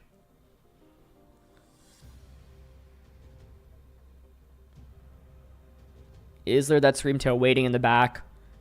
I personally would have brought it in this matchup because of the dual choice users. I think being able to disable a choice user is huge.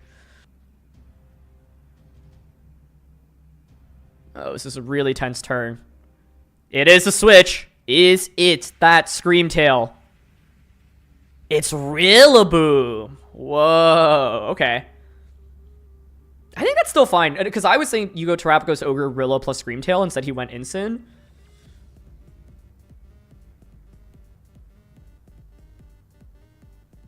Okay. Fake out into the Spiky Shield. Close Combat's going to do a lot, but it's not going to get the knockout, right? And then, so you pressure with the double knockout next turn. Let's see how much this does. Banded Close Combat. It doesn't get the KO.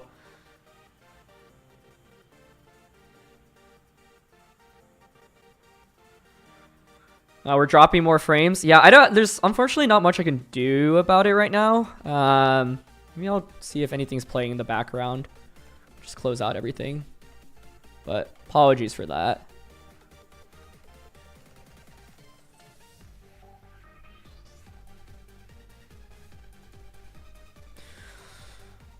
Okay, now you face just a double knockout, right? The question I have is, does Ivy Cudgel knock out Entei? Because if, or sorry, Urshifu with the defense drop? Because if so, I think you can just Ivy Cudgel Woodhammer right now. Get a double KO.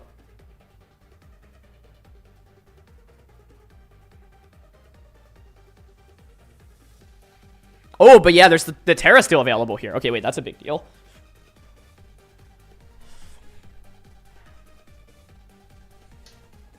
Here we go. No switch ended up coming out here. You also could just fake out Iron Hands Ivy Cudgel here. Instead of Woodhammering to cover for Terra.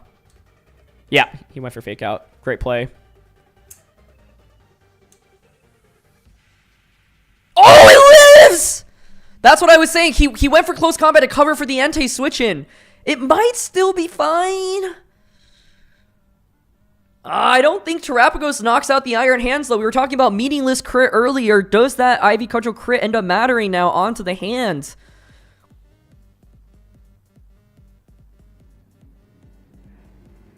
Yeah, there's no way Hands faints. Wait, but, like...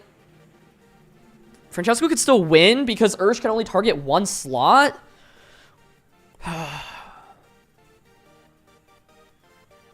Yeah, you should double... I think if you're Grant, you double up onto Ogre Pawn.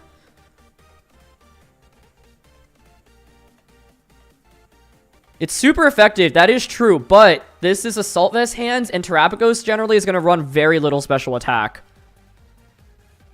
I'm not 100% confident. But if it does, then you just go Cudgel plus the Terra Starstorm here. And now I'm wondering if that Ivy Cudgel crit earlier mattered, right? Because if it had more HP here, I would think it could survive. He's actually going to pivot out the hands here. Okay, so yeah, he expects to feint.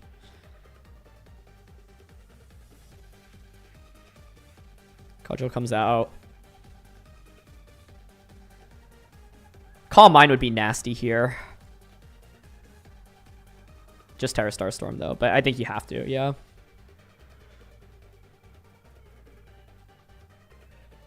It's a lot of damage.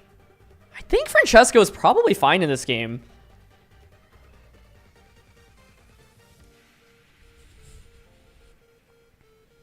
Hands comes out, but then you just Spiky Shield Protect.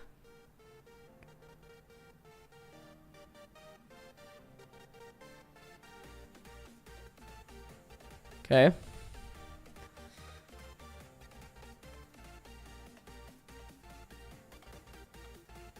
Oh, single target would be a KO. That's a good point. Really good point. Yeah. Then I think that would guarantee the knockout. Very good point. Yeah, I think Franchesco can just Spiky Protect now and then Cudgel into Terra Starstorm. And for Grant, your hope is then you protect with your Entei and then Starstorm doesn't KO the Iron Hands. Self-Drain Punch would actually be kind of sick, but I don't think... I actually think Self-Drain Punch would be an awesome call here.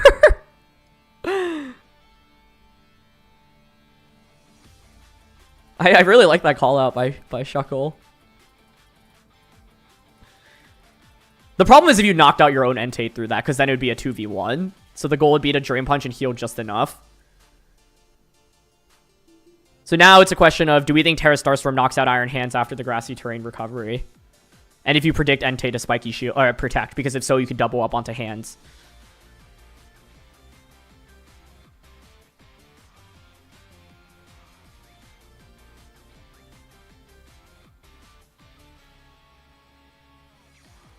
Hands can't 1v2, but if you get hands high enough and Entei still just has 1 HP, that's enough. And I actually don't know if Drain Punch would have knocked out his own Entei.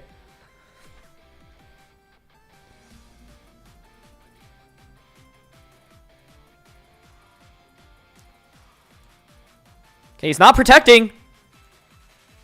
Cudgel, though, into Iron Hands. Doesn't get the knockout, but yeah, I think Terra Starstorm now. I think it's always fine to just double up onto Hands there. Yeah, because like you're just not going to beat the Terrapagos with Entei. So I like the guaranteed double up there.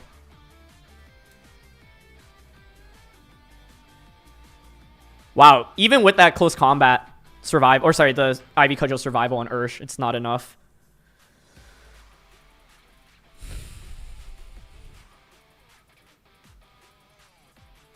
It's honestly quite incredible that Franchesco won this, even though turn 1 looks so bad. But that single Calm Mind was enough, right? Like, Terra Starstorm just does so much damage.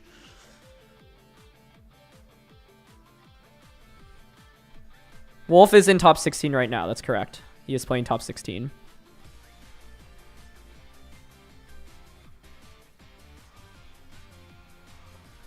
All right, so...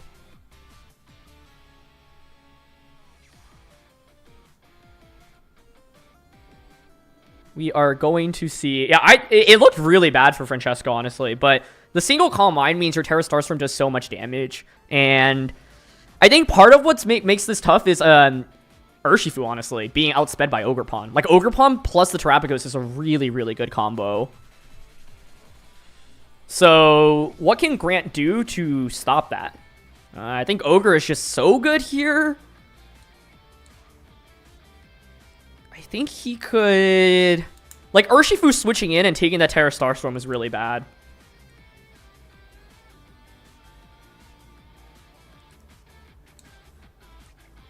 I don't like Farigiraf here. I think it's just bait against Calm Mind Terrapagos.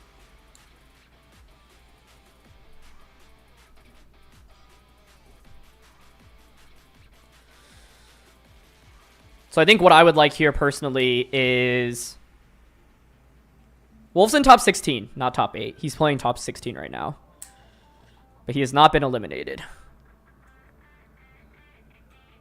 You can see the pairings in the description on Arcanine.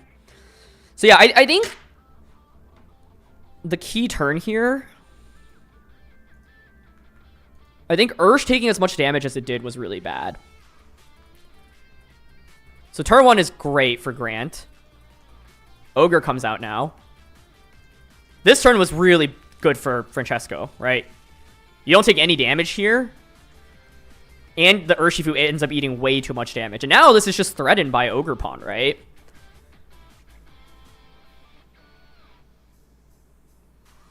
So I think even if you're sacrificing something to get Urshifu in for free, that might be more worth it. Or you save your Terra for... Like, if...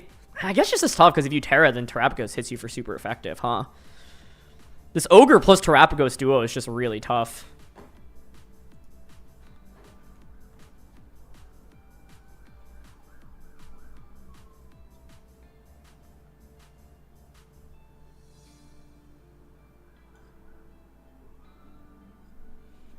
Bring Grim and knock out everything around Terrapagos. It's just... Grim will help you set up screens, but it's not going to do any damage. And the problem is Ogerpon being able to survive attacks and redirect attacks. Lead with hands was one suggestion. You could also go Frig Urshifu. But it's Grim Entei. Okay, so the Entei suggestion, or the Grim suggestion, has been taken into account. The scary thing is Ogerpon can still crit the roll. Because it means you have Miraidon in the back and only one of your fighting type users. What's with the police sirens in the background? I'm getting arrested, guys. Reflect. Normal Terra. Ooh. I don't know if I love that. Because now you are super Terrapagos weak. And I think Spiky Shield Calm Mind here is honestly quite safe.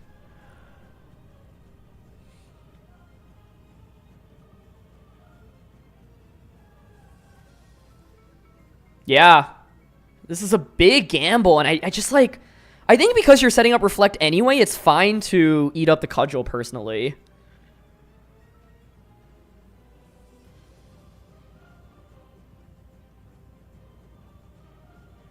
Yeah, this is really, really rough.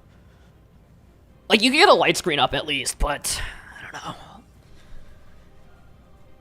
Getting a terror out like that is so good for Grant. You can follow me, and then you can't burn with Sacred Fire after that.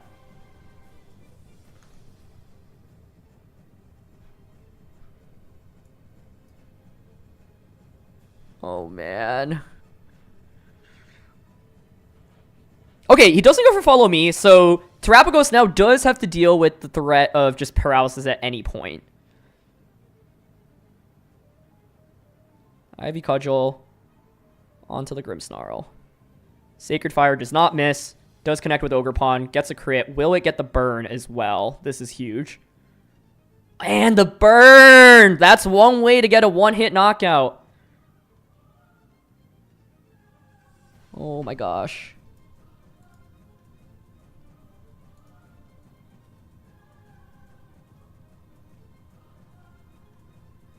Sacred Fire's burn rate feels so much higher than 50%.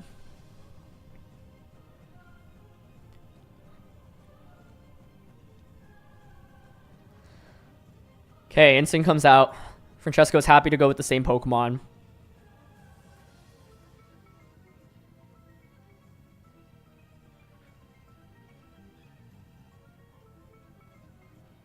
I don't know if Grimmsnarl Living changes too much right now, because you just get hit by a Fake Out here anyway, I think.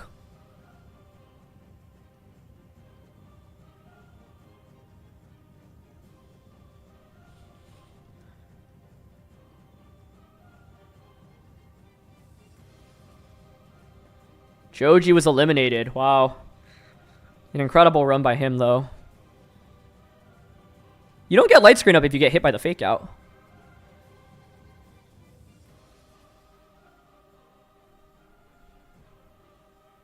Shohei also eliminated.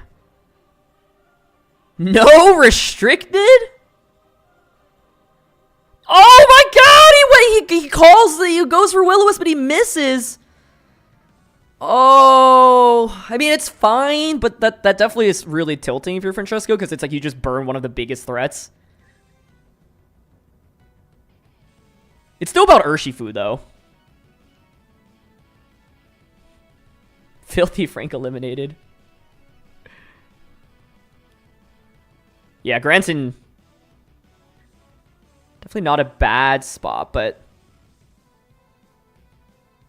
I think Francesco's position is still fine. But now you are a lot more exposed to that Urshifu.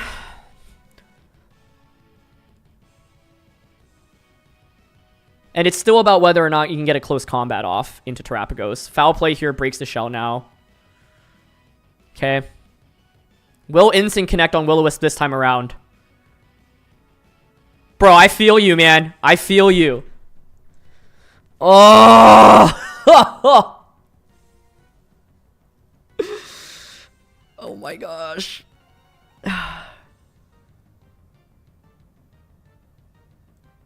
That is a tilter. I do like Grant's decision to drop Mariah. I actually think that's really cool, because it's like not actually that good into Terapagos and Rillaboom, but like, wow. All right, you get a third try here.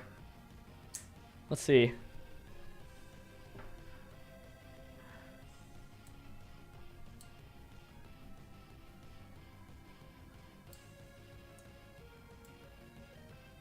Grim Switch.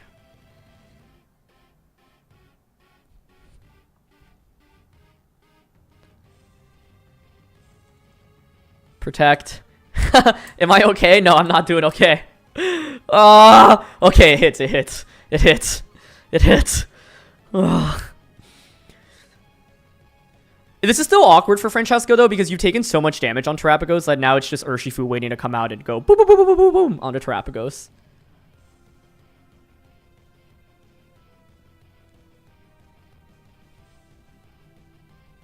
And now Urshifu has hit the field, right? So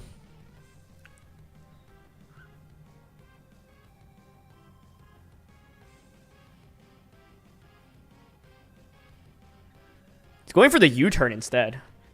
Expecting Rilla switch in here. So I like it. I think this covers for Rilla switch in. You're not that worried about damage output from Incin. But I do think Franchesco's gotten pretty unlucky, right? Like, Sacred Fire, double burn in games 1 and 2. And in this game, it's like burn from Sacred Fire and then Will-O-Wisp missing 2 burns.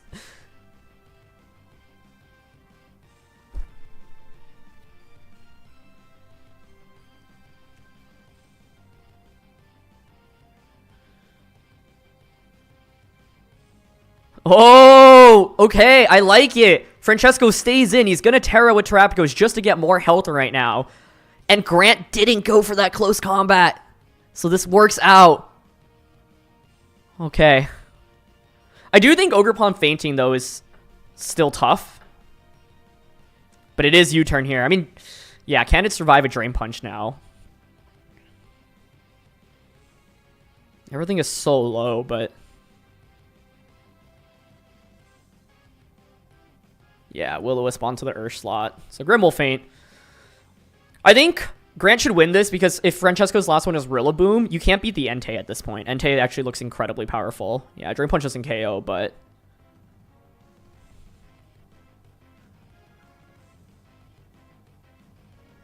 oh, and the paralysis.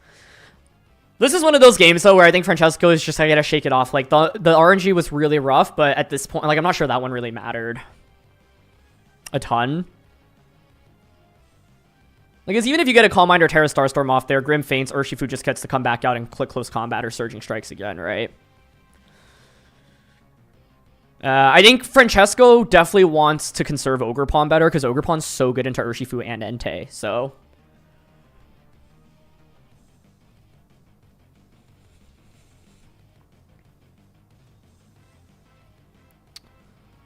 yeah, so I think we go to game 3. I think if you're Franchesco,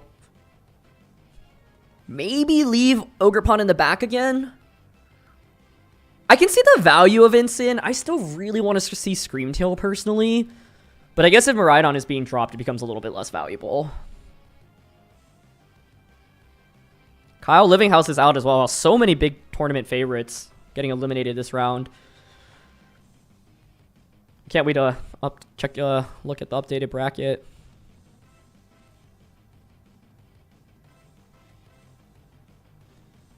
Screamtail! He did it. He brought it.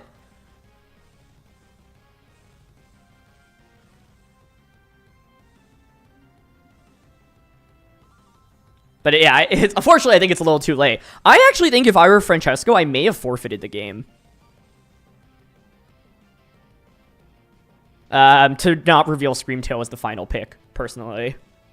Because I do think this was a big information reveal, and Grant now has to consider Screamtail more until the next game, but Screamtail was not able to come out on the field soon enough in this one.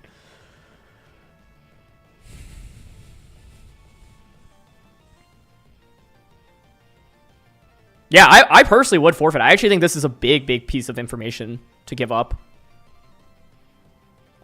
The stream has been going on for 4 hours. That is correct.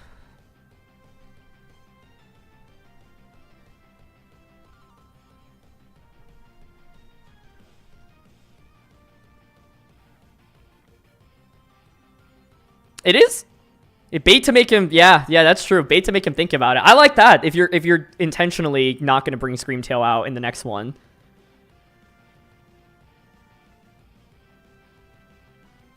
If it was a 2v1, Screamtail could win, yeah, but there's still that Entei in the back. Like, I felt like this game was over really as, like, once Ogerpon fainted, because there's no way to deal with Entei. I do, like, I actually really like the idea of bringing Grimmsnarl with, just for Thunderwave, and that's why I thought Ogerpon should have gone for Follow Me that turn. If Ogerpon went for Follow Me, it also would not have gotten burnt, because you would have been paralyzed.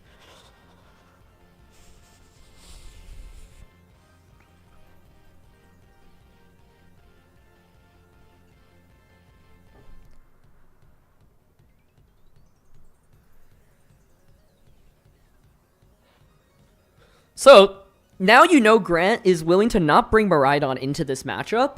He's willing to go with this mode. What do you do if you're Franchesco? What adjustments do you make? I think Heatran doesn't feel that great. I wouldn't bring it. It gets kind of crushed by Entei. As cool as it would be, doesn't make that much sense. So then I think you go with the same Pokemon. you could bring Rilla over Incin. Rilla's not bad into Grim, Hands, Ursh. Not good into Entei, though.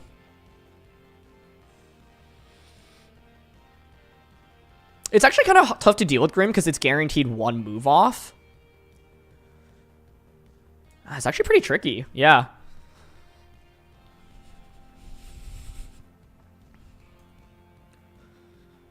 Screamtail is really valuable in the matchup, but it came out too late in this one.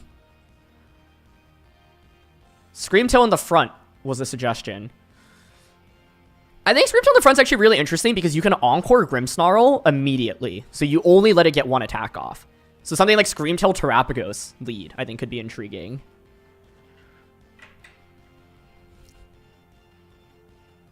I love it, though. The decision to not bring the restricted pays off here. Do we have that on bingo? No restricted. I'm like avidly checking Discord to see updates on Wolf from my friends.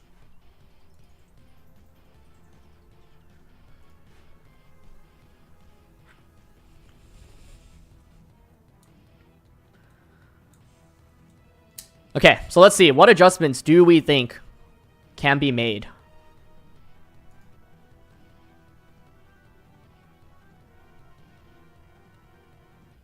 Self-KO the last game, true. But that was from, like, Rock. I think when we wrote self-KO, it was like someone self-targeting themselves.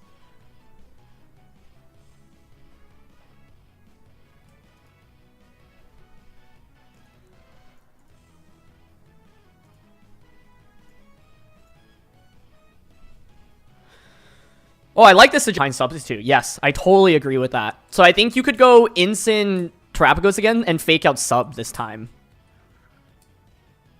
But I don't like leading Ogerpunk because I think it's actually the most crucial Pokemon in the matchup, or one of them, and it got eliminated so quickly. Miraidon Farigiraf is a mix-up. I just don't like Miraidon in this match. Sorry, I don't like Farigiraf in this matchup. I don't think it contributes enough is the problem.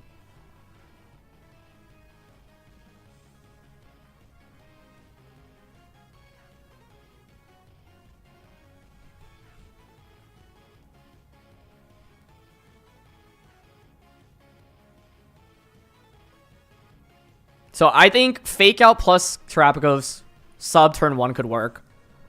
I think you could lead Screamtail, although I personally wouldn't because I think you want to wait until like the choice users are out in the field. Otherwise, if you switch Screamtail out, you get rid of that booster energy. It doesn't feel great. Wolf's in game 3, that's correct. All right, here we go.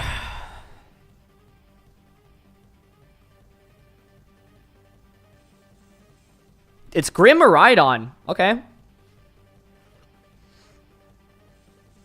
I think you can fake out Grim here and sub personally, but let's see.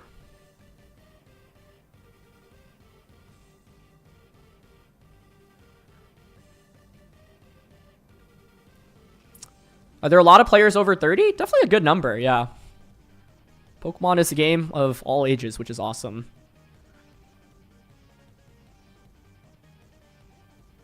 So think about Volt Switch just to break the shell, which makes sense. I would fake out Grim here. I wonder if... Is Grim's Ghost Terra, right? Does it ever Ghost Terra here? Oh, this is so stressful.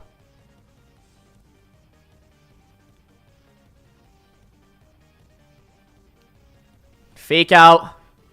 Thunderwave does connect, so Franchesco lets the Thunderwave happen. Oh. And now, every turn, you have to deal with the threat of paralysis. The speed, honestly, doesn't really make that much of a difference, but yeah.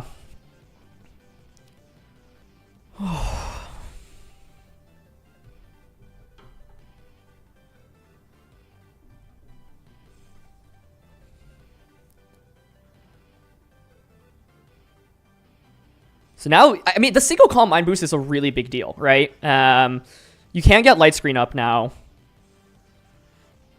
I wonder if there's Rillaboom in the back, because if so, then you can easily pivot Incin out into Rilla right now. Otherwise, Incin does just get popped. Ogre Punch should definitely be in the back, in my opinion. It's too good to give up. Yeah, is it Rilla? Rilla would be a fantastic switch right now. Codorantlante. Oh, it's Screentail. Screamy, screamy.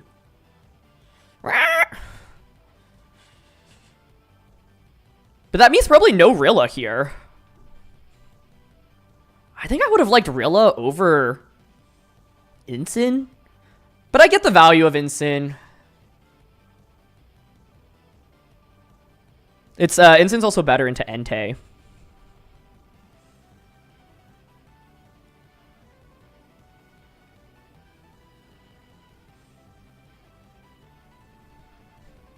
Light screen gets set up. The scary thing right now is a single para for Franchesco is just so frustrating at any point. So let's see. No para. Gets the substitute up. That's huge. Terra's just to get rid of Taran, which is really interesting. Ensuring that Screamtail survives the turn. Okay. Now you pressure with Disable, but Grimmsnarl also can just Thunder Wave View.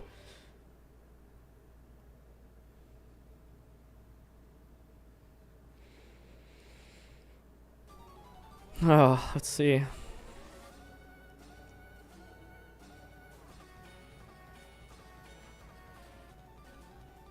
They're so tense right now.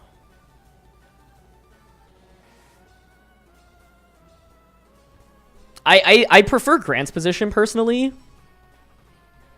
Right now. Mainly because I think Terapagos needs to get a lot of attacks off and attack through screens, which is really frustrating for him. Coda protects. Thunder Wave into the protect. Calm Mind again? Nope, just Terra Starstorm. Okay.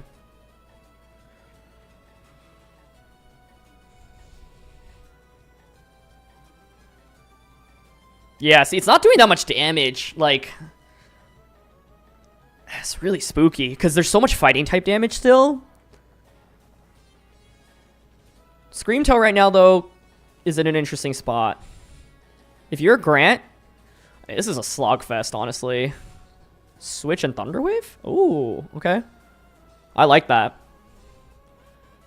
Yeah, if you paralyze the Screamtail, it becomes irrelevant in this game. I really, really like that. I think that's a good call. He's one step ahead. Switches out. Wolf 1. I just got an update. So he is in top 8.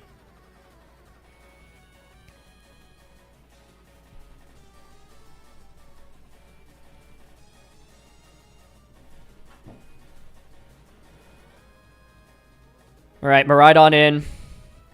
We'll get top 8 started pretty shortly after this then. Wow. Really nice switch by Franchesco here, though. And another Calm Mind. Yeah, I think this is what you need to do. You need to keep getting Calm Minds off. And eventually stall out screens. It's going to take, like, so many attacks from Terapagos, though. One win away from stealing a top 4 invite. That's right. He will have triple qualified for Worlds then.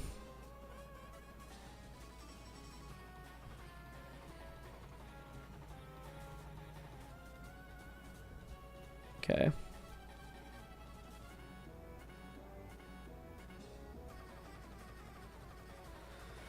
Oh, there's just so much pivoting right now. What's tough for Grant is you need to break through the substitute, and this was the one downside, I think, of bringing Grimmsnarl, where that slot is never exerting offensive pressure into the Terapagos, right? So you need to break the sub and then close combat it.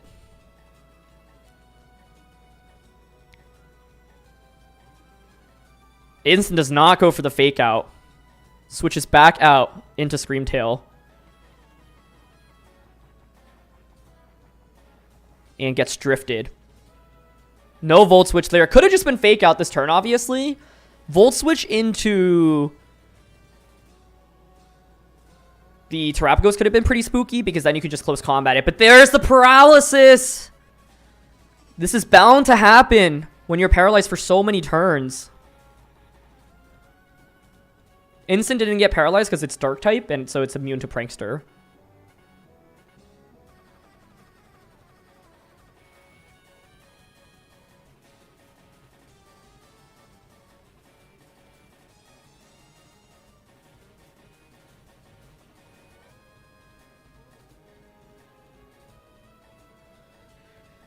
Yeah, I don't know. Like, that was a really tough turn for Franchesco. You get Ogerpon out.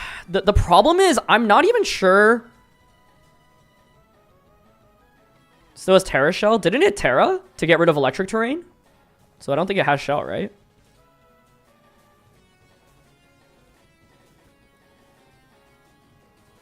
Yeah, I like this. Electro Drift. I mean, if you knock out the Ogerpon, you should just win. No, you still need to clear Terrapago. Like, also, if you Terra, you get Terra Starstorm, which is really bad.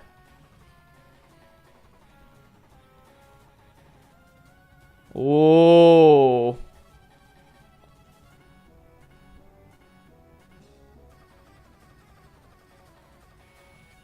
I like this play by both ends. I think Franchesco gets the better end of it.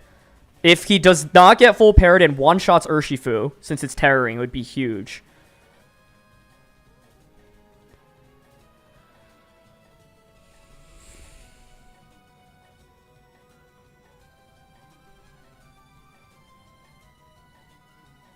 Oh, he went for U-turn.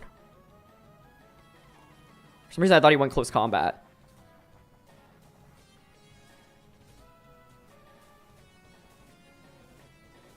Drift just one-shots there.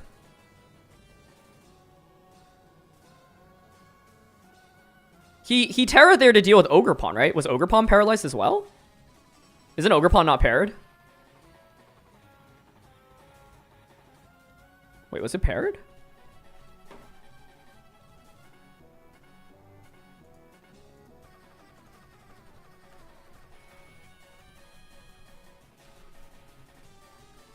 Yeah, Ogerpon wasn't Terra. This is why he Terra'd, because you don't want to get one shot on Urshifu.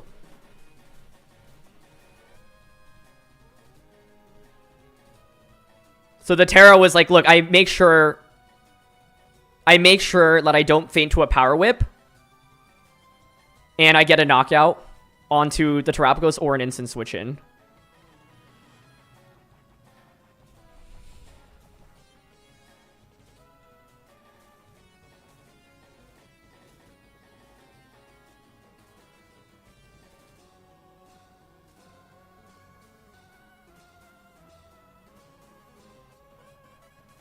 Now Grim can get another Thunder Wave off. Terrapagos, it can still do it. Terrapagos can definitely do this because it's still under a substitute.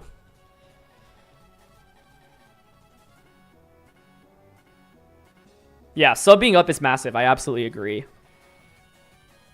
But Franchesco really, really cannot afford full paras right now. He needs to attack through every single turn.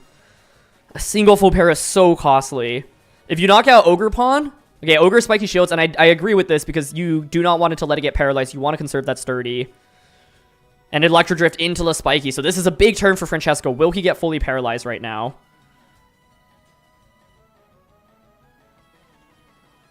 He is running out of Terra Starstorms. That's correct. Will he have enough PP, actually, with it? And sub is broken from foul play. Wow. And the paralysis! Oh, this is such a slog fest.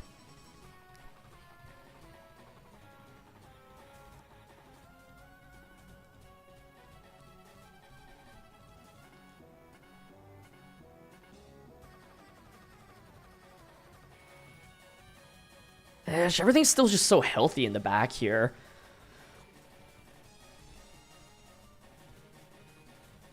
Okay, interesting decision to not Thunder Wave here with the Grim Snarl.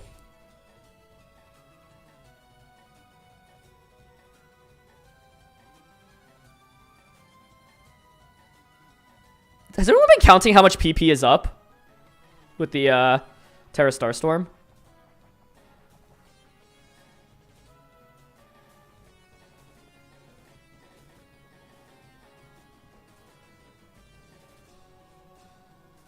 Calm Mind again? Nah, you kind of need to get the knockout now, I think. Just Ivy Cudgel plus Starstorm. Oh, he goes for another sub. I just don't... Like, I think Grant has too many Pokemon to deal with. Franchesco is really playing with fire right now as well. Foul play would have KO'd, yeah, but you... just get KO'd by Cudgel first, right?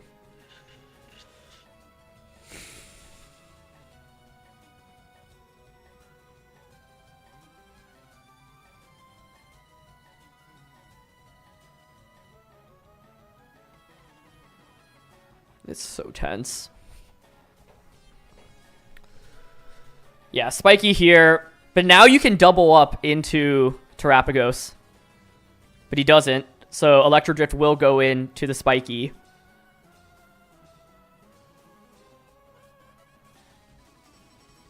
Does Drain Punch, though. It's faster than Terapagos with Terapagos being parried, which I think makes this really, really hard for Franchesco. Because now you just get Urshifu out, and then you can just Aqua Jet Drain Punch. I think the game's over, personally, but we'll see. No para, at least.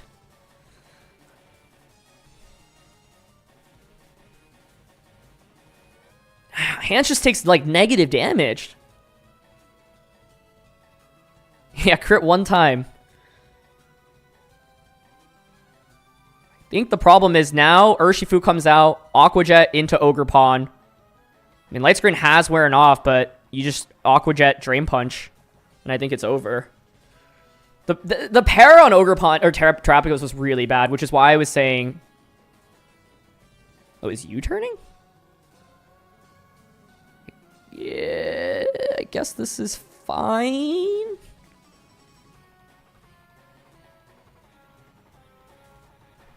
You do let Ogerpon get an attack off with this. But then you get to switch back out into... Oh, I see what he's doing. Okay, okay. You take the Cudgel. And then you just win the game with close combat. Yeah. And I assume Ivy Cudgel crit doesn't even knock out Urshifu there. No. I think this makes sense. Yeah. Because with this, you guarantee... Terapagos substitutes... I think it's still, yeah. Like, Grant's got his 2 fighting type Pokemon in this endgame. It does sub.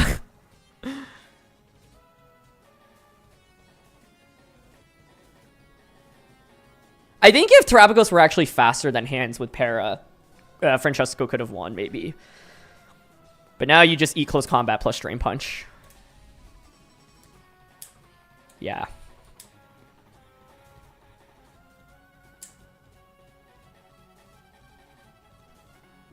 Oh, I like the decision of surging here. Because you'll actually probably break sub with 2 hits. And then you get some extra damage. And you don't decrease your defense. Or special defense.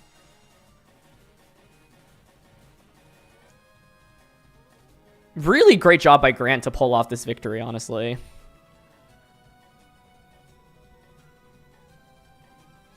Oh! It's not enough, though. It's like Terra Starstorm isn't going to KO Iron Hands here. It just heals too much. Yeah, it's a tough draw for Franchesco running into Choice Band or Urshifu specifically. I loved how Grant adjusted with the Grimmsnarl, though. I thought that was so smart. He gets the crit, but it's on the wrong one. I don't think it would have KO'd Iron Hands anyway. But yeah, I think Terapagos getting parried in the games just was really tough. And Screamtail unfortunately wasn't doing very much in this one either. Like, I think Rilla would have been better, especially with Entei being dropped. But Franchesco decided to not bring Rilla. Because Rilla offensively is actually pretty good into Grant's team, right? You can threaten Glide and Woodhammer. So, great job by Grant to bring that Grimmsnarl. And we are down to our final 8 players.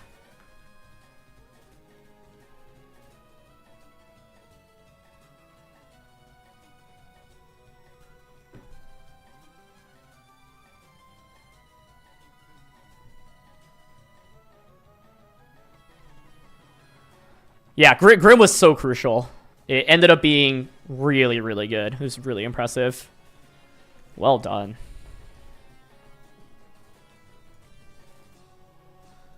All right, we've got 4 games left, folks. 2 top 8, 2 top 4. It's 4 Miraidon, 1 Koraidon, 1 Kyogre, 1 Ice Rider, 1 Shadow Rider. Who do we have? Taran, Joe, Wolf, Theo Team, Theo Time. Grant. So 1, 2, 3 American. 4. Oh, Gavin Michaels. Wow, nice. What a run by Gavin, too. 2 previous internet champs. Joe's got so many top 4s that internet's under his belt. Dylan is a newer name. I don't recognize him. The finals is tomorrow, yeah.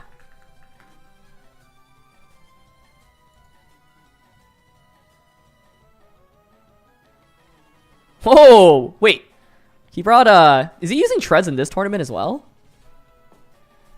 That would be really cool.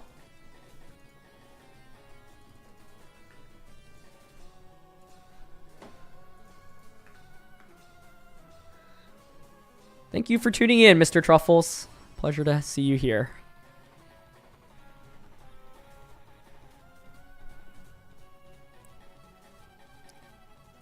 What team? I want to look up Dylan's team. Oh my gosh, Dylan brought Iron Treads. He is in top cut with Iron Treads. Let's go. Roar for Rigoraph too. Choice band Iron Treads. That's fire. So Wolf is playing Theotime? I do not know how to pronounce that name. I am sorry. Another Caloric Shadow Rider with Ghost Parapelli. Well, this will be a fun matchup for sure because, you know, you've got the Ghost typing, you've got the Ghost Terra here. Rain is obviously good into Koraidon. This is probably one of the trickier matchups. But he's beaten, like, so many Shadow Riders already. So it's like, I don't think there's any, like, super negative matchup for Wolf's team. Do you think the finals would hurt Wolfie's team if he makes finals, meaning the enemy has more time to prepare? I mean, yes and no, because Wolf also has time to prepare, and he's probably one of the most, like, scary players to fight against if he has a night to prep. Teo team. Okay, cool. Thank you. Teo team.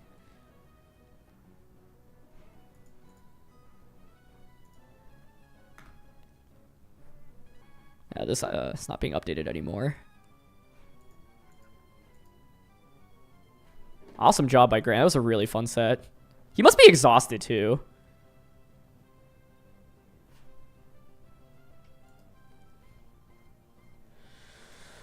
Well, folks, if you are still tuning in, thank you for joining me. I started this at like 5 a.m. my time. It is now 9:47 a.m. So thank you for tuning in to this co-stream. There's over 1,000 of you lovely people.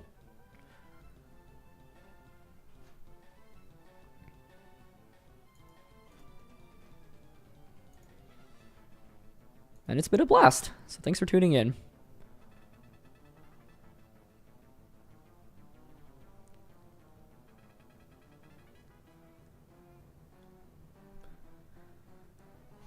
Grant's fit is awesome. I love those jeans, yeah.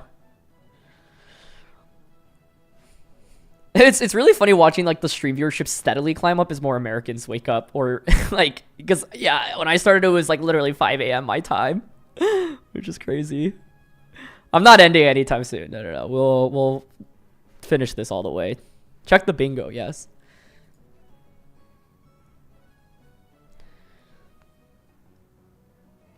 What else do we have? Oh, I needed one more here. Crit, but didn't matter. You guys can help me fill this out. My brain is kind of fried after. I'm exhausted just watching that last set. I can't imagine playing it. Crit, but didn't matter. Yeah.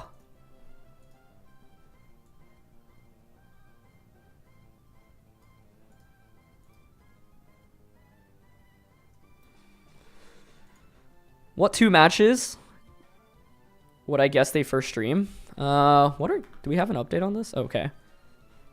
Wolf's match and Gavin's match would be my guess.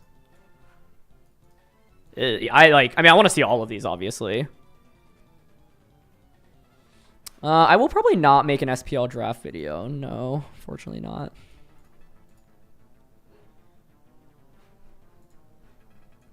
We did get Rocky Helmet KO.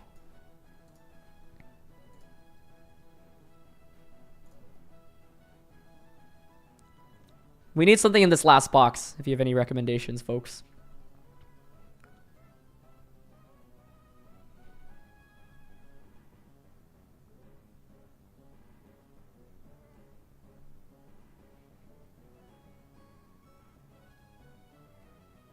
Oh, it sounds like they're doing all top 8 games. Oh, 6 matches that we get to watch. That's crazy. I might be here for another 6 hours. Oh, all USA top 4 would be hype. 1, 2. Yeah, that's possible. Hold on. All USA. I like that. It would be so crazy for US to come and just steal 4 invites.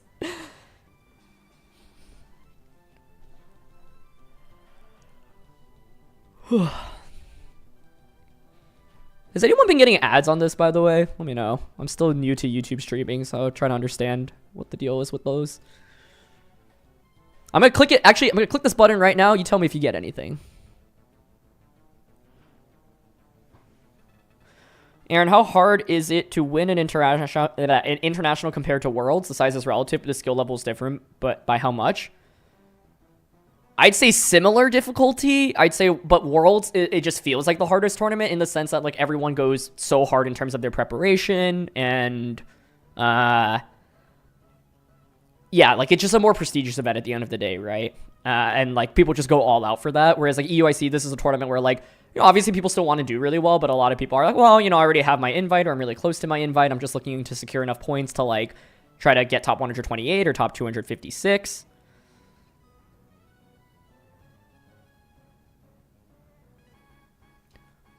But, I mean, a tournament like this is insanely difficult as well, so. And the skill level of Worlds is just like every round you're going to be up against really good people, whereas for Internats, like the first few rounds, you might be going up against people where it's like their first tournament, for example.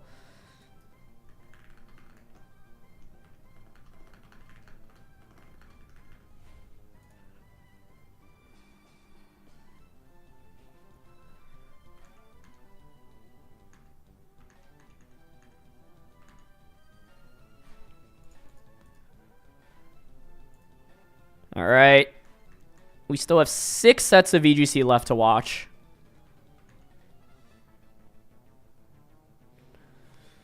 What is the weirdest Pokemon I brought to a tournament? What have I used in official tournaments that's been weird?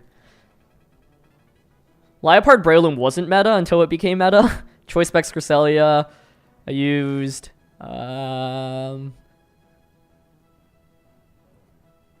See, these aren't weird Pokemon. It's more weird sets, like Max Speed Amoonguss, for example, for Tailwind in 2011. Solgaleo plus Groudon. Like, Solgaleo was not really used very much in 2022. That was one of my favorite teams. Wish I could have won a regionals with it instead of losing in top 8, but it was really fun. 6 minutes before the next game. Oh.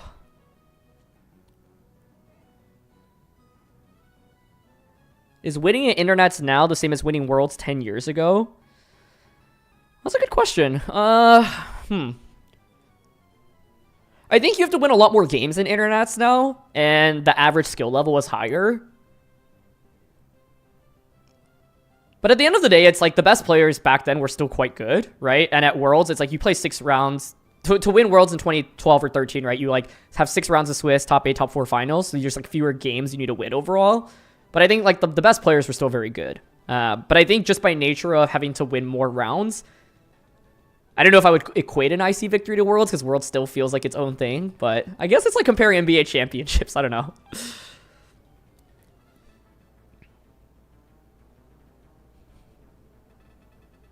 Do I think they can increase the prize money for events in the future without charging massive entry fees? They've honestly increased it a good bit, so I don't expect them to increase it that much more in the future.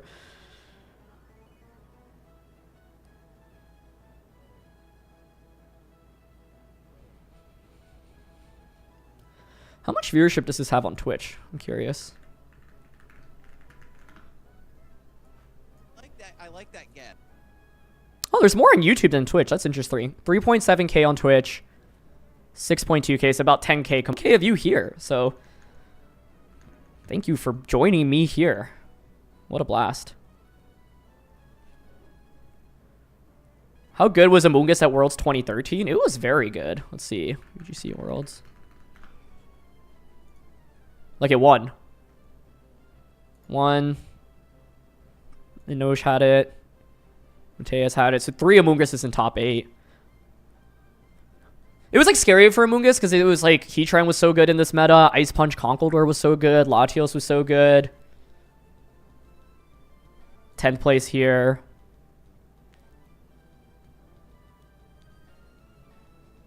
'13th place, Ben Kiriakou, who's actually casting this tournament, which is awesome.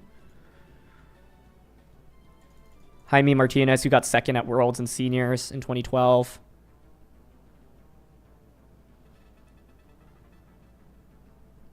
'19th place. Michelele, who's like an old school German player. Speaking of Parastrap, this is one of the Parastrap teams that was brought to the World Championships many, many years ago. Gavin Michaels at 22nd place, who's in top 8 of this tournament, coming back to the game. This was one of Wolf's craziest inventions ever. This team had like almost no offense.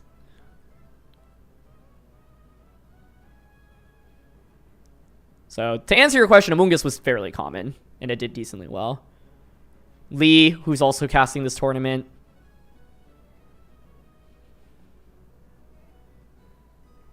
So, like, you know, Worlds was so small back then, but it was also so difficult to qualify. Only 12 North American players made it through the circuit. And it's like, yeah, there were fewer players competing, but it's like back then it like truly, no matter how good you were, it was not like, it didn't, qualifying for Worlds never feels like a guarantee. In this day and era where there's so many, like, more invites that are given out, it feels easier in some sense. Whereas back then, you only had like 4 tournaments you could play, a couple Wi-Fi tournaments, and that was it. So each tournament really, really mattered. Whereas in today's circuit, you can bomb a couple tournaments and still go to others. And as long as you do well enough in like the majority of them, you can still qualify. The circuit today is just so much bigger and more grueling. Am I planning on going to NAIC? My plan is to play it currently. So just for fun. Remaining restricted. Kyogre, Koraidon, Miraidon, Calyrex. 1 Koraidon, 1 Ice Rider, 1 Shadow Rider, 1 Kyogre, 4 Miraidons.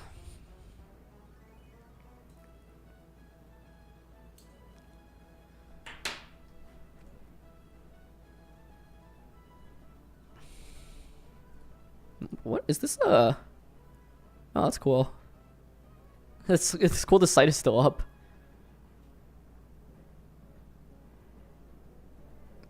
This is back when all the world invitees would like fit onto one page. That's so crazy.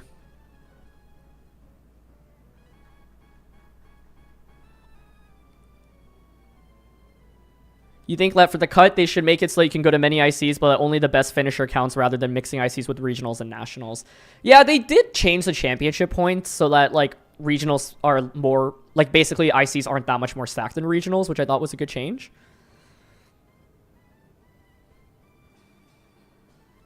Like, make this Curse of Terrapagos not winning a regional live end, please. Has Terrapagos not won anything? When did I know Wolf was going to EUIC with Parastrap again? How shocked was I that his first time back after winning regionals with Parastrap, he goes to EUIC with it? He was thinking about Parastrap literally right after winning Toronto. He like got home and then a few days later he was like, guys, I have not been able to stop thinking about Koraidon Parastrap. He gave up on the idea actually, which was really crazy. Like pretty early on, he's like, yeah, I'm like dropping this. It's just not working for me. And then he's like, you know what? Never mind. I'm gonna stick to it. I was using Zamazenta to practice against him, and he was crushing me, so. It's only won 3 non-streamed regionals. Oh, it feels bad.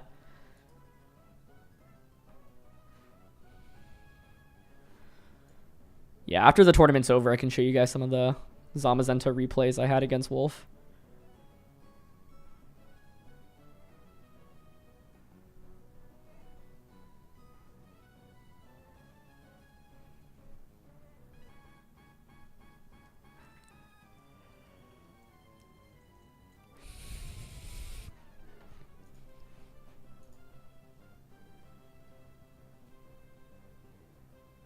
Seeing who beat.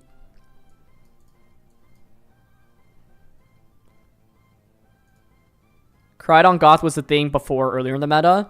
People definitely, like, I'd been explored before, but no one, I feel like, was really using it super seriously.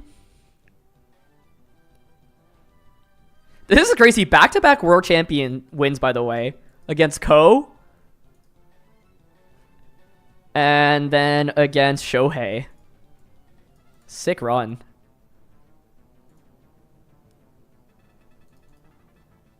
Literally, the first results I can see here is just 1 regionals.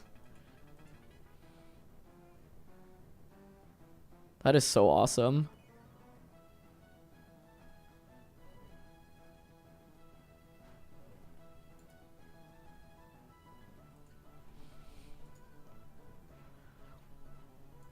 Do we have a bracket? Oh, he's up against Wolf. 3 world champions in a row? That's crazy. If he beats Wolf, that would be like, dude. It reminds me of we had this like invitational tournament during COVID that Pokemon organized, and it was like the Players Cup champions and world champs, and Santi, who won one of the Players Cups, won the entire tournament. He beat every like so many world champs in order to win the event, and that was so cool. That's a fun narrative. Either Wolf gets top 4, or he gets slayed by the world champion Slayer, who's been on one hell of a run. Miraidon, Koraidon, Shadow Rider, Miraidon. Gavin's using a really fun Kyogre team. I'm really excited to see his team play on stream. Am I going to go live for Pokemon Presents? No, I don't think so. I'm just a VGC guy.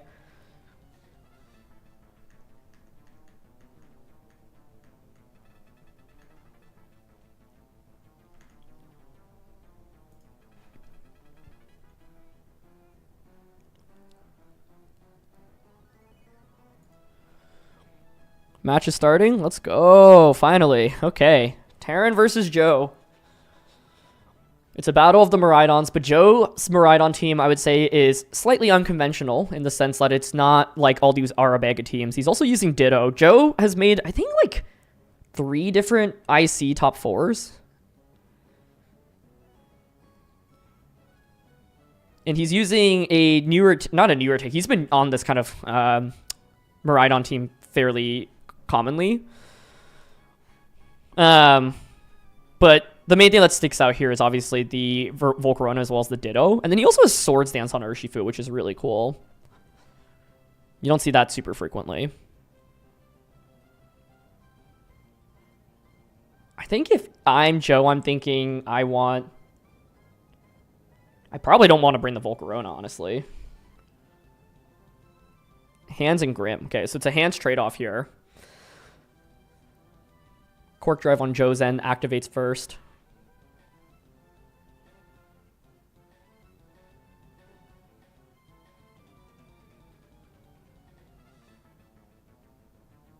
Could be Fairy Terra. Immediately. But you have to worry about Fake Out from the opposing side, so you might be willing to just trade Fake Outs on turn 1. Someone said we can go hand for hands.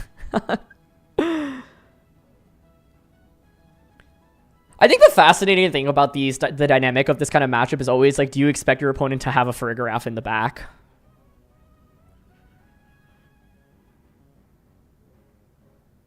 So Miraidon comes out.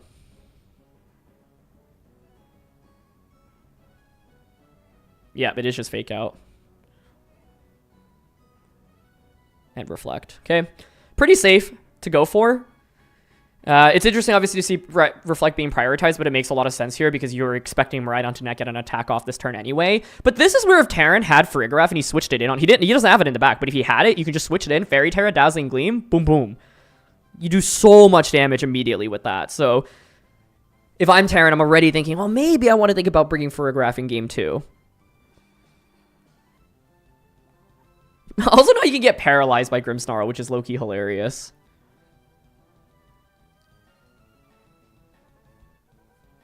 Light screen gets set up.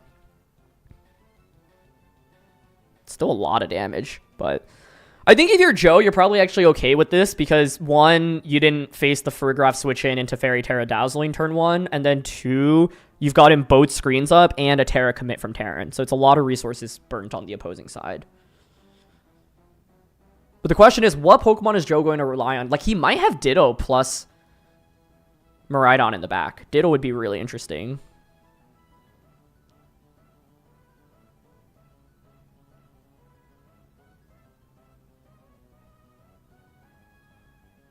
Grim faints, but I actually think that's good for Joe. You want a free switch in right now. Because Grim, otherwise, is all it really has to do at this point is, like, Thunder Wave. So what does he want to bring out? You could bring out your own Miraidon and just Fairy Terra Gleam now. But the scary thing is Taran will be able to set up a Tailwind here.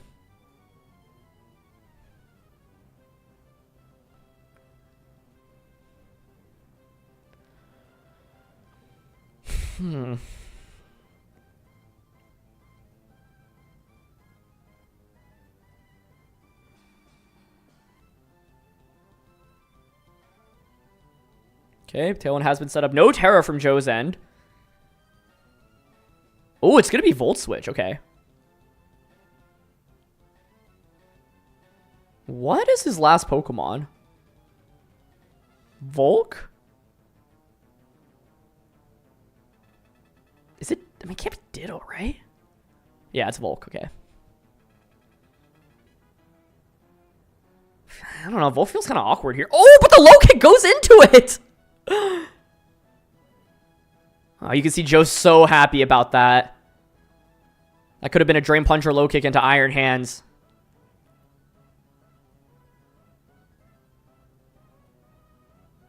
Taran expecting Miraidon maybe to not Terra, stay in and just Dazzling Gleam. That's a really, really nice play by Joe. Now the question is, what will Volcarona actually do? So Miraidon comes out.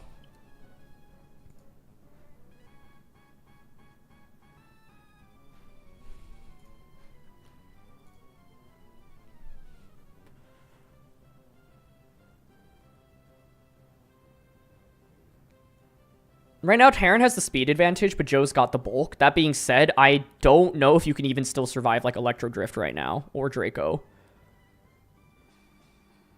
Even with the light screen. Especially because Taran's Miraidon doesn't look like it's bulky. It's been fast.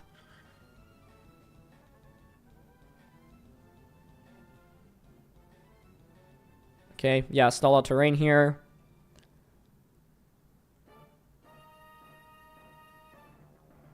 Draco in a protect.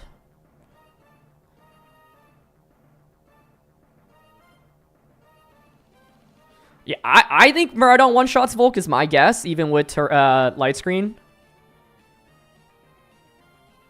Oh! I wasn't sure that would pop the Miraidon, but this no-bulk Miraidon just gets absolutely boomed. Wow.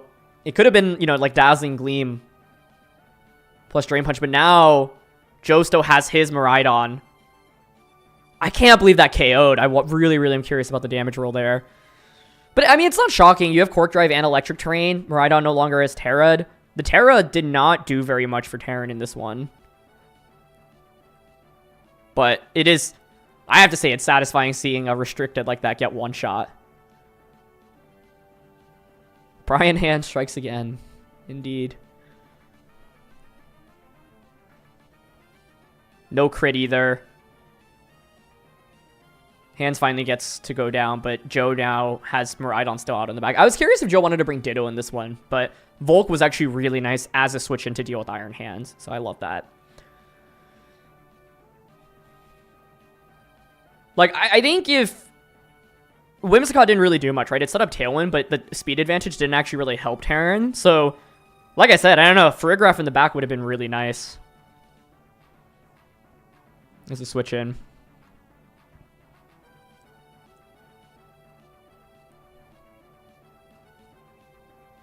You do set up the terrain again here, but I think it's fine.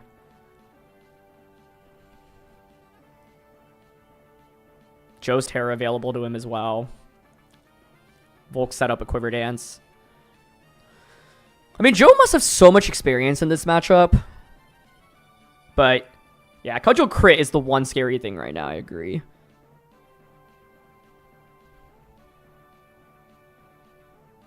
Yeah, Whims totally makes sense. Agreed. I think Joe was saying, look, I don't care if you outspeed me because I can just set up screens. And so if you move first, then you dedicate a slot just to set up that Tailwind, but then, like, you're already going to be faster than me anyway, so you're just effectively wasting a turn to set up that Tailwind. All right, let's see. Does he get the crit here? Oh! I mean, that's the risk of Ivy Cudgel. He loses now, I think, because you just locked into Gleam. Oh, Hand survived. He actually may have won if... oh, but it's low kick. Hold on. Wait, Joe might still win. Joe might still win. I think I would have liked to see Protect on Volcarona personally, though, just because then you stall out the Tailwind, and then you outspeed Ogerpon.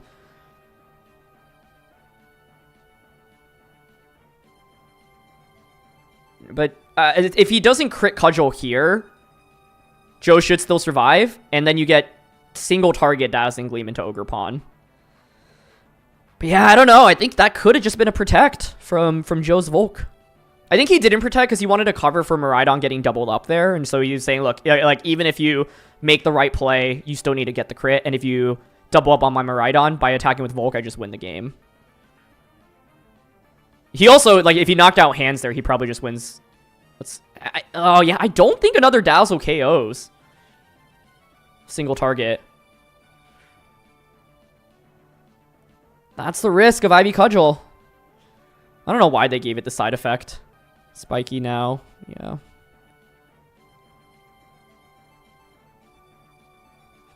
Joe wins this game the majority of the time without that crit. But yeah, he's got to be thinking, oh, maybe I could have protected as well. Alright, single target Dazzle. Does it get the knockout?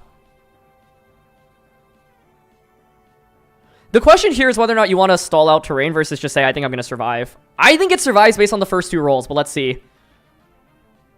Oh! 9 HP! What a first game. Oh, it's a heartbreaker for Joe, though. Joe, has gotten so unlucky in so many stream games. Oh. It's a heartbreaker, but he's not out of it. Okay, let's see. Game 2. I'm curious if Taran wants to think about bringing that Farigiraf. That's my primary question. Oh. Crit most definitely mattered. That one, indeed. Well, we already had that checked off. Oh, Arabega also gets checked off. Oh, nice. We didn't have a double crit, right? Have we not had a turn 1 Oko or Terra into KO? Alright, well, if Joel loses, we don't get USA. It's going from game 1 to game 2. You know, I'm looking at this. Let's this. Oh, everything completely bombed out for a sec. Okay, I hope everything's okay now again.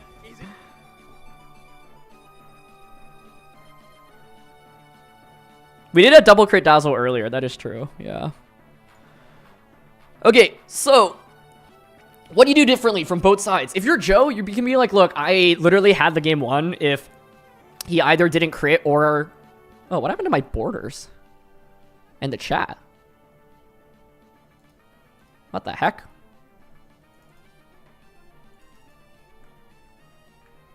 My border disappeared. And the chat disappeared. Oh no! Come back, guys. Alright, I'll figure it out after this game, but for now, let's get into this next one. Alright, it's gonna be a run back. The question is, did Taran bring Farigiraf in the back this time? Because you could just go switch in Farigiraf, Fairy Terra, Dazzling Gleam, boom, get a ton of damage off. There it is! Told you. Okay. Okay. Joe got the lowest roll possible? What?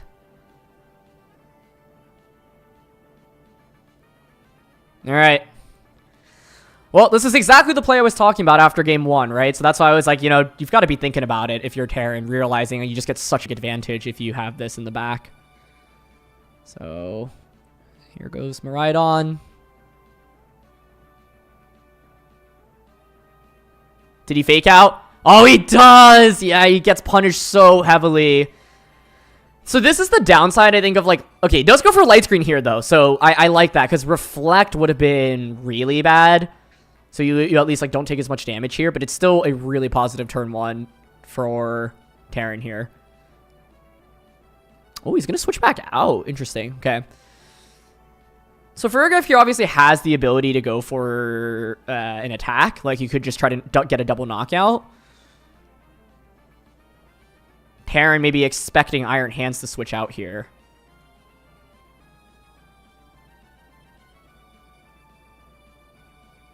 It does. Nice call. Does give up the Electric Seed boost, but it doesn't really matter. Volt comes out now. Okay. Joe has now set up both screens once again, though. And I think he's still in a decent spot with his Miraidon, personally. Especially with his Taran's Miraidon locked into Gleam right now.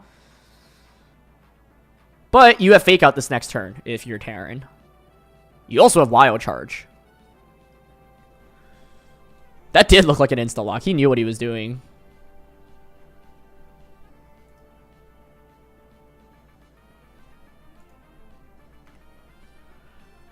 Yeah. So now you have Fake Out.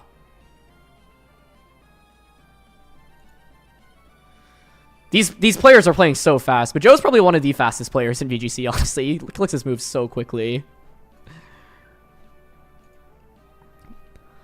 Volk is well positioned right now. I agree. Dazzling Quiver Dance.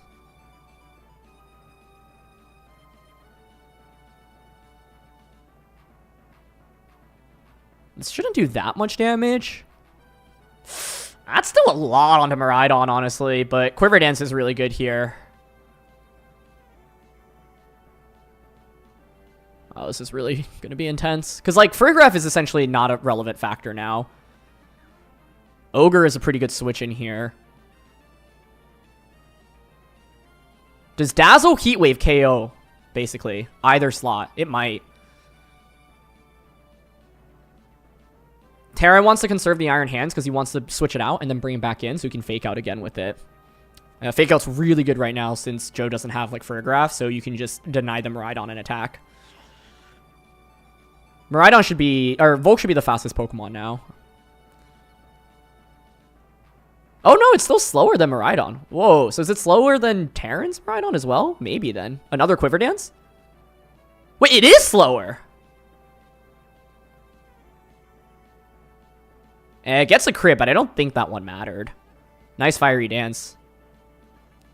Taran knows, he's like, maybe I could have stayed in with Iron Hands and just attacked there because maybe I would actually survive.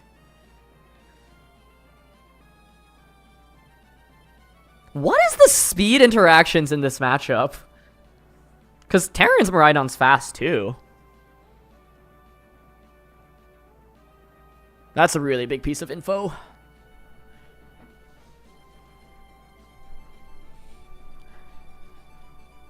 Fake Out. Doesn't switch out here. It'll be another Fiery Dance coming out. Oh! Another clutch survival. But I think it's fine. I think Volk is still in a good shape. Like, he can just KO everything. I didn't expect Volk to be such an MVP here. Yeah, Mirai, Volk, Mirai speed tier, right? That is not what I was expecting. I am really curious what the stats are. Clutch survival. I think if you don't survive, you just lose the game immediately. But I think Joe probably still wins this. Volk is just so powerful right now. You can Spiky Shield here, Wild Charge. You'd also switch in to block Fake Out Wild Charge. Oh, there's no Wild Charge. I keep forgetting about that. Oh, that's actually really bad for Taran. Because it means you have no offense into Volk at this point. Alright, well, Volk is definitely making up for lost ground from that previous game.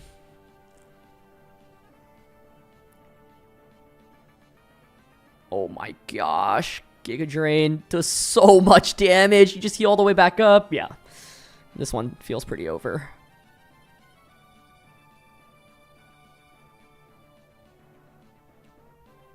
Great job by Joe to go for that light screen rather than reflect on turn one. Even though Taran makes the Friggraph adjustment, it still ends up being okay.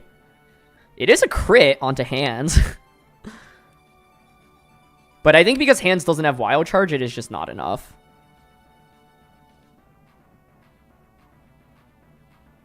Volk is going to 1v3 this. That's so sick. How cool is that?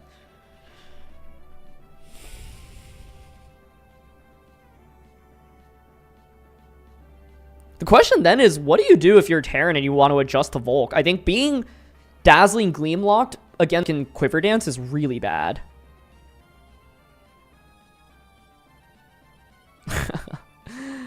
Boost, boost, boost, all the boosts.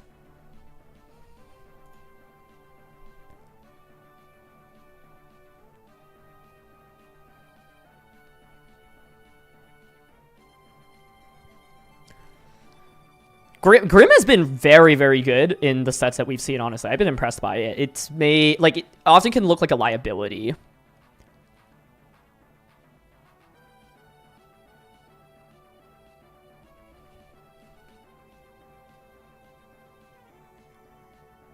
Cudgel, yeah, you just ult this. You just need to avoid getting crit. Extrovert says, game feels super unplayable. Volt gets a single quiver dance. Probably can't bring Frigg and Ogerpon. I think that's, yeah, a great point. Like, I think it's like Frigg was nice for that turn 1 play, but that was basically it. And I think in game 1 it would have worked out maybe a little bit better because Joe went for Reflect, but he covered for it by going for Light Screen this time. And that Light Screen was a big deal. Light Screen means that Grim survives another turn, gets the Reflect off as well. So I really like Joe covering for that potential Frigg switch in. Yeah, Joe's going to target the Ogerpon here because Ogerpon can still crit with Cudgel, whereas you don't have to give it, like, you don't really have to care about Iron Hands because it doesn't have Wild Charge. And Flame Body is, like, bound to activate as well.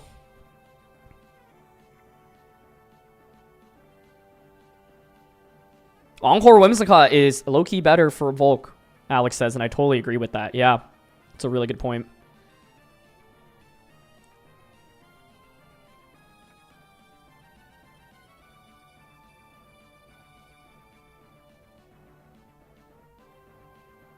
Okay, kind of just drawing out the inevitable right now. But, yeah, I mean, this is a win condition you can't play towards. 1 billion protects on Ogerpon, but yeah, Volk should always win this. Would have been interesting if there was Wild Charge on hands, because then you play the guessing game.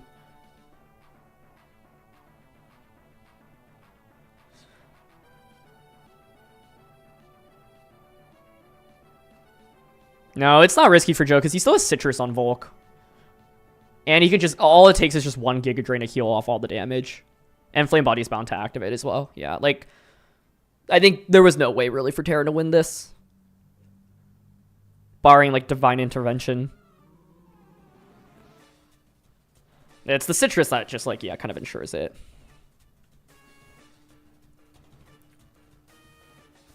Okay. So now both players are thinking, well, what do I do for game 3? Right? Urshifu feels crazy to bring into a matchup when you're up against Hands and Miraidon. So for Taran, you can go back into Whimsicott, as one of you called out. And what Whimsicott can do is Encore that Volcarona. You can also think about, like, knocking out the Grimmsnarl so it only gets 1 of Reflect and Light Screen up. If you're Taran, you can go back to Hands plus Miraidon once again, which pressures Fake Out. I'd probably draw Freegraph and go back to Whimsicott, honestly. But you know what's really tough about this is it's like Joe can just take advantage of whatever move Miraidon locks into and get through the early game, right? If you commit to Dazzling, then Volt comes out. The no border stream kind of no border, no chat. Just raw me. Ditto gamble on game 3. I don't think Joe needs to do that. I think he's fine with the current tools that he has, honestly. Oh, okay. It's going to be the Frigg lead immediately. I like this. Because he can Trick Room now, too. Not this turn, but maybe in subsequent turns.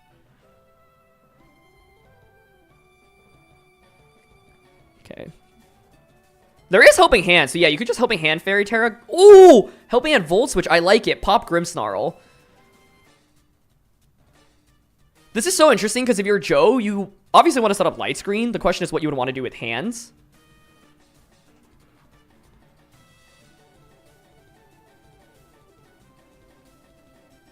Turn 1 Trick Room, why not Volt Switch and Trick Room? I think he really wants to ideally one-shot Grim here. Let's see if it KOs. It doesn't! Ooh.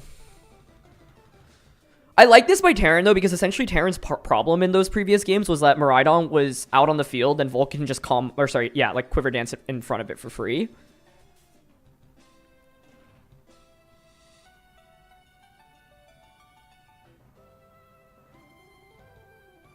The Volt Switch comes out.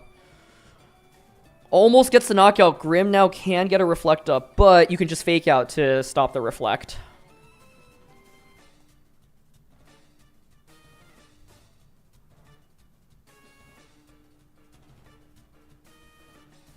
Miraidon now, though, can just blow up Farigiraf with an Electro Drift.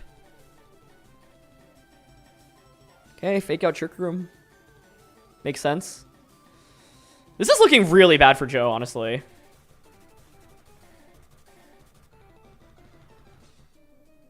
Because now Trick Room goes up.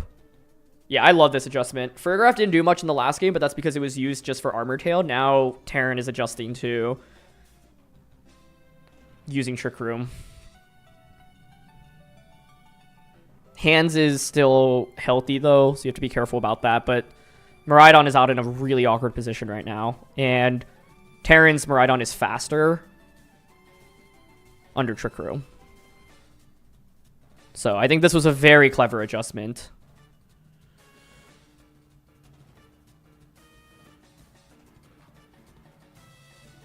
Molt comes out. All right, you got to avoid a burn here. Low kick into that slot. No burn. It's just foul play coming out into Farigiraf for some chip. Psychic. I mean, this is decent damage. It's not the most, honestly. Okay. I think that Taran did a really good job of recognizing Volk was a problem and just denying it free setup. However, now Volk does manage to come out. Grim can set up a Reflect on the way out.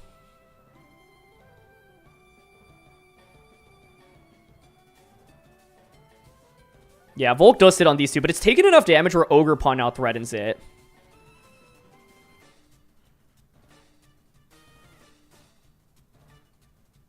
So you do get a Quiver Dance now.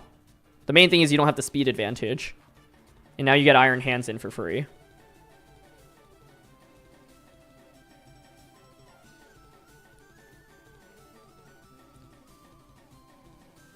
Bring out Iron Hands. You threaten Fake Out, but Taran can just switch his Farigiraf into block Fake Out and Cudgel. You could also expect Volk to protect and then double up on the hands. You could also Spiky Ogre right now. He's thinking about going on the offensive. I like Spiky Low Kick here. I think that's good. If Taran gets this turn right, I feel like he just wins the game. All right, let's see. Taran locked in. He felt confident on that.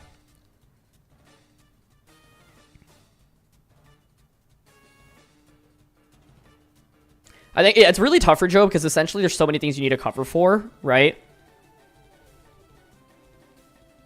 No Frig switch in. Joe does not react super strongly to that. Taran's really happy about that. Now you can just cudgel that slot next turn. Yeah, this is the perfect turn for Taran. And he Drain Punched? Yeah. Taran gets the turn correct. Nicely done. Now it's really scary.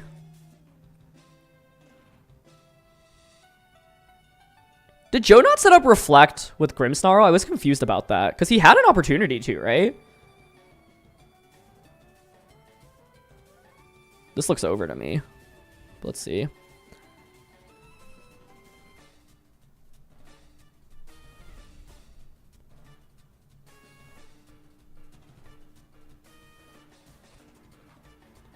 Yeah, I think this is the only right way to do it. Oh, he did set up Reflect. Man, Hands just does so much damage still. Did he? I thought he only set up Light Screen, but... Turn 2. Yeah, there's just so much going on.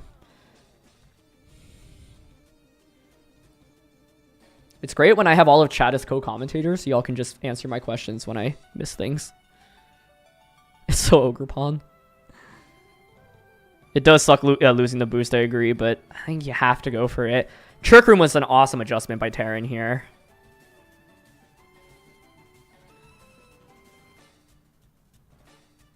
Oh my god. Still did so much. Wild Charge, though! Doesn't do enough. Taran can feel the win. This is the same regulation as Worlds, yes.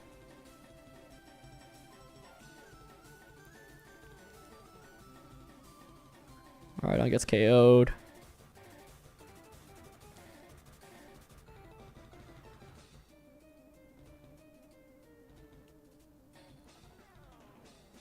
Bolt comes out. Yeah. I don't know. It feels kind of over. Taran's turn 1 play was really good. I love that he was like, Joe keeps taking advantage of me being out on the, like, Fergraph as a switch-in, really, a lead, really smart. And I think it's like, if Joe let his own Miraidon, maybe he would have had a better shot. But Volk feints and Taran knows he's got top 4 and World's locked up now. Joe went for the Quiver Dance just for increased special attack and special defense, but ends up not being relevant.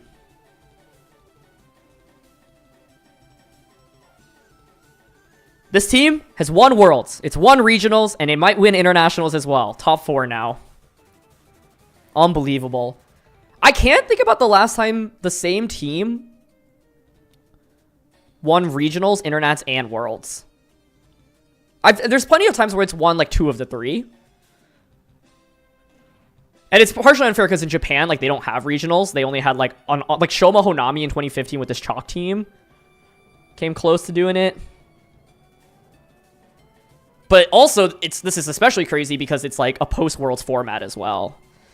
Wow. Nicely done by Taran. What a set.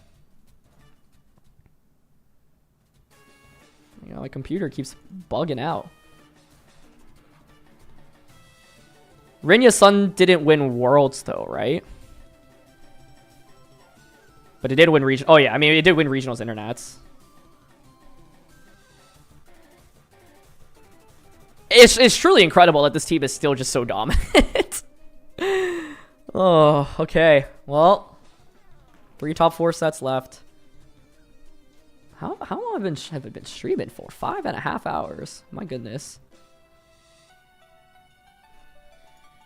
I agree. It definitely feels like an all-time VGC team. And the other thing is, it feels like a really fair and balanced team. Like, I feel like when I lose to Arabega Miraidon, I'm like, you know, there wasn't any, like, crazy BS or shenanigans. Like, you know, it's just the player piloting it really well.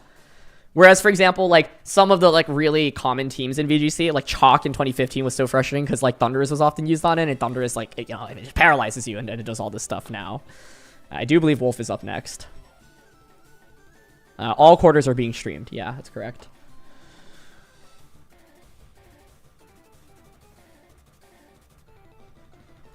All right. Miraidon is insanely good. Yeah. When is the last time you could just Oko instant turn 1? True. Very true.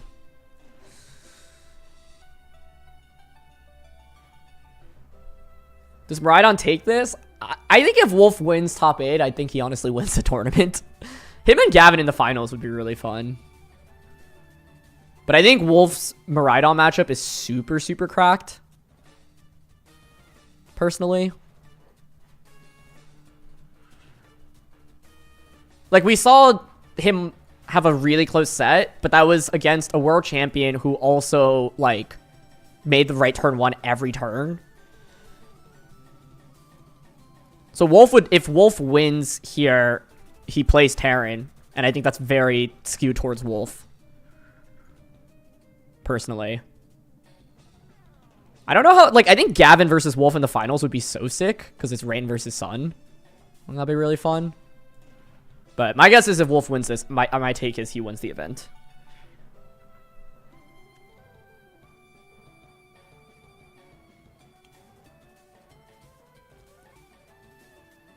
The Luca match was absolutely crazy. I agree. What's the use of offensive Volk in this format? I mean, if you watch game 2 of that last set, like, it shows how, like, Volk can take a bunch of hits, and you can also heal back with Giga Drain.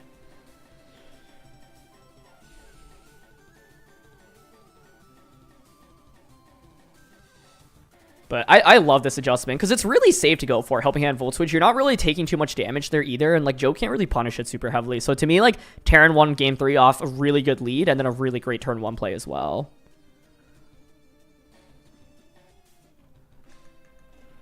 Someone said, what is Wolf's team? He's using a Koraidon team with Perish Song on it.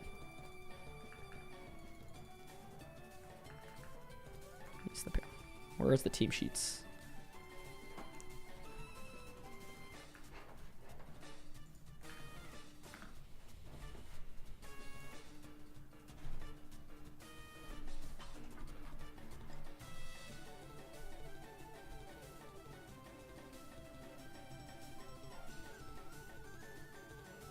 Yeah, the number of tools on Arubega Miraidon is just crazy. It has access to so many resources.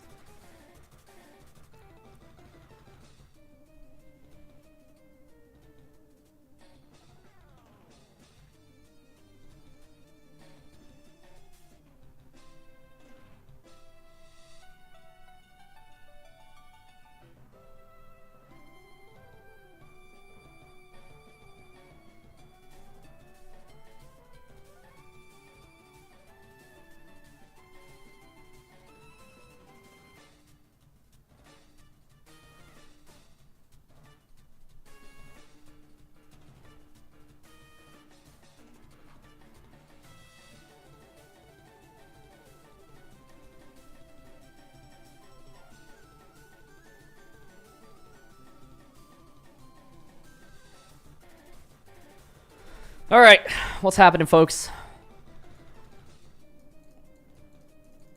CSR plus Rain has to be Wolf's worst matchup. I think Wolf actually hates going up against Groudon, but we'll see. He did beat Shadow Rider in top 16, so... He beat Shadow Rider here. Shadow Rider in the last round of Swiss as well. Amoongus was really big here. Gets one Spore off and a Shadow Rider just shuts it down.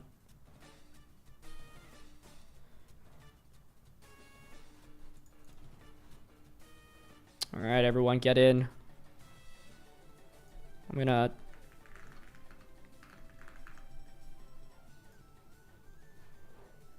Torn Rin was annoying, yeah. Which is why I think him and Gavin in the finals would be a really interesting matchup. That would be a crazy finals, because there's like two old heads who've both won internationals as well in the modern era.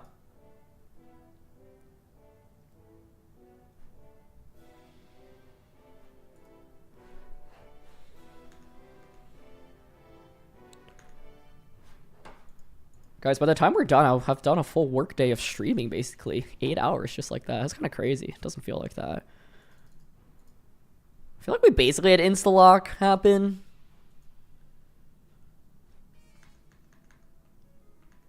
But 5 matches left in this event. Is it time? Oh, we're still doing an interview. Yeah, let's take a look at what Wolf is up against and preview this matchup. Okay.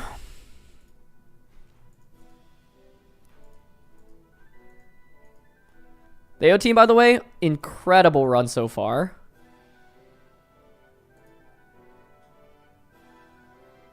Stuff is bugging out again. Why? Look at this. 3 world champions back to back to back. That's crazy. Back to back Miraidon Arubega wins too. He started the tournament 4-2 and hasn't lost since. 1, 2, 3, 4, 5, 6, 7, 8. This is like when Luca Cherubelli won Worlds. He dropped a few. He was 3-2 or 4-2. I think 3-2 and then 1 out to win the tournament. But this is the matchup. Grass, Terra, Clefairy, Pelipper, Rillaboom, Shadow Rider, or Shifu, Incineroar. And on this side, Amoongus, Incin, Screamtail, Koraidon, Flutter, Gothitelle. So I think on the opposing side, it's like Calyrex, Pelipper, or Clear Brings, right? Rillaboom you bring if you are truly worried about Amoongus lead. You got Goggles on Incin, so that feels like you probably want to bring it out as well. I think Incin, CSR, Pelipper, and then one of Clefairy or Urshifu makes sense to me.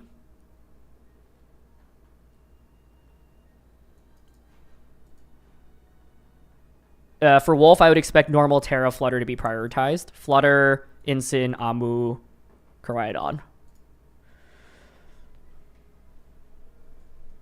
What's up, Grant? Close combat is stronger than Collision Course, and the secondary effect from Collision Course is not relevant enough.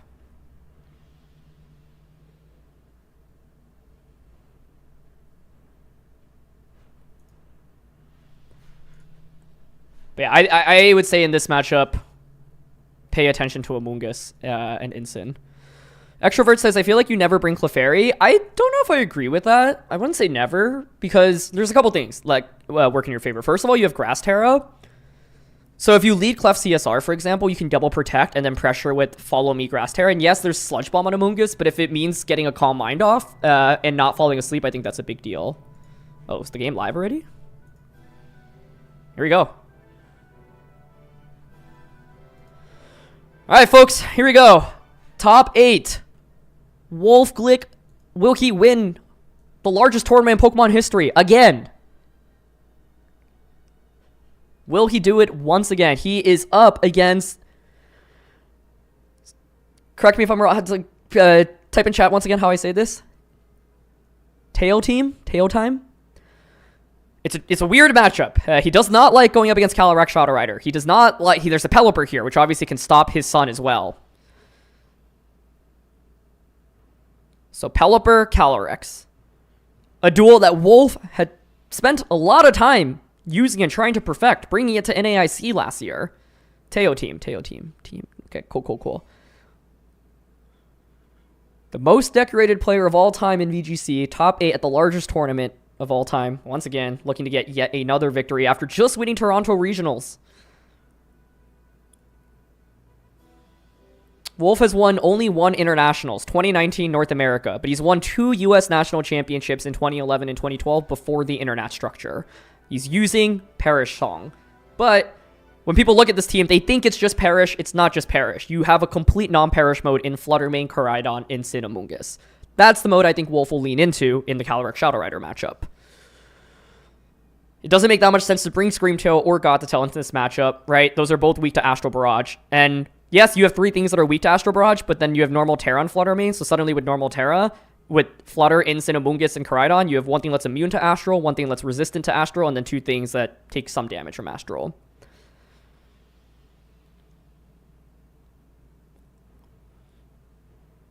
So, I think pay attention to Amoonguss in this matchup. I think Wolf's goal... Wolf has a couple goals. Put things to sleep, and then use normal Terra Fluttermane to deal with Calyrex in the long run. Perish is not, I think, a likely strategy in this matchup, at least not in game 1. Because the Perish core, you need Gothitelle, you need Screamtail. It's just so vulnerable to Astral Barrage. I think it's probably the most even matchup we've seen for Wolf yet on stream, which I think makes it really fun.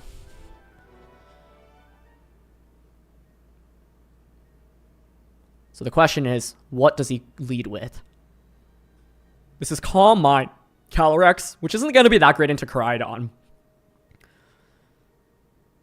What Wolf really wants to do is put things to sleep. He wants to win the Weather War, obviously, as well, right?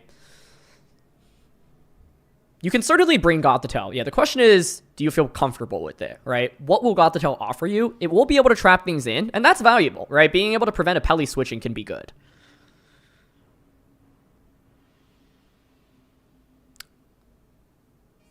There's also Taunt on Urshifu here, which can be important, but I don't know if I would bring Ursh into this matchup. Like, I think Pelipper and Calyrex always come out, and then it's a combo of 2 of 3 of Instant Rilliclef.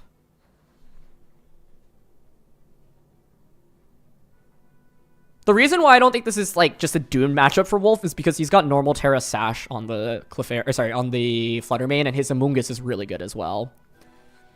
Like, we saw Wolf lose in the first game of Swiss on stream, last round of Swiss, on stream yesterday. But it's like Amoonguss was able to just win the entire matchup for him into a Calyrex Shadow Rider team because he was able to just put things to sleep. One thing that's actually a big deal is Calyrex's speed relative to Koraidon, because Wolf won the last set, or won yesterday in the final set because his Calyrex was, or his Koraidon was faster than Calyrex.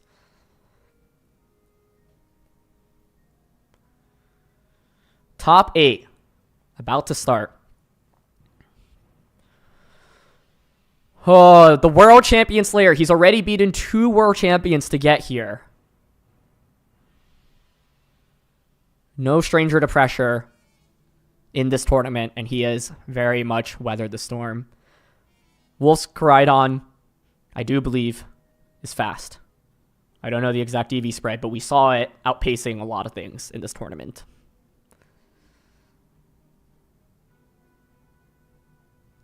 Okay.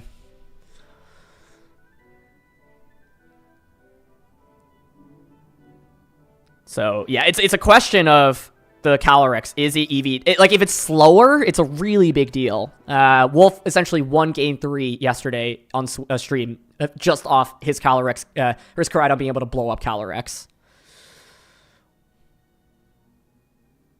For Wolf, it's a shot at making top 4. If he makes top 4, he's got an incredible matchup against Taran as well. He might just make it to another finals, get another win under his belt. I think my take on this matchup is I think the matchup is slightly unfavored for Wolf, but Wolf is such a strong player, and he's thought about this, has had time to think about this matchup, that I still give him the edge.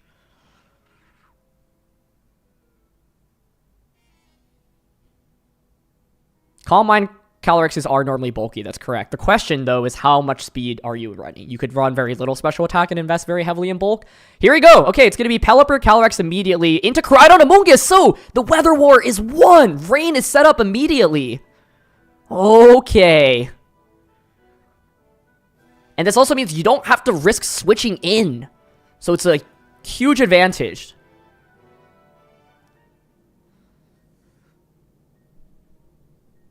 The instant switch in, though, you could just Terra here. This allows you to pivot out. Instant is such a safe switch in here. And like I said, pay attention to Spore in this matchup. It's all about trying to put this Calyrex to sleep.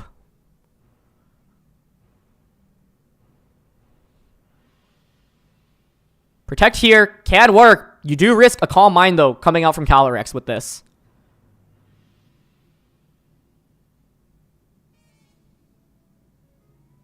You also risk Weather Ball going into Koraidon right now. Like, imagine if it's Weather Ball, Calm Mind turn 1. That would be pretty schnasty. Next turn, by the way, like, you could switch an Instant, and then Wolf could predict the switch in and then knock off Spore that slot. Calyrex did not go for a Protect. Did it Calm Mind? Nope, just Astral. I think this makes sense. Astral plus Hurricane into the Amoonguss. Okay. So Instant gets to come in safely. It was a tough lead matchup on turn 1, but I think Wolf now turns the tides back into his favor. A Weather Ball into Instant, I think, could have been very deadly. But as you can see, yeah, no Perish combo here from Wolf's end.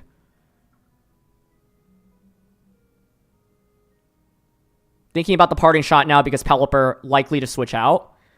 The risk here is if Pelipper does not switch out and stays in. Okay, so Wolf is kind of making a hard commit here. Oh, he doesn't have knockoff. Sorry, I was talking about knockoff Spore. It doesn't work here because he doesn't have it. Predicting Calyrex to protect right now.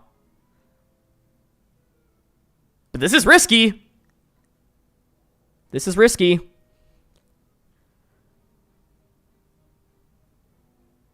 Will we see a safe play? No, it is going to be Terra commit on the opposing end immediately. Probably Fairy. Yep. This... I don't know if I... Oh, is he going for Draining Kiss Hurricane? Double onto Amoonguss? Yeah, that makes sense.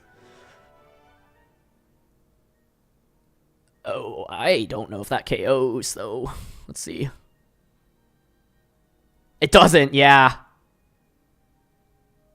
But Wolf crucially did not go for a Spore because he was expecting a Clefairy or a Instant switch in there. So it's actually not a terrible turn, although obviously getting the knockout would have been more advantageous. What Wolf is trying to build towards is also a normal Terra Fluttermane endgame. No, I don't think these players know each other's playstyles at all, other than from maybe what they have seen from on stream.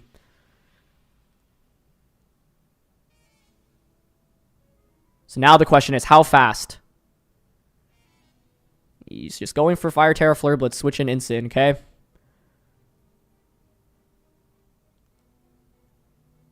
It's generally a pretty safe play. The response is Protect, switch in Instant right now from the opposing side. So that's what you have to be worried about. That allows you to reconserve the weather. And then have Fake Out. Yep, there's the switch. You would think it's Incineroar coming out right now. Yep.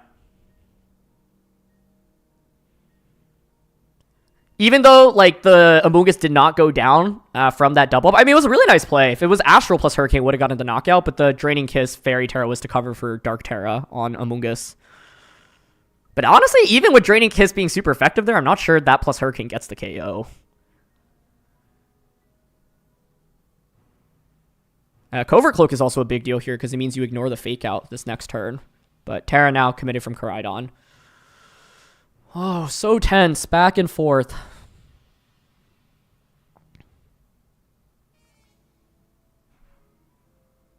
Protect. It's a great turn. You commit the Terra, you reset the weather. An excellent play here. Like I said, this was the best response, and he makes it.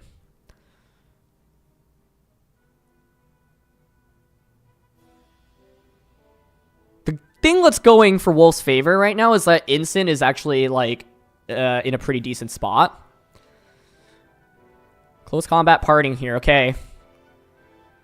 He's thinking about so many different moves, but a switch into Pelly, back out into Pelly is pretty safe. I'd expect Wolf's Incin to be slower here. Think about Flare Blitz here. It could be... Okay, Flare Blitz parting. Makes sense. Oh, he risks the Flare Blitz. And he is slower, okay. But will this knock out now with Intimidate? Oh my god.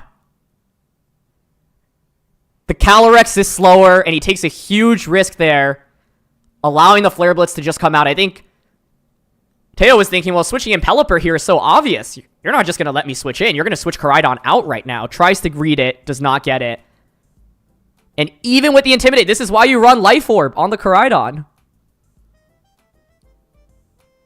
I mean, I think the game's over, honestly.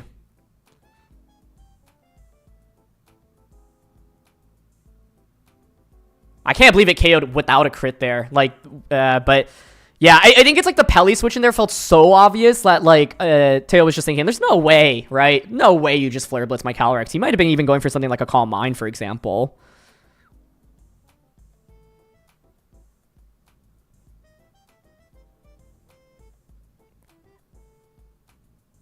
I actually really wonder what the calc was there, because I was thinking Calyrex could survive thanks to Intimidate.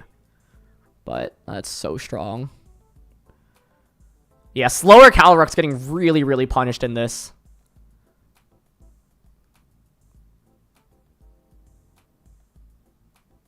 This actually, hold on. This isn't over. It could be a double knockout right now with Weather Ball and Knockoff. Okay. Okay, this is still a game. With Rilla in the back? Oh, but he went parting instead. Okay.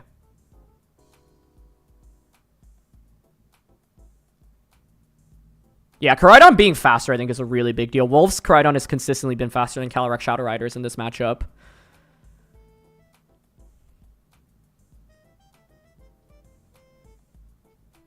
Is it Rilla? Is that Clef? It is. Milo!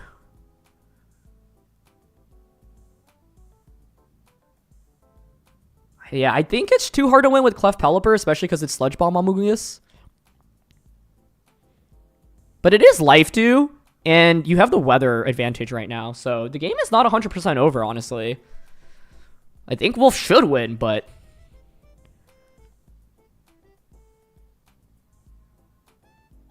That last turn actually highlights why Collision Course, like one of the few use cases for Collision Course.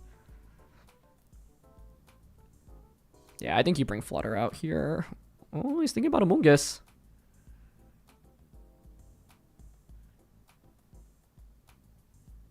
Okay, this is really interesting. Oh. Switch and Protect is kind of the obvious play. Oh, I see.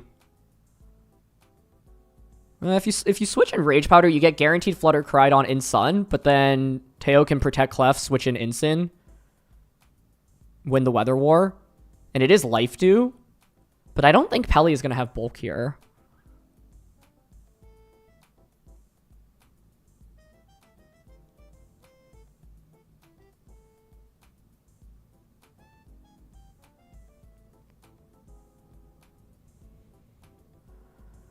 This would be a really nice turn for a life do, I think.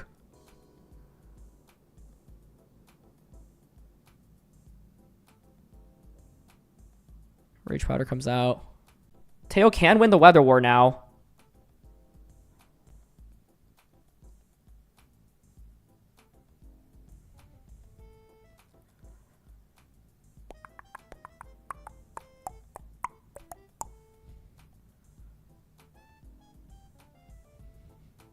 Protect. I mean, you can pretty easily protect switch in Incin right now. Like, the fact that it's actually not won yet is nuts, but I think it's like... because Clef doesn't have offense, right? So Teo needs 3 different Weather Balls in order to win this one. And that's a lot. It's a lot of different moves that you need.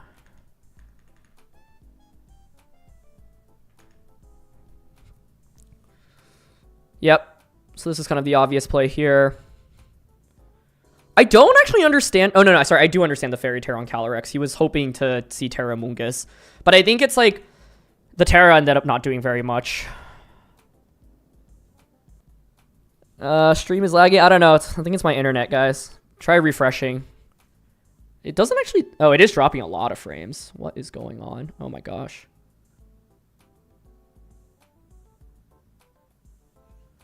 Fortunately, there's not much. Let me see if I have anything open that I can stop. Okay, I closed some windows out. I don't know if that'll change much, but... Try refreshing the stream now. Maybe I'll refresh the game as well. Okay, let me try refreshing the game.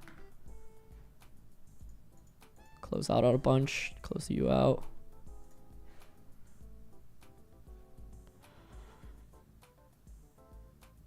Follow me. You go follow me, Weather Ball. If it's follow me, Weather Ball, does Wolf lose? How much does this do? Not enough. Oh my gosh. But did he expect Koraidon to protect here and target Flutter Mane is the thing? Oh, he did!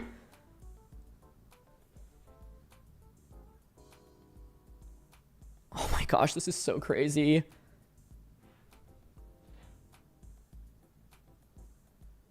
Does Moonblast Close Combat KO Koraidon through Friend Guard?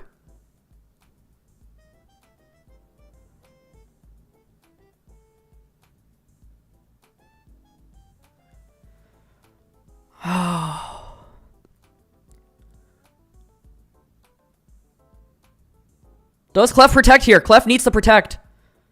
This is so... If Clef protects, I think Wolf loses. Clef needs to protect here. You protect, you Weather Ball. Oh! He thought it would be double into Pelly. Yeah, Teo played so well, but it's not enough. Moonblast KOs now. That turn was a total mind game. It's just a question of who protects there.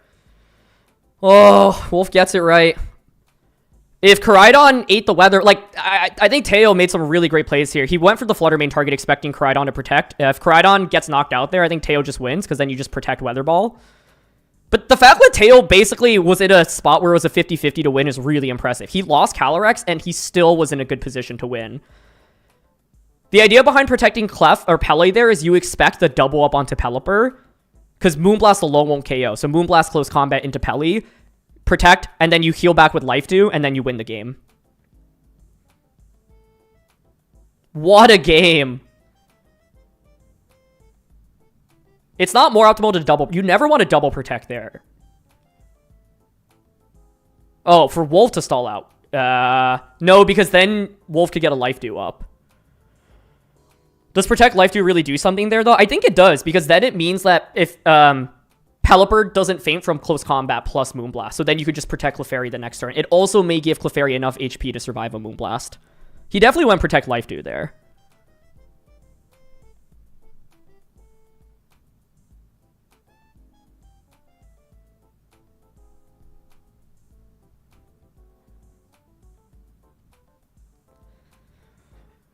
Why did Follow Me plus Weather Ball on Flutter not win completely? Because then Moonblast goes into Clefairy, it faints, and then Close Combat is a 2-hit knockout onto Pelipper. I think with Close Combat. That was an incredible game.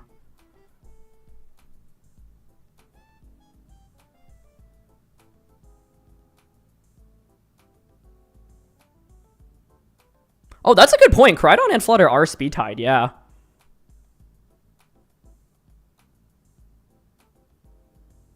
That actually, yeah, that's true. They do speed tie. I believe they're both max speed. Oh, if Crydon was intimidated, then wait, hold on. That was definitely a mistake. Yeah, it was intimidated. Then I don't think 2 close combats is... Let's see.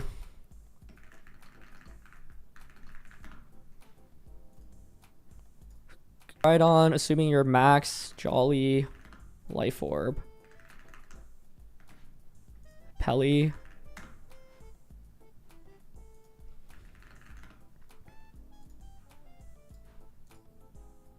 It was intimidated, right?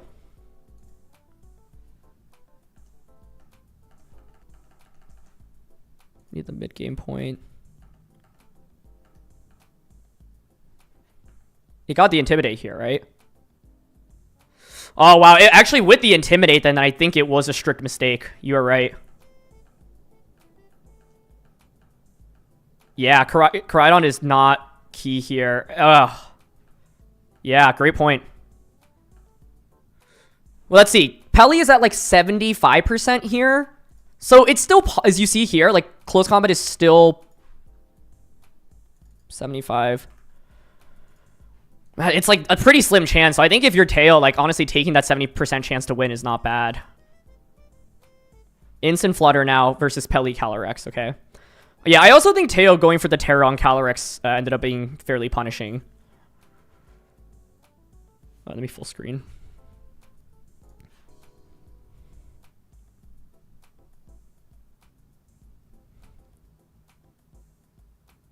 That last game was so freaking close. It was crazy.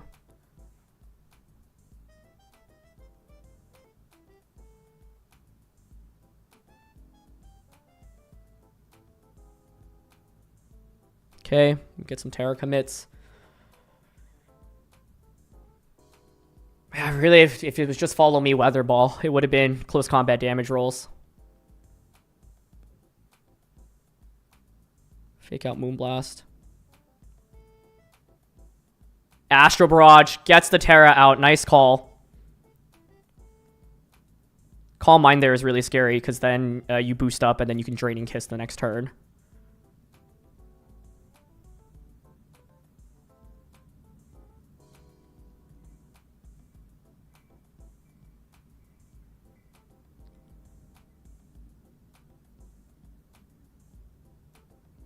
Let's see. Yeah, I agree. I think it's like, it was such a tough spot for him to be in. I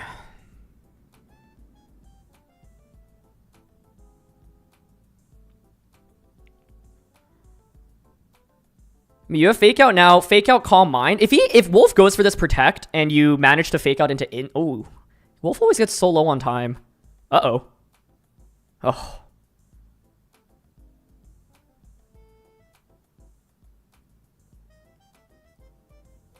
I don't know. I think Fake Out Calm Mind here is actually not. Oh, he goes for... I can't do much about it lagging. I don't have anything else open. Maybe the damage calc. I doubt that really does much. This is really scary for Teo now because you just get spored. Yeah.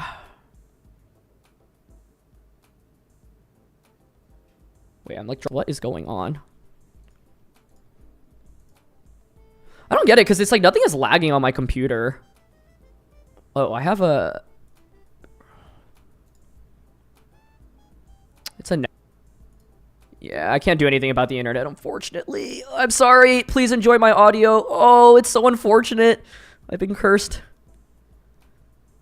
I hope you can at least hear me clearly. If you're watching a slideshow, I would recommend opening the official stream so you can have my audio. But basically, I think Wolf's in a really good spot right now because of Amoonguss with Spore. He's just going to go Helping Hand here.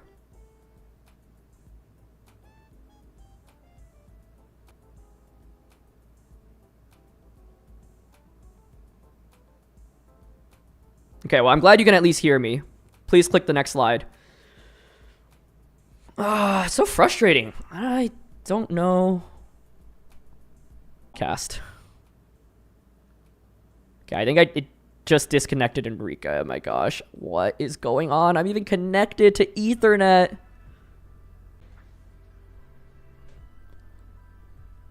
I can't believe it has to happen in this, like, tense game, too.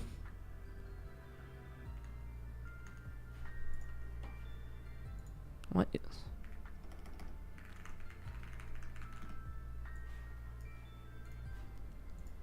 I don't get it. I'm still, like, connected to the internet.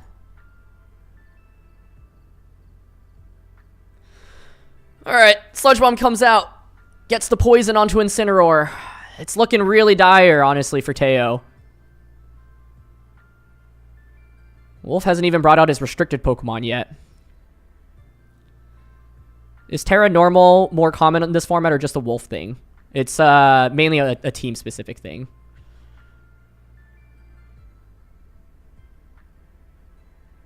I think this game would have looked very different if Teo went for Calm Mind on turn 1, but instead he tries to break the Sash on Flutter. Because if you get Calm Mind, you boost up immediately, and then you can start healing back with Draining Kiss.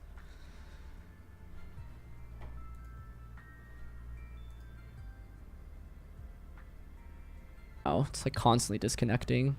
Because my internet itself is actually fine, so apologies, my friends.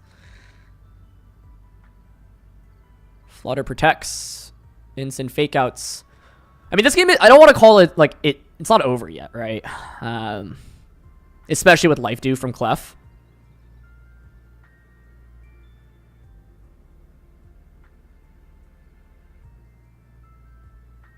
No more rain.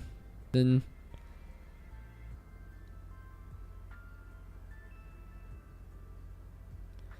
Amoonguss just being able to put something. Yeah, it seems like I just keep disconnecting. Oh my gosh, Instant lives. But the poison just keeps ticking down and down. Like, Teo isn't making any progress right now, right?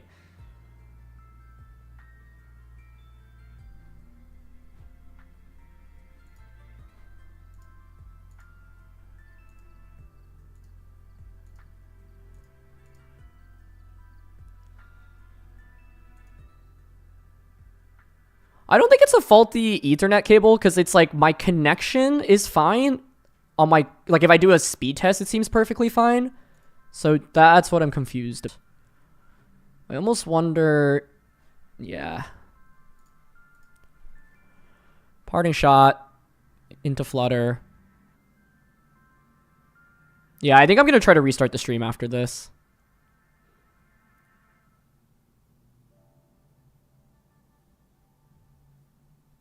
This just looks like such a tricky spot for Teo.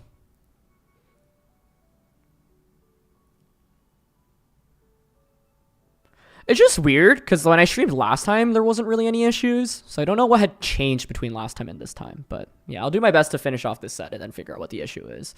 I don't know if you guys can still hear me if you're here, but if you are, thank you.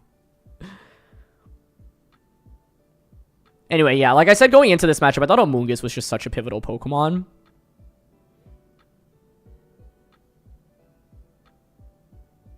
Clef goes for Protect. Spore and Instant is like fine because it just like covers for a switch out, right? And if you KO it, Spore gets redirected into Clefairy. If Clefairy follow Mies, it goes into that slot anyway.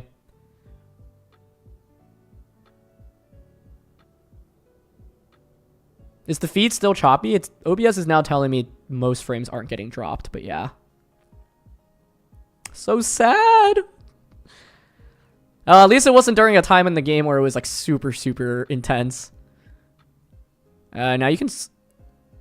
Oh, you just Moonblast Spores. Okay, you do risk just knocking out Amoonguss right now. But I think, I don't know, I think Wolf's lead is just too big here with the Calyrex being put to sleep.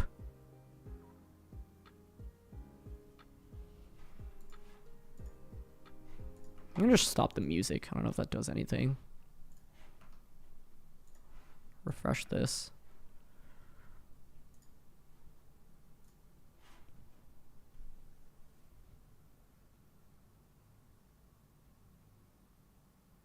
Among Us lives. Wow. Oh, but confusion. Oh my gosh. Does Among Us get hit in confusion? Oh, it doesn't. I feel like that should be a good game then. And honestly, even if it didn't, it'd still be okay. Because you still have you still have 3 Pokemon against a Calyrex. But I think, yeah, Calyrex needed to get a Calm Mind off turn 1. Among Us just positioned itself super well.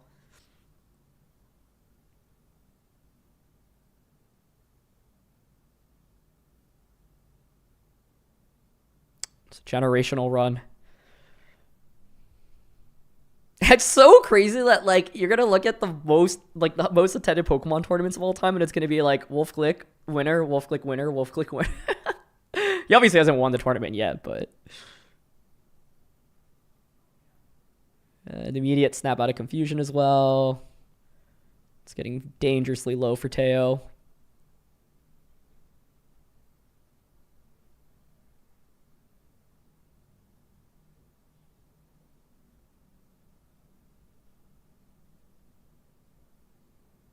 It's because you're DDoSing? Fair, man. Please don't DDoS me. At least it looks like the frame rate is not as choppy now. I don't know. Try refreshing if any of you are here. Oh.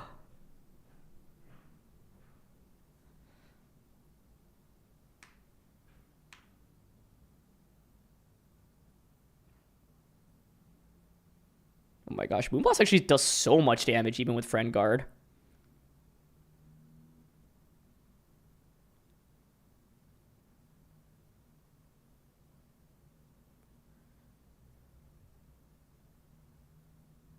Yeah, I don't know if there's just like a internet spike or something at that moment, but I have been dropping frames pretty consistently throughout, which is already frustrating as well. So, sorry for the tech difficulties. I'll try to figure out what I can even do to prevent them next time.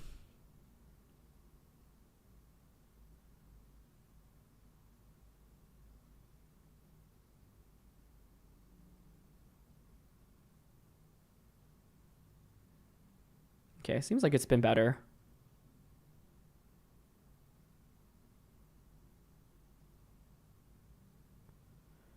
Yeah, this game's over. I don't really see a way to win. I think 2 things getting put to sleep is just too bad for Teo.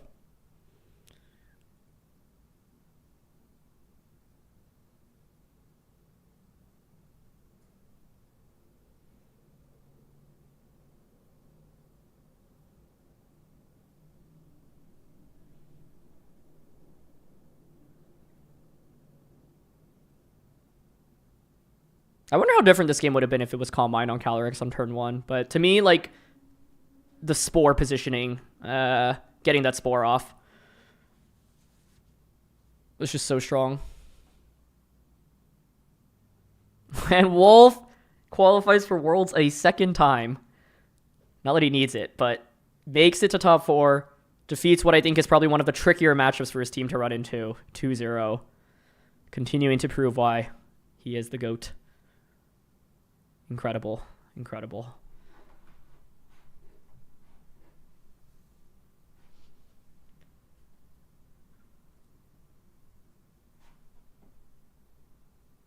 Yeah, this second game was just insane. I think it's so tough. It's like if you go down a game against Wolf, all the pressure is on you, and like Wolf is so good at making adjustments where like he'll often go down a game and still figure out what to do, and like Teo was so close to winning game 1. So close. Flutter was incredible in that game. I think this game, turn 1, if it's Calm Mind, it's more doable. The problem is Among Us is just so hard to kill. You need like a combo of Calyrex plus Pelipper. And Among Us just hung on for too long.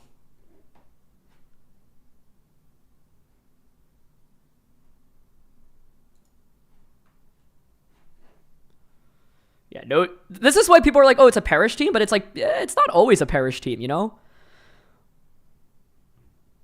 I wouldn't call the end of game 1 a choke because it's like, I don't know what I didn't know what those damage calcs were, but it was so close. Like, the fact that Teo lost Calyrex and still could have won and brought it to like what felt like a 50-50 is crazy. Absolutely nuts.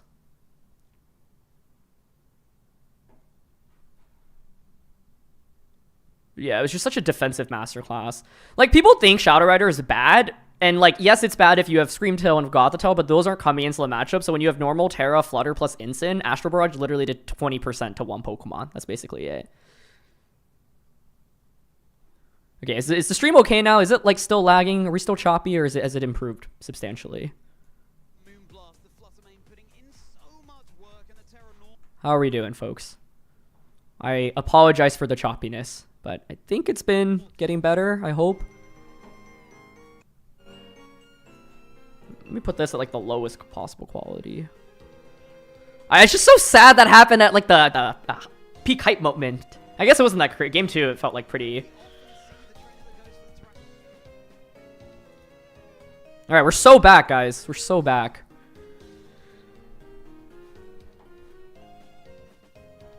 Let's rewatch game 2 before I lost all my pixels. What do I want to do? One sec.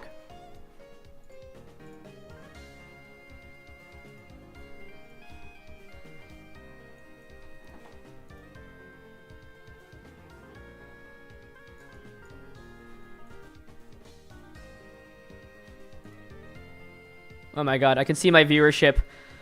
Pew! From when the internet became super choppy. Oh man. Well, if you stayed here even with the internet issues, you're a real one, and I appreciate you. I just want you to know that. And I thank you for your service.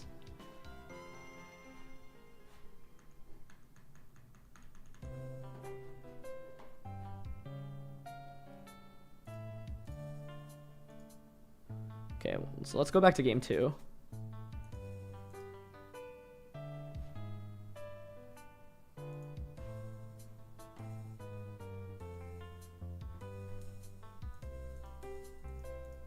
Is this game 1?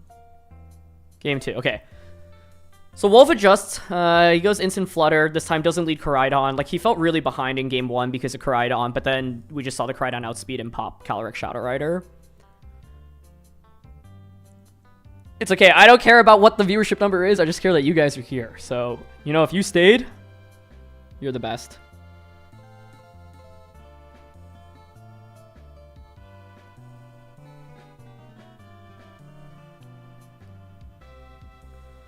Okay, so let's just talk about this immediately. Like, Teo got the better end of winning the Weather War in game 1, but yeah, Wolf isn't going to let him do that 2 times, right?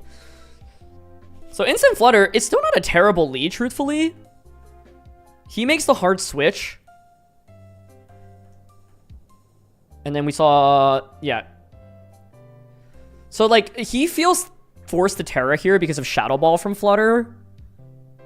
Wolf doesn't go for Shadow Ball. This is already a nice play. Just goes for Moonblast, doing a little bit more damage. And this Astral Barrage immediately, like, sets Teo back so significantly. Like, you get the Terror out. But that's, like, not a worthy trade. If this is a Calm Mind, you suddenly can heal back a lot of the damage that you just took, and you actually deal a decent amount with Draining Kiss, right? Like, you pressure with Fake Out, plus... I think if it were Calm Mind turn 1... yeah, so you could hard switch, Fake... like, I like the switch here, because, like, Weather Ball here, you don't expect to get off, right? Yeah. So, in this position, I think... Switching to Pele, Terra, Calm Mind could work, but then you risk, like, Moonblast Parting Shot. But I do think getting the special defense boost also can help out a little bit against Flutter. And it's also, like, would Wolf really just keep Instant in and keep both of these in, risking Pelipper Weather Ball? But yeah, if you're a Perish fan, you should be happy, because now that Calyrex is eliminated, Wolf has a really good time with Perish. So Calyrex protects. Parting Shot. Like, at this point, Teo just feels so far behind, honestly. And I think in this position, it probably should have been Pelipper coming out. Because the problem with this is as soon as you bring this out, you're basically saying, okay, put me to sleep. The only way you can prevent sleep from happening here is if Calyrex switches in. And he just goes for Helping Hand Astro, but this only works if you knock out Amoonguss, right? Yeah, I mean, it does decent, but even with the Calm Mind, that's not enough damage. Amoonguss is just so defensive here. Like, it's such a good Pokemon.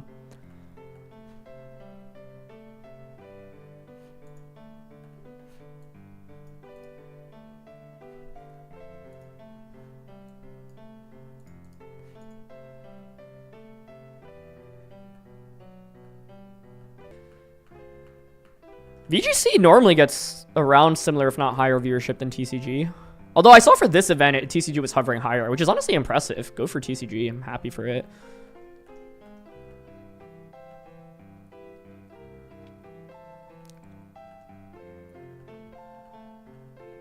Yeah, like, honestly, this game felt pretty over to me after the Helping Hand Astro. Oh, well, okay, hold on. This maybe will fix.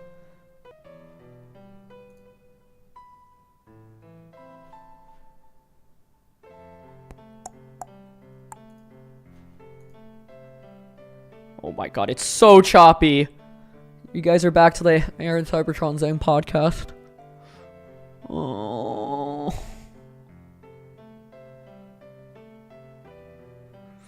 Okay, if it keeps up, I might just restart my computer and pray. Alright, guys, I'm going to restart the stream. Please come back.